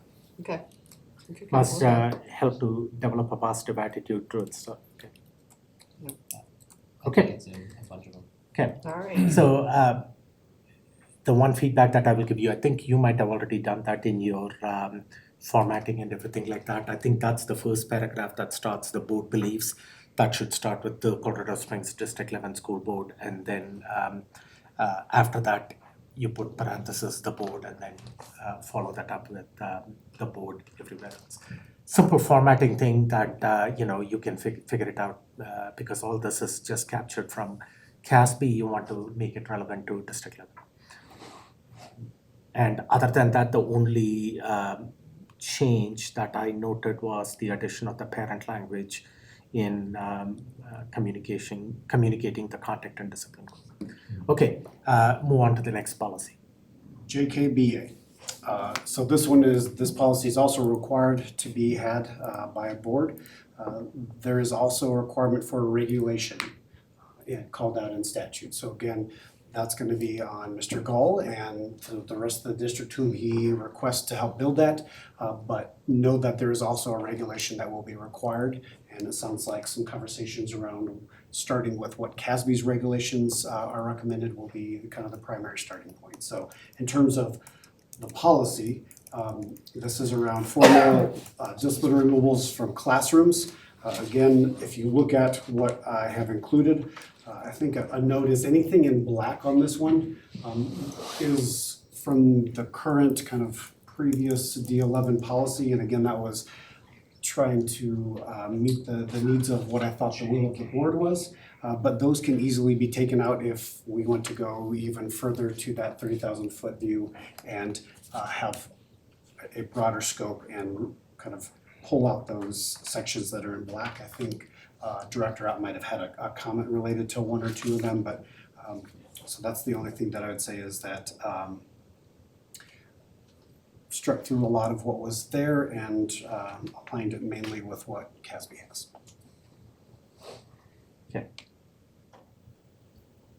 No, I think JKBA was already, it was okay pretty much with me. I mean, other than the general formatting issues that I had with most of the policies, I think the language is okay. And one question I had was, the superintendent reviewing the regulations, but it sounds like there's not interest in pursuing that, so I'm just gonna drop that for there. One question I have, if I might ask, it's just in regard to regulations in general. Is the board responsible for any of the discipline and conduct regulations, for adopting them ourselves, or is that all superintendent? From how I understand we're moving forward, that it's all the superintendent and the district. Okay. By statute, are we Thank you. responsible Thank for any regulation? Because the DAC one, we are Statute just requires that there is a regulation for Okay. JKBA and a couple of others. All right, so a question for you and the superintendent, and it sounds like I might already know the answer, but once we approve the policies, are the regulations then going to be written, or are they already written in some sort of draft and they're just waiting for approval? Where are we? I do not have any regulations written. Okay. So the policy will be adopted, then the regulation will be formulated. And that's where taking it back to the CASB aligned would be where I recommend, it sounds like that's the That's what conversation. we're gonna bring to the board as a package, not the actual regulations, but this is the way we are putting them together over the summer. These are the big rocks, this is the methodology that we're using, and we want your feedback of that, such that we don't go, because many of these conversations just go into the, couldn't that sentence go into this paragraph over here, and could we cut, copy and paste? We wanna do this from a big rocks perspective of, these are the things that we think make up this. We have heard consistently the sanctity of the learning environment, not overburdening or overlaboring our teachers to be the implementers of the regulation, having consistent level of reporting and supports from administration. Those are the foundational pieces that are going into each one of these regulations. There will be great similarity into how these regulations are connected and how they connect back to the parent pledge. We've also heard from the board that there needs to be threads and notifications back to families of when we are drifting from the desired environment of which we want our students to be exposed to. So that's the architecture that we offer. So as a classic home builder, there's, a basic way that you build a 4-bedroom, 3-bath house. There will be different elevations of how we present each one of these, but they're all gonna be neoclassical, they're all gonna be Georgian style, they're all gonna be plantation or bungalow style. We will bring them together as a package to meet this specific desire of the board to lean in, as this is an area of focus. Okay, so. I just have one quick thing, I mean, it's kind of ticky-tack, but if we're going with the Colorado Springs School District, that "the" needs to be capitalized. I love that. We, that has just become a term of endearment. I don't know if we're gonna formalize that, because the way the state refers to us is CSSD 11, Colorado Springs District. Everybody has a specific designation, but I love, I'm all for it. I'll vote 1. I'm not allowed to second, can I second a motion? Am I allowed to, where's Melissa, can I second it? I second that motion. Okay. I have a thing. Sure. Just at the end, this is an example of where it could be important for a regulation to be coming with a policy, so we make sure that they are aligning. At the very last paragraph, it says parents, guardians shall be notified of the student's removal from class in accordance with established procedures. So that's gonna be in the regulation that establishes that procedure, but so just somehow making sure that is in the regulation. Yes.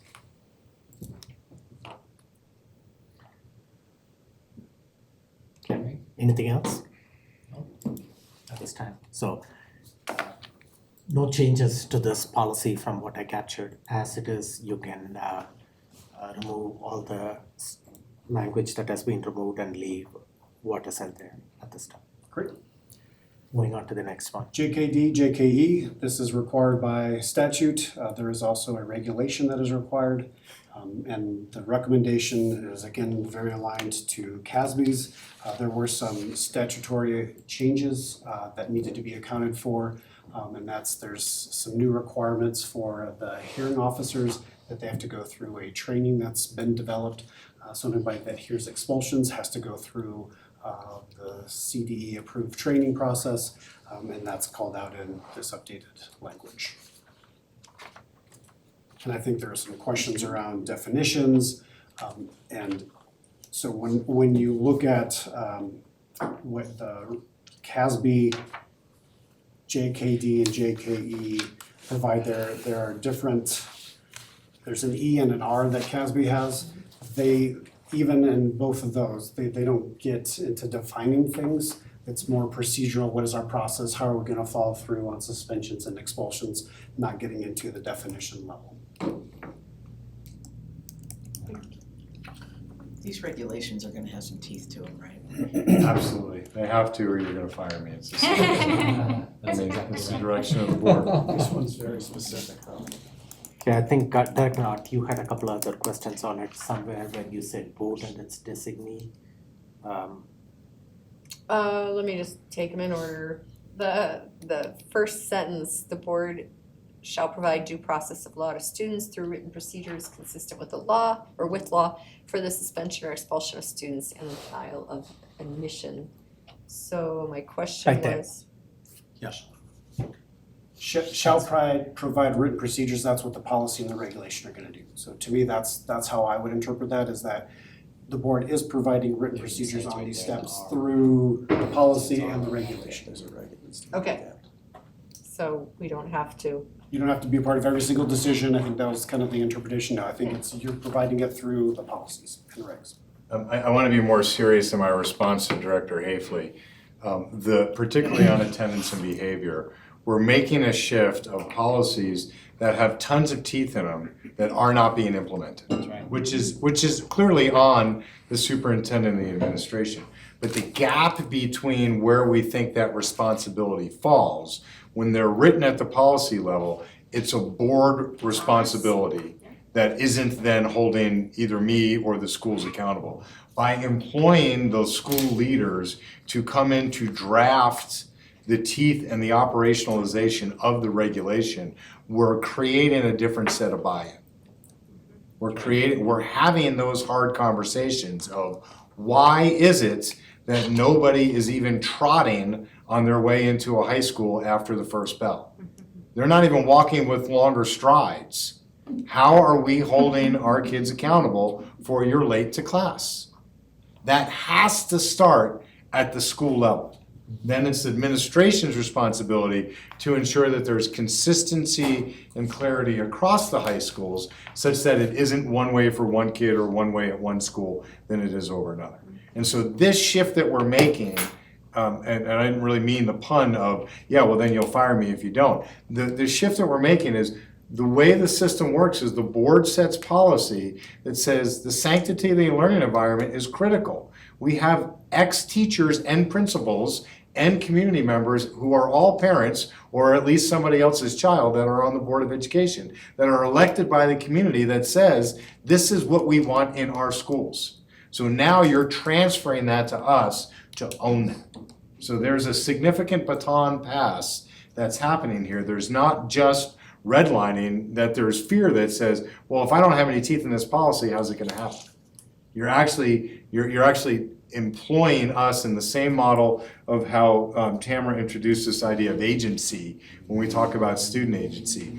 This is administrative agency to solve these problems. Because otherwise, we're just gonna sit here and tear apart the unrealistic expectation of a policy that is 5 layers removed from the point of action. Right? The clarity of do not make it the teacher's responsibility to have to deal with the cell phones is a perfect line to stop the policy. Okay, I had a question. I know that in some of the schools I've visited and staff I've spoken with, some of their biggest behavior issues are students that choice into that school. Is there any entertainment to including language, and I don't know if it seems like it might be most fitting to be in this one with the suspensions, expulsions, to say, you know, if you're habitually disrupting the school and you're choicing into it, we have the ability to say, you're out of here. Head back to your other school. I mean, you choiced in and you're not, Well, I mean, if they're habitually disruptive, even if they are not choicing in, the Right. superintendent has the choice to suspend or expel the student, so. It would just If- add another lever. Or it does. so it might not be habitually disruptive, but it might be and I'm not trying to just, Not get rid of them. Consistent attendance. Yeah, but it might be just that teeth that a school needs to go, you choiced us and you're just not a good fit, or, you know. Is that something you? There is a paragraph that mentions other disciplinary interventions instead of an out-of-school suspension or expulsion. There's a whole laundry list of things. One possibility would be to explicitly call that out as an option. Okay. I like it at that level then. We'll react to wherever the board goes. 26% of our families choose a school that is not their neighborhood school. So, And I think we have current enrollment policy that calls out that for school of choice, if a student is allowed to come, they're there for the remainder of that school's grade level. So K-5, if you come in as a sixth grader, you would be allowed to stay through eighth grade and then 9 through 12. So there would be another I think my fear is because choice is so prevalent that Lauren chooses Parth High School, I live in the boundary of Parth High School, and Lauren represents 26% of the kids that are there. Is there now a different behavior expectation that I get to break more rules than Lauren does because that's my neighborhood school? I think what we're trying to say is if you break a bunch of rules, we're gonna kick you out of school. Yeah, no matter where you're coming No from. matter where you're. Okay, I like that. But if we have in policy that they're guaranteed to stay K through 5, regardless of how they're behaving or whether they have habitually non-attendance, is that just another It's not a trump. State law, yes, correct. State law allows us to deny admission or expel students for all the things that are spelled out. And some of that is in the policy and regulations. So even though we have that policy around kind of our enrollment and choice process, the statute around expulsion and denial would trump it, and we could remove kids if they're habitually disruptive or they violate any of these things called out in statute. Chris's reference about protecting is that you don't have to choice every year. That once you're accepted as a sixth grader into the middle school, barring your inability to be successful in that school, you're guaranteed to stay there again. You don't have to choice each year. Well, my caution is with a quarter of your families exercising choice, I think you're gonna end up with, well, from a teacher's perspective or an administrator's perspective, that's a choice kid, so I can push him out, and that's a non-choice kid, no, I can't push him out. We don't wanna be losing kids. Again, we wanna set firm guardrails and policy and regulation such that we can get back to teaching and not, be babysitting. My thought was just it would be like a not quite as extreme step of expulsion, because that's out of the whole district then. So it could just, that was just my thought, Yeah. that it could be another option. You can't do it. You can't do it. It's against the law. Can't do it. So do you want to, I think that, okay, go ahead. Did you have something? She's got some more. but go ahead. Oh, I wanted to ask, Chris, on page 5, right So after. shall we finish because you're on this page? Do you want to go through I'm it? sorry. And If then we that's can come okay. back. Yeah, let me, because there's still a little bit more. Oh. All right, so I think you sort of spoke to this already because it was the question of who's responsible. So that fourth paragraph, sorry, Melissa, No, it's I just. think even in this paragraph, the third paragraph right there, it says the board and its designee shall consider the following factors in determining whether to suspend or expel a student. That's true, and I didn't catch it there, but yes, in the next one, then after the items are listed. So I want reassurance, we're not So should we put the That board language is or- coming from statute, and it's really that the board can, you can run any and all denial of admission hearings and expulsion hearings, right? But typically what's happened is you appoint a designee, right? So You could shall we appoint Mr. just Gold to do it all, or a designee. So to move this conversation along, is the board comfortable removing the language and putting or there? The board or its designees? If that's okay in statute. Oh, or. Yeah, that's fine. Yeah, Okay, that should be so that way Okay. board is not involved, that seems to indicate the board isn't involved in it, which we are not. Yeah. Okay, And then Sandra, if you can hang on just a second, my last and then in the item. fourth paragraph, Oh. the same thing applies. The board, there is board, yeah, for a student, yeah, right there. Yeah, okay, go ahead.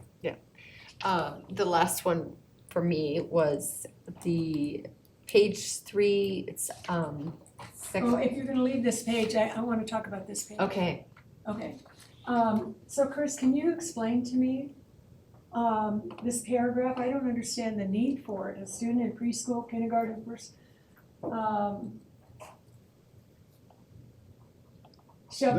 shall document any alternative behavior and disciplinary interventions that it employs before suspending or expelling a student. It just seems redundant, that we have processes. This is in there, I think, because there was a new law in 2020 that changed the discipline procedures for K-3 students. And so I think they're trying to call out that there is a new law passed in 2020 and that there are different processes or reasons that you can suspend or deny admission for K-2. So it wasn't. Prior to I prior to still have- 2020, that law did not exist. New law was added in 2020 calling out that there are different reasons that you are able to suspend or expel kindergarten, first and second graders. Oh, okay. Thanks. You done, Director Banks? Yes, thank you, that's all I have. Director Hack. okay, it was under item 3 on page 3. And it's the second paragraph. On the red line? No, sorry, the clean, but if, Melissa, if you just keep going, sorry, so it won't be page 3 necessarily. But just a little further, so it'll be the next page, which must be page 7 of 5. Is this your point 3? Or a little That, further? it's that number 3, but see at the bottom where the superintendent shall report on each case. So just, that's a lot, as we're talking, maybe, possibly. We don't currently have a report on each case acted upon. And here we're saying at the next meeting of the board. So the superintendent would be required to report to us each time there's a suspension, I'm guessing? Expulsion. Expulsion. Denial of admission, expulsion. Okay, and, yes, Still now not a I see it. practice right now. It's not the practice, right, It's spelled out in state law. It is. That should be happening, yes. okay, So then, And I do believe other districts are doing that in executive session, so I think if you read law, it does appear at the next. But I think, and that might be a legal question to clarify if that could happen in executive session. But yes, so it might be the next executive session would be the next, so that might be a. well, we can have a special meeting, an executive session just about any time we want, but it makes sense at the next But regular meeting. that's probably not a me answer, but Okay. yes, it is called out in law that that should be happening and that we should be doing that practice. Well, we better get to it then, well, okay, then we'll be in violation of policy. Superintendent Gall. Superintendent Gall. I'm sorry, You- side conversation. Okay, My apologies. what was required in policy is that when you expel a student, you inform the board at the next board meeting. Okay. So we are not doing that as a practice out there. It's apparently required by law. So we should, in the future, give a brief report at the next meeting. If there's some way where we can tie that into consent or something. I said, I think maybe through exec session somewhere we can ask questions and Or clarify if we that. can do that monthly or quarterly, I mean, we suspend, or we expel Expel and- on average a student a week. So I don't want board meetings to be conversations about expulsions. well, it sounds like Doctor- something to check legally. Just Dr. in Edge general. was here in that department a while. When did we stop doing that? We stopped doing that under the previous administration, but we used to provide a monthly update on the activity on students. Was it through like legal counsel, like a confidential email? No, we as just, a we just report? sent, sent a update to the superintendent, who then included it in some kind of written notification, so the board could read it in the packet or whatever. Okay, we'll check with legal and see if just an email is sufficient to inform the board about it as opposed to informing at the meeting. So could you check with legal on that, if the language could be that the superintendent shall report on each case in a timely manner, something like that, instead of saying the next meeting of the board? Okay. Director Hart, are you done? That's it, thank you Okay. for that one. Great. Anything else on this JKD, JKE from the board? No. Okay, so then moving on to the next policy. JIC was where I was gonna take us next. JIC, Correct. Student Conduct, Attendance, and Discipline Code. Gonna shorten the title to Student Conduct. And again, aligned it to CASB. This one has some of the black text as well. That's from the current / kind of previous D11. That could be removed.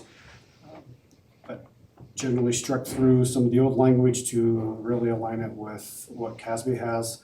There is one section on the second page where statute calls out taking reasonable measures to ensure each student is familiar with the code. So I think that gets at some of the other conversation that was happening, that not only do we kind of say here it is, but there should be some level of supporting students' understanding of what that code means and looks like in that school. I like that. Did you say JIC or CC? JIC. Oh, Just one C. Okay, thank you.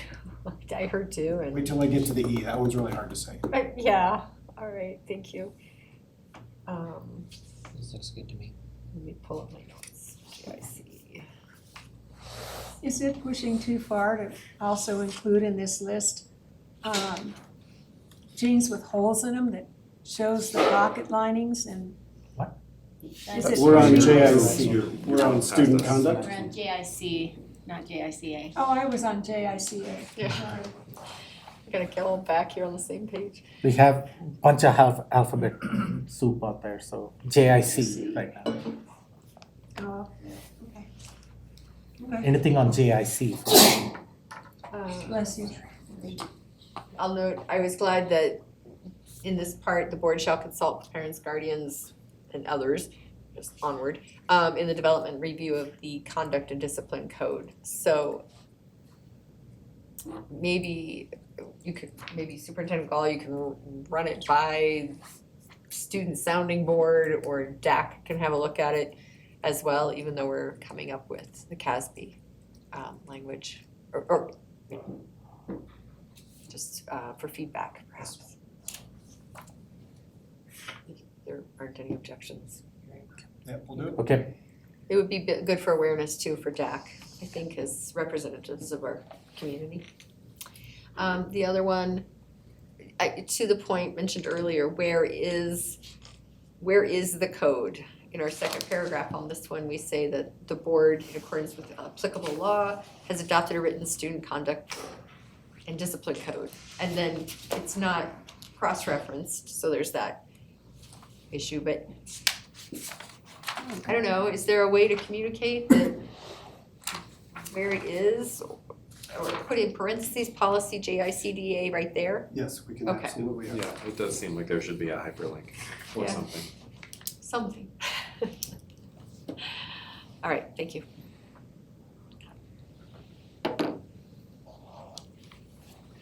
we done? Okay. No. Okay, so you captured that feedback. Moving on to the next one.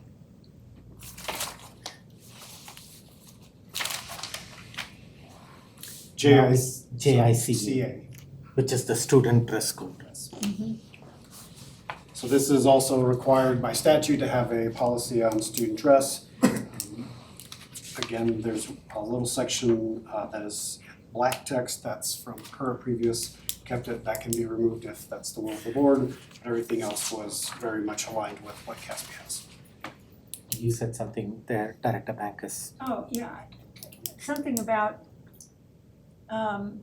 actually it's usually girls, with these big holes in their pants where the pocket lining shows through.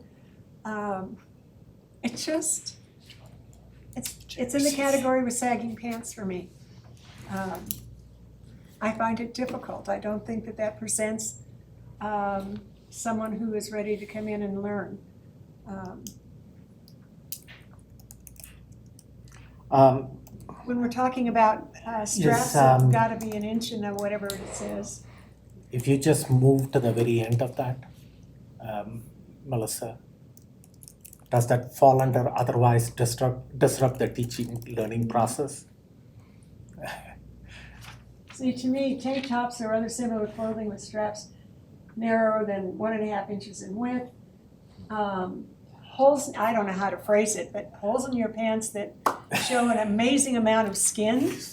I don't know. I don't know either. I mean, is there something in the language that already captures that is what I'm saying? I mean, that first one's about shorts That way, being there we go, that Right. bare or Shorter than- exposed traditionally private parts of the body, including but not limited to stomach, buttocks, back, and breasts. Then you can add legs. Yeah, but we don't Which you restrict kids can't. from wearing shorts, do we? But then you can't, right, but then. Right, so if you wanna wear a pair of jeans that in essence reveals the same amount of skin as shorts, then just good luck getting your foot through the leg hole twice is all I would say.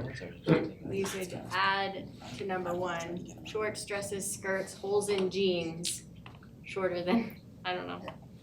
You could add it to 3 at the beginning, inappropriately sheer tight, wholly jeans. I'm gonna ask you all to please no, let this one go. I think it's generational. I hate it too, but it is the thing. Right, It's you make a thing. good point, cause that's stores, that's what they sell, and Yeah. in Right. some cases, kids don't have a choice of what it is they're.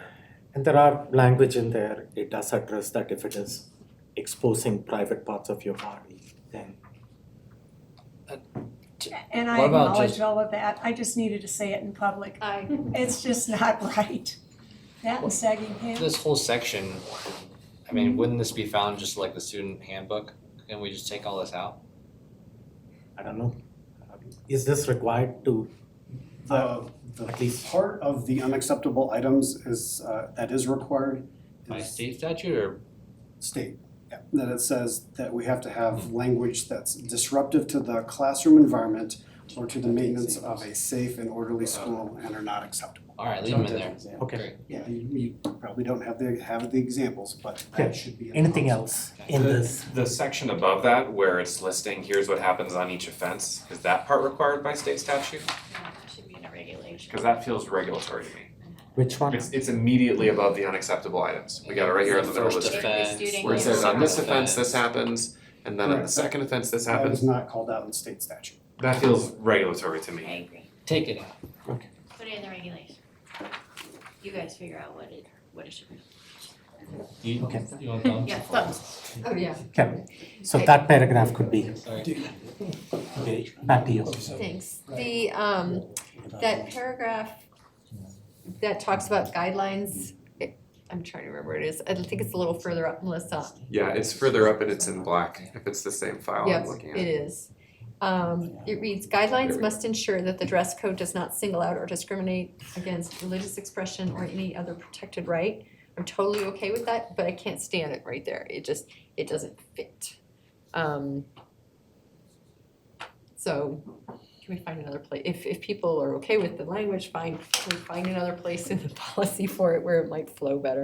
Okay. And we might be doing this sentence by sentence, and I know that it might not Okay. be No, okay with some, but if the board is comfortable with it, what Director Art is asking not to remove the language, but move it somewhere else, can you? Can you repeat what language that was? I apologize. it's that first the- sentence in the black. Guidelines must ensure. And again, that does not have to be in there, that is what D11 has had historically, so that whole black section could be removed and it would be more closely aligned with CASB. I kind of like the second part of it, students and parent guardians shall be informed of the existence of the dress code. So all I of that's like that too. fine. Yeah. at the time of the You initial. think we could just switch it, Okay. Greg?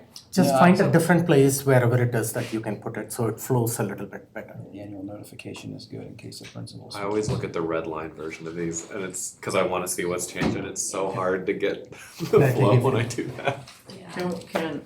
So I'm gonna pull a Sandra and I'm gonna say it publicly. Can we make a distinction for pajama pants, slippers and blankets? Sometimes those are part of like I'm just pajama saying it out day or loud. something like that. I mean, number 2 says sunglasses and or hats worn inside the building. Kids wear hats in the building all the time. They wear these beanies in the hats. Their beanies have built-in Bluetooth headphones. So that's not being followed at all, but I mean, Yeah, I get these you. kids are dragging their beds with them into the class. It's true, into the classroom. Well, I agree with you, but I don't know if schools sometimes have pajama days. Well, there's Well, that's exception, different. there's a Oh, there is section an for that. exception of Yes. section. Yeah, That's in a that's paragraph. different. Okay. So, actually, Slippers, they're just not. I don't see it in there anywhere, and It's I'm not not. sure. anymore, well, the exception is no longer in there, if I could just keep going. Building principals in conjunction with the school accountability committee may develop and adopt school-specific dress codes that are consistent with this policy. So a hat day, a sunglasses day, Yeah. a pajamas day, Spirit Week. yeah, they're not allowed anymore. But isn't that the Hat day is discretion not of the allowed? principal though? It used to be from the old policy, but I didn't find it under the new one, and I could have missed it. It said a principal or his or her designee may authorize exceptions from the school dress code for specifically designated days, health reasons, or for school-sponsored activities. Parents or guardians of students requiring accommodation for religious beliefs, disability, or other good cause should contact the principal. I don't see that, Yeah, Add it it's back. crossed out, so. so can we bring that back? Sure. We need to. Okay. Yeah, you have something. Yeah. We got get, but are you done, Director? Yes, I think So so. are we adding pajama pants, blankets and No, something about in the exceptions, we are saying that if it is spirit days, something like that, then they are allowed, right? yeah, Is but I that mean, what- they wear this stuff as normal clothes. They just Right. roll out of bed and they come to school. Well, we're lucky they come to school. Let's be Yeah, happy. Sure. Okay, please, thank you. Back to the earlier point, Mr. Brandt, you had mentioned that there has to be state statute of unacceptable items, right? You mentioned that had to be in there. Do the numbered list of 1, 2, 3, 4, 5, does that have to be in there, or can we just leave it at that and then give the discretion to the buildings? You could do that, yes. Okay, can we please, because then it gets into these fads and the things and if by state statute we had to have unacceptable items, that first little sentence there, but then the numbers of things, because you could go on and on laundry list. It'd be easier just to say, we trust our admin, our building principals. You still allow state statute, but you get rid of all that stuff. And then you end up with, but my kid came from this school and it was allowed, and now you're telling me it's not allowed. Too bad. I would rather have a district-wide standard by which we say when we send kids or we have visitors coming to our school, But then that we have a standard to which we're gonna hold them, district-wide. that would be in the student handbook. That would be by school you're suggesting. No, student handbook is district-wide. Oh, you're saying not How get is rid of this it, leave it in policy this. part of behavior? Like, I'm So- super excited for attendance, behavior, and cell phone. Like, can we draw a line and let the administration go get to work on putting real teeth into the things that are going to change the direction of the district, and then allow this to come back in a different forum? I mean, we're 9:30 and we're talking about Let's kids just who keep wear this at pajamas one. to school. I'm just saying we are. I hear you. This is the work of the board. It's 9:30 at night because it was later on the agenda. But I think that's what Jason's attempting. Like, let's lift this higher Yeah. and let you all Align decide state what statute that and then list give should you be. this laundry list of fads and things for you guys just to decide for the school year, however you see fit. Okay, if I might though, you're talking about fads and these fads get worse. every year. We've got girls coming to school wearing sports bras and a jacket, and that's it. I know. So that's getting worse. Yes, the sexualization of our youth is horrible. Totally. So if we don't, Only getting worse. and I understand what you're saying, and I totally agree. But at some point, there has to be some sort of yes, no. Right, and so I would just, particularly because you just came from a school, and I have a former principal of that school in the room right now. Those actions happen in schools every day. Every day principals are saying, nope, you're not doing that, whatever that thing is. My team right now has the capacity, entering into graduation in the summer, to put teeth and operationalize attendance, behavior, and cell phones. Yeah. The elephant in the room right now is this district is upside down in policies that don't make any sense and are not actionable. This is yet another example of we're gonna spin the wheel on what's important to each individual member, of which we're never gonna operationalize, particularly between now and the start of the school year. What I think we need to do in the retreat is and again, Greg can help me understand the series. What are the series and what depth do we wanna go? Do we wanna go all the way through the JIs? Or do we want to get attendance and behavior, if they're both JIs, and then move on to the next two things that are super important and critical? Because there's 400 policies that are all littered with somebody else's interpretation of what was important then and what isn't important now. This one thing says fishnet stockings. That's not in trend anymore. Now it's holy jeans. Yes, right. Right? And I empower, and I hope you all empower, me to empower the principal to be able to say, the intent of that policy is, stop showing your junk around school. Go home and get dressed. If I gotta call your parents, I'll call your parents. Now, I say that, and this is publicly recorded, there are families that are charged to say, well, I'm gonna take you to task on that, right? And I'm gonna sue you for that. Be the people that sue the district for the administrator at the classroom level, the assistant principal level, the principal level, and then the central office level and the board level that says, we just don't think that that's really protecting the sanctity of the learning environment. But we're not gonna solve that in 6-hour sessions by going through policies. Like, let's get a game plan of what are the policies that we wanna attack over the next 2 to 3 years, and how do we do that? Because I thought we were doing attendance, behavior, and cell phones. And there is now a we're couple of talking other about- policies that deal with attendance coming, and discipline, code of conduct, I think, after this. So where do we leave with this policy? So I just want to move on from here. I'm supportive of Jason's suggestion of axing the laundry list. Okay. So we'll take that back for Okay. action and present it to the board. That's fine. I need 4 thumbs up on that. Okay. I see 4 thumbs up. Lauren, did you have your thumbs up on it? Yes, I did. Okay, so I did see 4 thumbs up on it. So the language would be something, unacceptable items on the top would be something to the effect that I'm gonna start it with items deemed disruptive to the classroom environment or the maintenance of a I think if we want like the top level of the policy says district-wide standards on student attire. Yeah. If we want language saying this, when you develop your regulations, there's a certain level of consistency that we need, like, that's okay. But the policy doesn't need to spell out all the. We went through this, so I need to keep this moving on, or we're going to be here till 10:30. Okay, so this So, is gone. okay, Moving on. great. Next policy. JICDA. You're supposed to save me on that. JICDA. Code of conduct.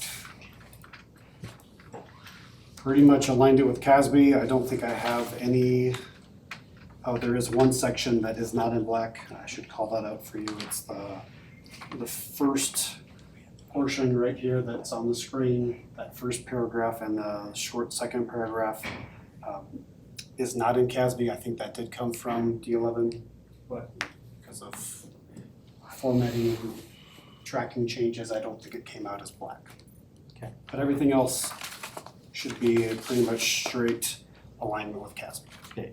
Any comments or questions on this? Dr. Roth? The second paragraph there, in addition to the general expectations of conduct outlined above, the Board of Education further defines their high level of behavioral rigor in relation to the district's authority to implement discipline.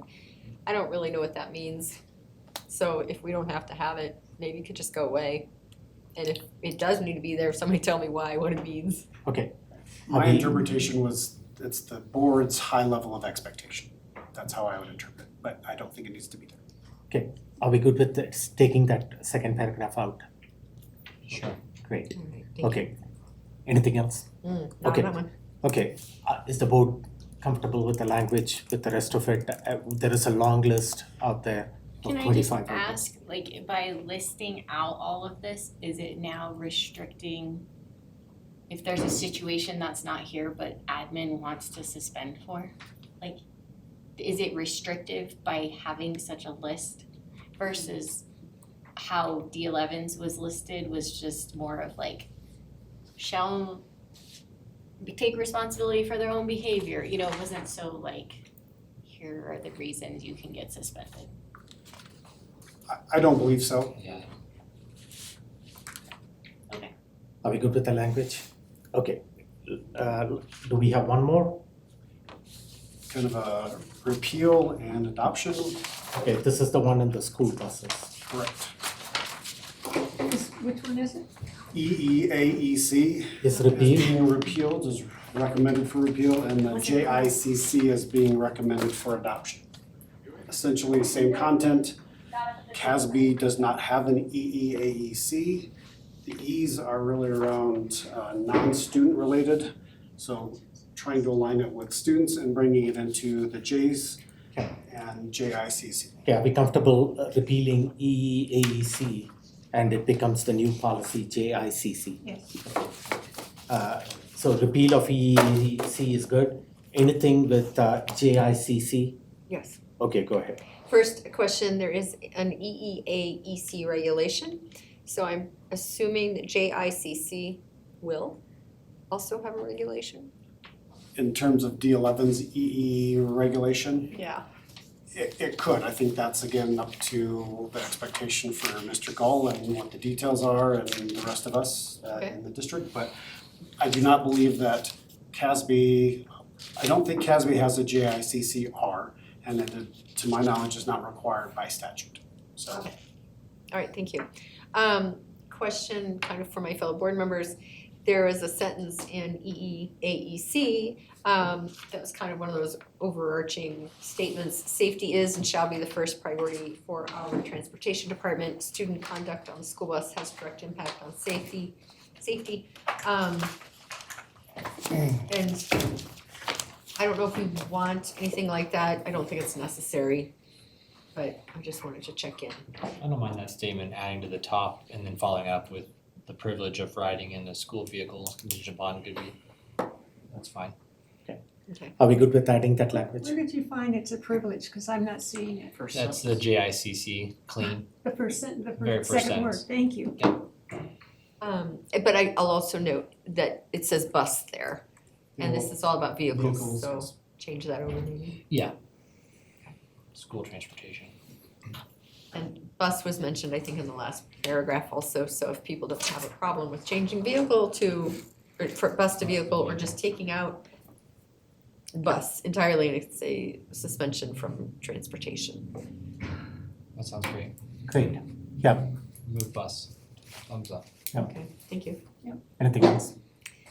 No. Are we good? Okay, are we done?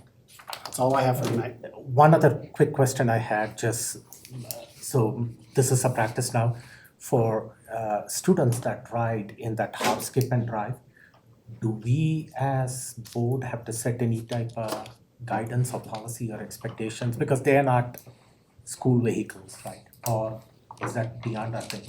But what if I would assume some of that's spelled out in any contract agreements, and I would also, talk to Debbie Minkins and see if there's anything to consider there. But that's not a school-owned vehicle, and I believe the policy is calling out. School-funded transportation. Yeah, but it's, We pay those bills. So if we're looking to change language to get it correct, Yeah. it's anything we pay for transportation, not yellow bus or the word bus. I would assume there's some connection to student discipline on those rides in the contract agreement that was formulated, but maybe not. Right, but we're looking for the lever of denying people transportation, then it's any school board or district funded transportation. Who knows what's coming in the next So couple of could you- years? could you- Hydrogen cell vehicles, right? If we're paying for it, you gotta meet our expectations. And we do, the relationship with both the sedan services is they do report student discipline issues through the transportation or the school department, of which the same way that we hold kids accountable on the bus, we hold them accountable in our sedan services. Okay. Great. So you'll be. Okay, if you can just add that funded, whatever Superintendent Gall said.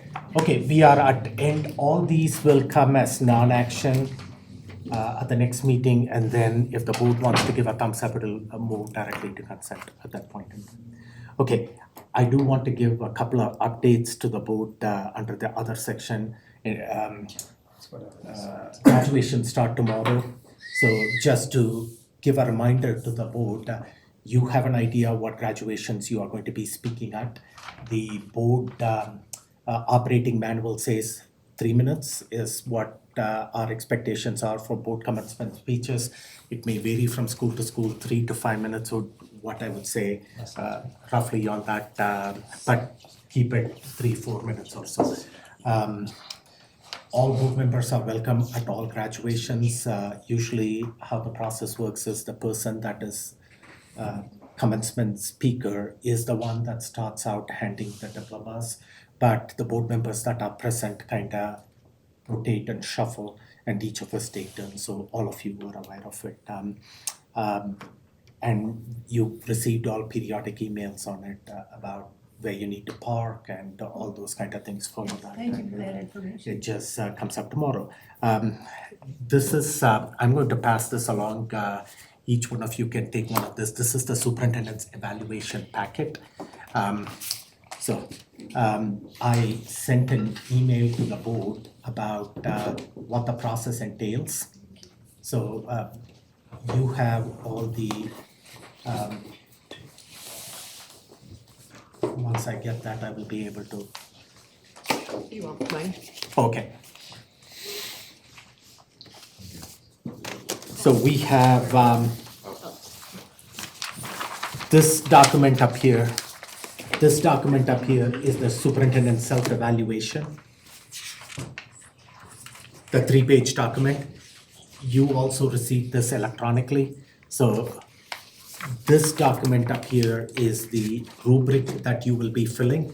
This is just a physical copy of it. You have a link in the email that you can click the link and go and fill it out there. When you look under each standard up here, in this document up here, if you take under standard 1, it lists possible evidentiary details that you can refer to in evaluating this section. All this information have been presented at a work session or board meeting, so that information is available to you. Am I capturing that right, Nicole? But if you want any additional evidence to fill out any one of these, there is a deadline. I think I listed in the email. I don't remember off the top of my head what that is. May 29th? No, not May I thought it 29th. was the 24th. Nicole will let us know what the deadline is. But if you tell me. May 21st. Yeah, if you tell me by May 21st, what additional details, evidence details that you need to fill out this form. Now, you may say you don't need anything at all and you're comfortable filling this out as is, then fill it out as is. But if you need additional details, if you let me know, I can pass it on to Nicole and she can work with Superintendent Gall in getting that additional information to fill out that. Okay, and then there is a deadline for completing it. I think it's May 29th. 24th. No, it's 24th, May 24th. So please remember to fill it out by then. If you have any trouble filling out online or anything, let me know or contact Nicole. She will be able to assist you with it. Great. Okay? Can I make a request right now? Yeah. Can we have your team take the SMART goals and put what the actual results were? Like Dr. K was sharing some of them verbally tonight, but to have it in writing, because we've met Sure, we several of can, them. we can do that. It might take us a couple of days to get through that, and we'll send it by the weekend. We should give the board plenty of time to add to the packet. Thank you. Okay. Great. So there was one other thing that I want to talk to you about, and it's too late to be. Can I throw something in and maybe it'll occur to you? Just if anybody was following along earlier, we have a board docs agenda update because the block schedule update had an extra slide. And so if anybody's still listening, that's been updated on board docs and also so we know too. Okay, I think that was added in the last minute.